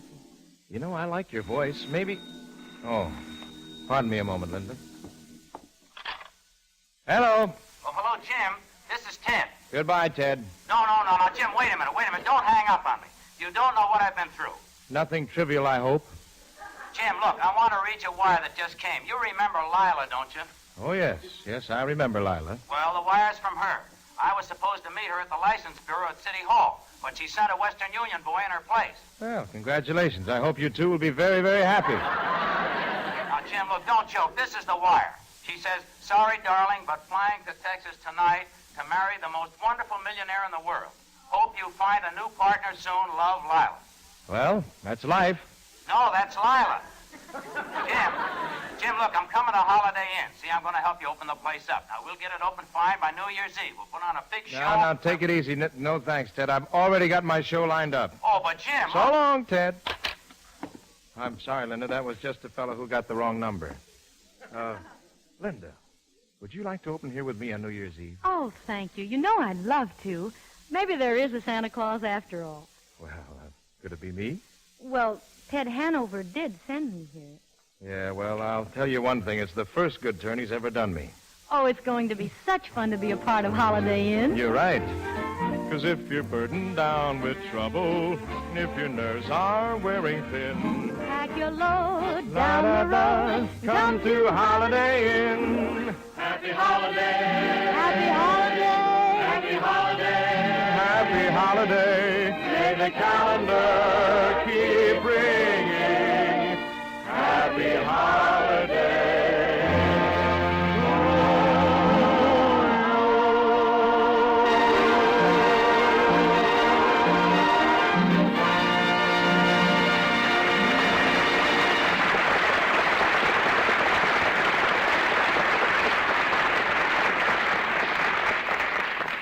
Well, here we are starting on that last week just before Christmas, the week that's likely to get pretty frantic for a lot of us. There's that shopping that hasn't been done yet, and the gift wrapping, and the last-minute Christmas mailing, if you didn't follow the good, sound rule of mailing early. And then there's a lot of decorating and a lot of preparing for Christmas dinner and, a dozen or two other things that have to be done. Yes, it takes a lot of planning, as well as a lot of doing to get ready for Christmas. It started weeks, even months ago. The producers began to turn out their materials, the manufacturers to make their goods, the merchants to stock their shelves. And all through that process, you'd find railroads doing their indispensable part, bringing the raw materials together at the place of manufacture, hauling the fuel and bringing in the food and the other supplies needed to keep the work going, distributing the product, delivering the goods all over this land. Now, during all these weeks and months, you might not have been on a train. You probably didn't go into a railroad freight house. But just the same, the railroads were working for you, all to the end that so far as transportation is concerned, you might lack nothing which could help to make this a Merry Christmas.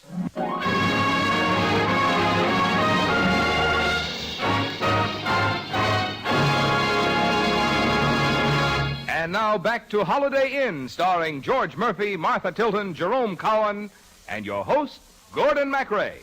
Happy holiday! Happy holiday! Yes, for each moment there was a song, and for each song there is now a memory.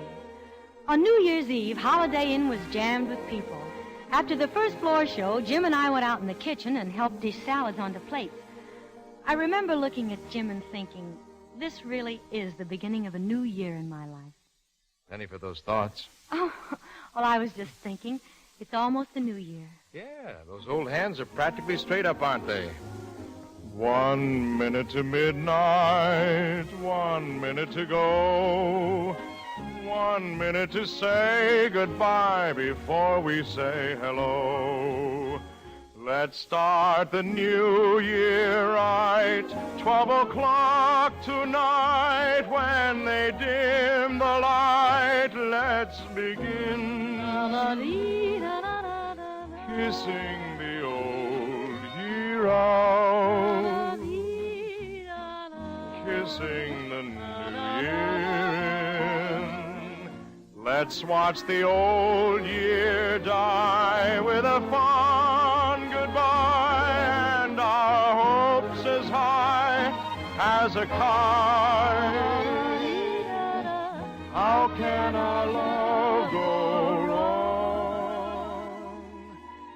if we start the new year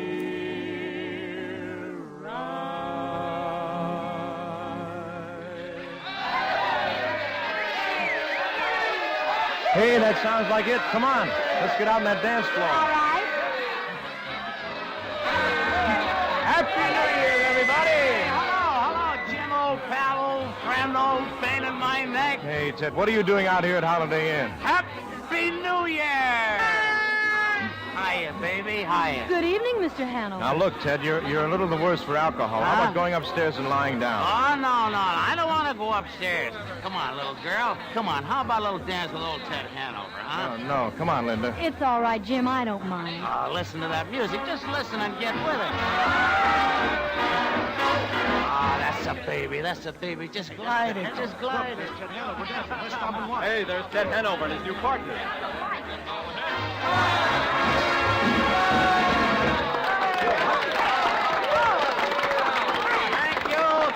Thank you. Oh, Mr. Hanover. Jim. He's okay, Linda. I'll take care of him. Whether he's sober or not, I never danced with anyone like that. Hey, that's a great finish to that number, Hanover. Yeah, it's a great finish to a lot of things.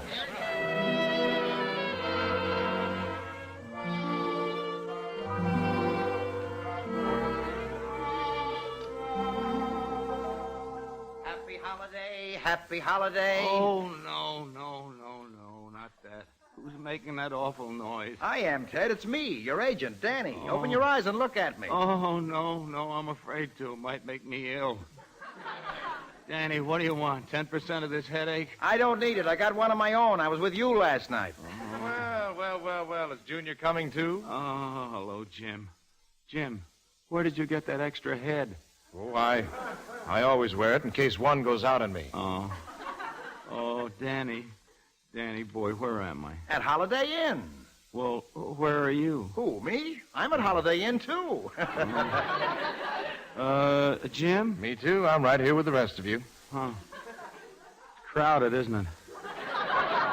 Hey, how did I get here? Well, I'll tell you a long story. Last night was New Year's Eve. Oh, yes. Now it comes back to me. Now I remember. You know, that's too bad about Lila, but on the whole, I think you're better off doing a single. Oh, no, boy. Boy, I got to have a partner. Well, aren't you tired of getting partners and falling in love with them and losing them? I don't know why you didn't tell me you had a new girl on the leash. A new girl? Yeah, the one you were dancing with last night. She was terrific. No, wait a minute. Was I dancing last night? Why, you got the best hand of your life. No kidding. I couldn't get close enough to see the girl's face, but her figure. Yeah? You didn't get close, though. No. The closest I was when she was leaving the dance floor. I only saw her then from the back. Uh-huh. She was about this. I mean, she has a... Well, if I ever saw her from the back again, I'd recognize her. You saw her, Jim. You describe her. Who, me? Well, I wasn't watching very closely. She was medium-built sort of girl with a medium face. She had an evening gown on with a medium kind of belt in the back. Just a medium girl. Yeah, she's built like a former girlfriend of mine named Consuela Schlepkiss. Yeah, that Consuela was all right. Used to play the pinball machine a lot down at the corner drugstore.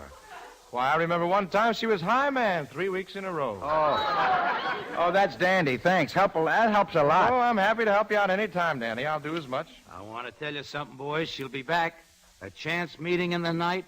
Destiny drawing two pairs of feet together. No woman could pass up a chance like she'll be back next holiday, and I'll be here waiting. Oh, you will, huh? Yes, I will, huh? Okay. It's your time. Waste it. I'll see you later.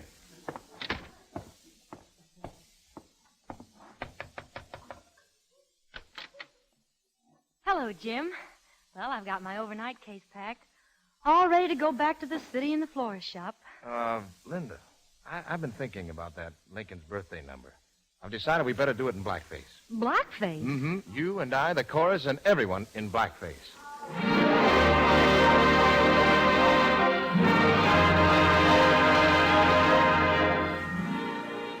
I went back to New York. A whole lot of things all mixed up in my mind. The excitement of dancing with Ted Hanover and the excitement of singing with Jim. And most of all, the excitement of just being around Jim.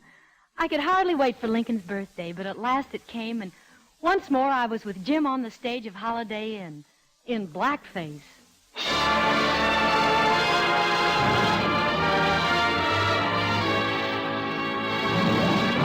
There's a man who's the pride of this great nation, the man who's the cause of this celebration, and they call him Abraham.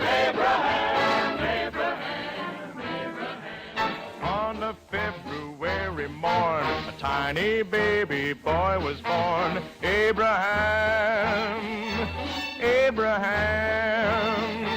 When he growed up, this tiny babe, the folks all called him Honest Abe. Abraham, oh Abraham. In 1860, he became the 16th president.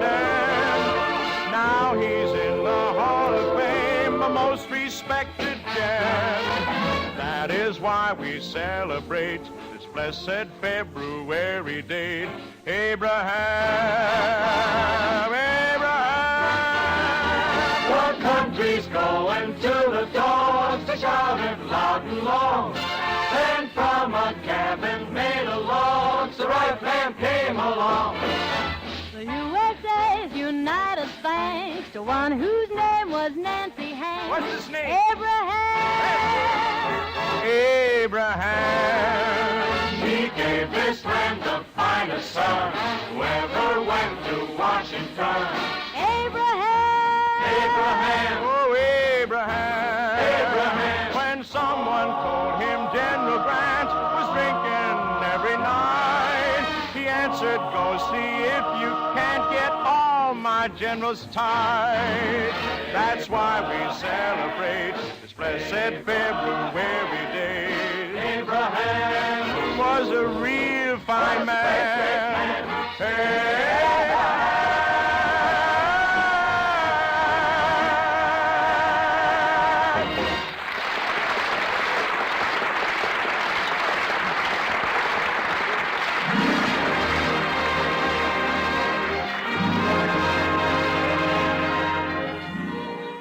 That was Lincoln's birthday, Jim and me in blackface.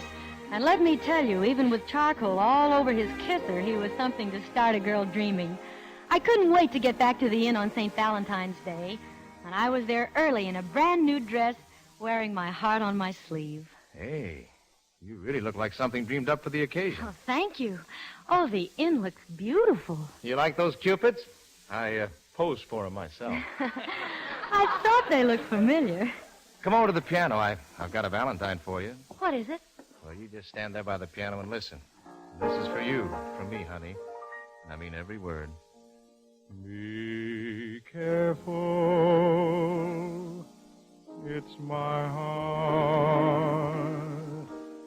It's not my watch you're holding, it's my heart. Oh, Jim. It's not the note I sent you that you quickly burned. It's not the book I lent you, but you never returned. So remember, it's my heart, the heart with which so willingly I part. It's yours to take, to keep or break. But please, before you start, be careful. It's my heart. Be careful. It's my heart. Oh, fine, fine. Mr. Hanover. That's not my watch you're holding.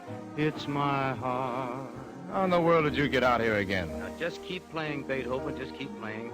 Come on, baby. Let's finish that dance we started New Year's Eve.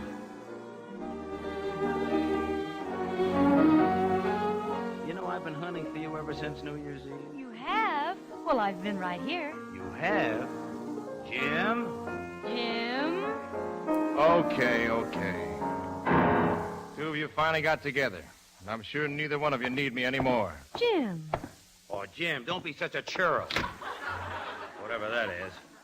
Don't pay any attention to him. He's just jealous because I always take his girls away from him. Now, can I help it if he isn't attractive to women? I can't believe Jim would act like that. Say, wait a minute. Where have I seen you before? I mean, before New Year's. I sold you some orchids. Of course, you're the girl in the flower shop. Well, it's a small world, isn't it, huh? Well, come on. We'd better start practicing. You and I are going to dance together tonight. Tonight and every night from now on.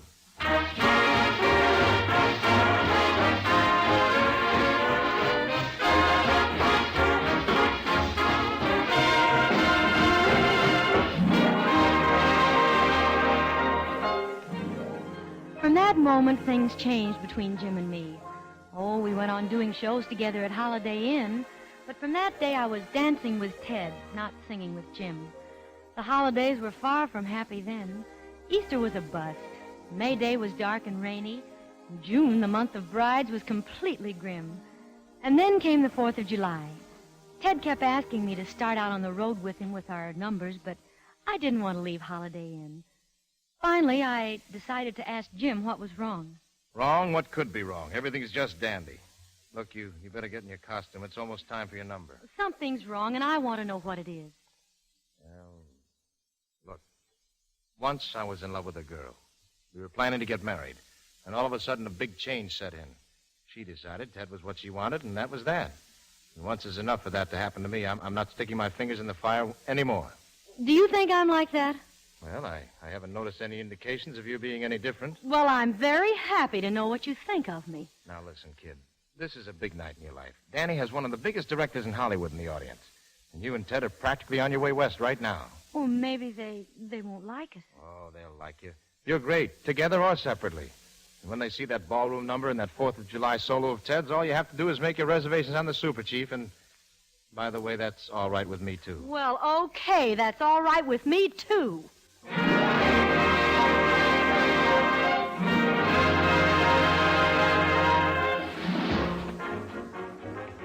The show that night was sensational. It closed with Ted doing his solo, and the way it went over should have impressed even the toughest Hollywood director.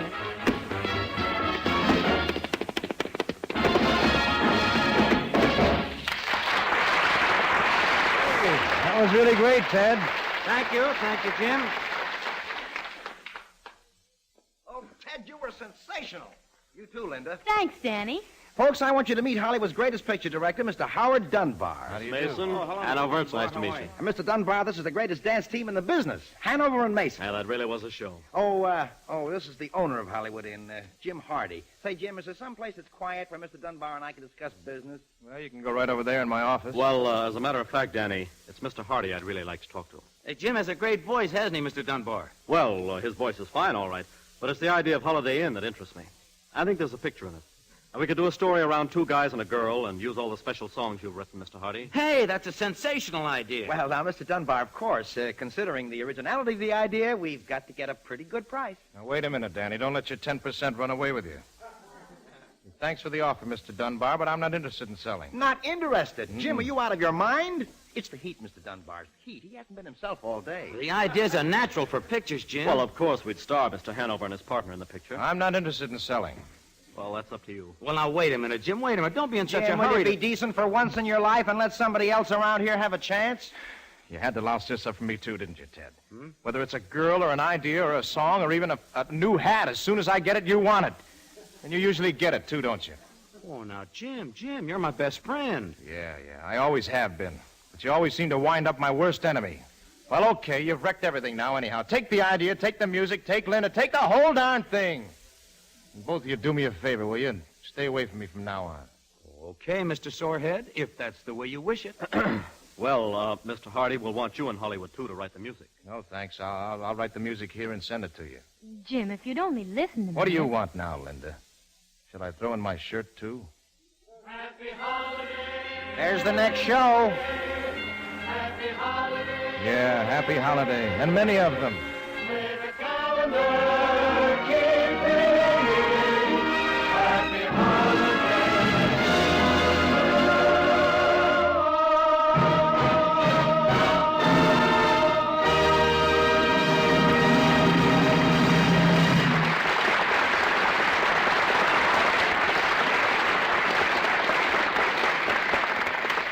Earlier this evening, we were talking about the planning and preparation which goes into making the Christmas season what it is.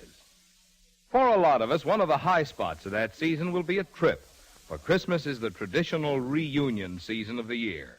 It's the time when all members of the family gather happily together in one home, enjoying to the full the warm, friendly spirit of Yuletide. That's why weeks and months ago, railroads began to plan and prepare for the increased travel which Christmas brings.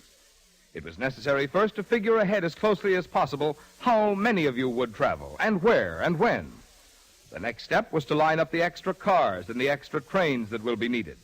And that means also lining up the extra people that will be needed to run them, and making the necessary arrangements in busy terminals to get the trains in and out promptly, and to take care of the crowds. Many of these things can be planned ahead on the basis of experience and expectation. But then there comes along sometimes the unexpected. Weather, for example, a storm, snow, fog, icy roads would mean that a good many of you who plan to travel some other way might change your minds when the time comes to go and decide to go in the warmth and comfort and safety of the train.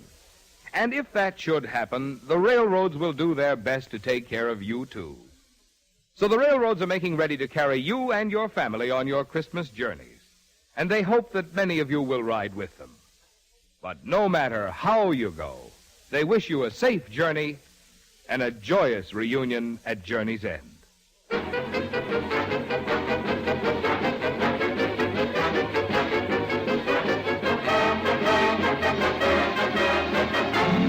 The Railroad Hour show train will return in just a moment after a brief pause for station identification.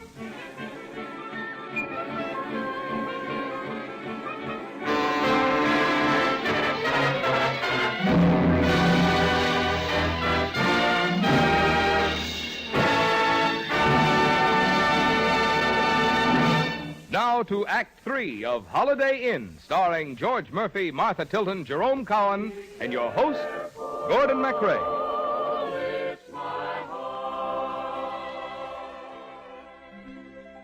the heart with which so willingly I part. It's yours to take, to keep or break, but please, before you start, be careful. It's my heart.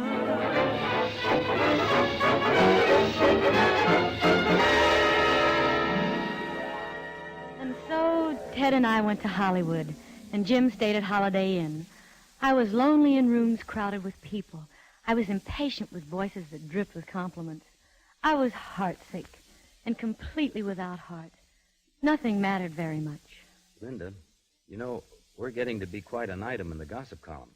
Are we, Ted? You bet we are. How about giving them something really concrete to write about, like, say, a wedding date? I'm not in love with you, Ted. But I'm in love with you. You always fall in love with your dancing partners. I've never been in love like this before. Why don't you marry me and let me try to make you happy? We go so well together. We dance well, we talk well, we look well. It all goes to show you how deceiving appearances can be, doesn't it? Be careful, it's my heart. It's not my watch you're holding, it's my... Ted, stop singing that song. Oh, there's no use living in the past, Linda. The past is over. You might as well put your mind and heart in the future. I know you're right. I know it's the sensible thing to do. I haven't even heard a word from him. Come on, make a new life for yourself, Linda. Marry me. You really want to marry me knowing how I feel? Yes, I'm sure that you'll get over how you feel now, Linda. Every torch burns itself out eventually. All right, Ted. All right. Christmas? Christmas? Marry me Christmas Day. All right. All right, Christmas Day.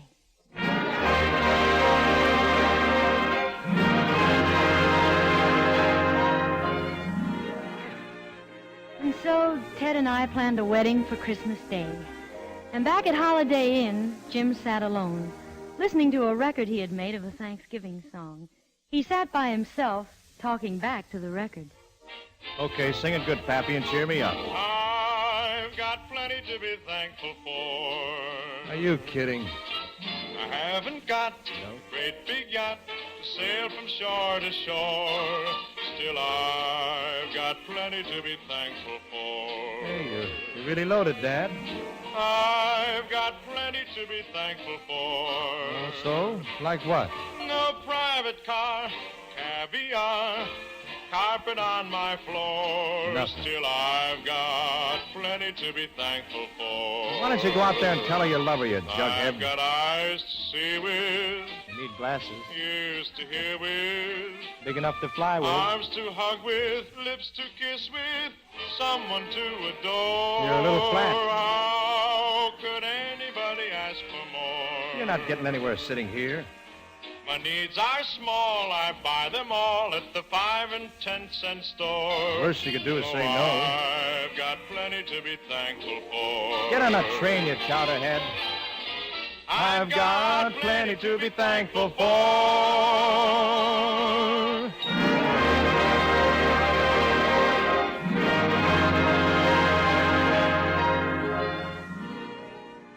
On the night before Christmas, we shot the last scene of Holiday Inn.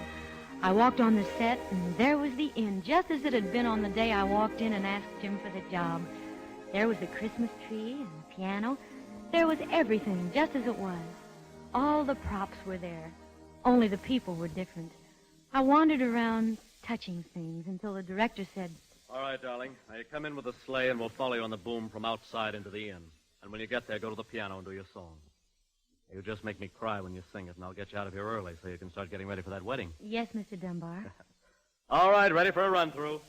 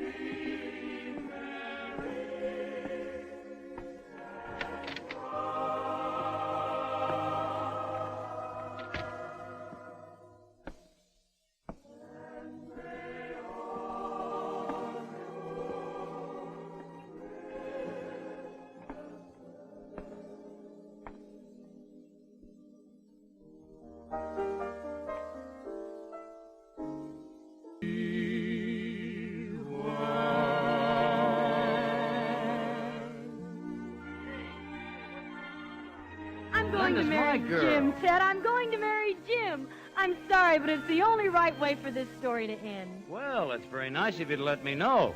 It's the only way the three of us can ever be happy together. Oh, well, I bow to the inevitable, gracefully saying the appropriate, the seasonal thing.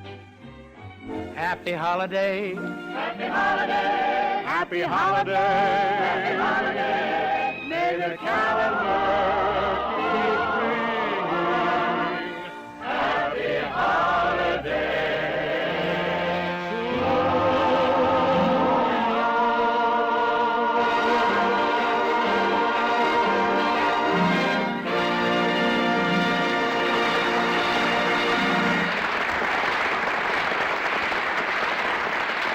Thank you, ladies and gentlemen. This is Gordon MacRae giving a special thank you to George Murphy, Martha Tilton, and Jerome Cowan for guesting with us tonight. And to our splendid supporting cast, Jack Edwards and Jess Kirkpatrick. Holiday Inn was adapted for radio by Gene Holloway. Well, next week the show train will arrive on the same tracks and at the same time. On board will be Nadine Connor, Sterling Holloway, Clark Dennis, and Francis X. Bushman to join me in bringing you the Sigmund Romberg operetta, The Desert Song. And by the way, tonight we'd like to say welcome to a brand new show which follows us on ABC and will be heard each Monday night hereafter. It's Henry J. Taylor, the famous author and commentator, in his program, Your Land and Mine. And I'm sure you're going to like it. All aboard! Well, it looks as though we're ready to pull out. And so until next week, goodbye.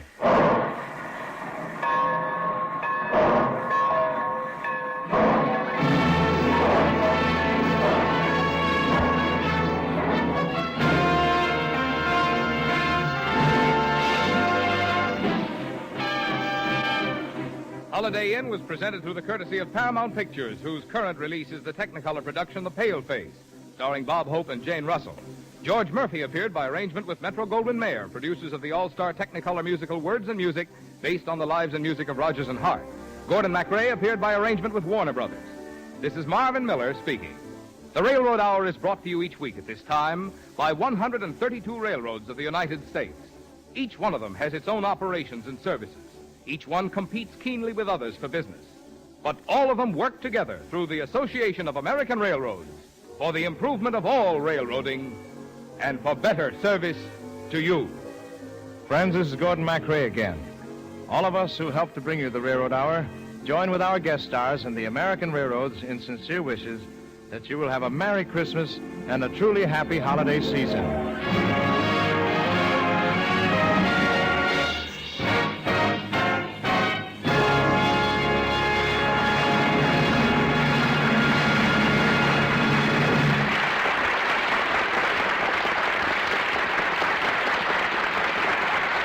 This is ABC, the American Broadcasting Company.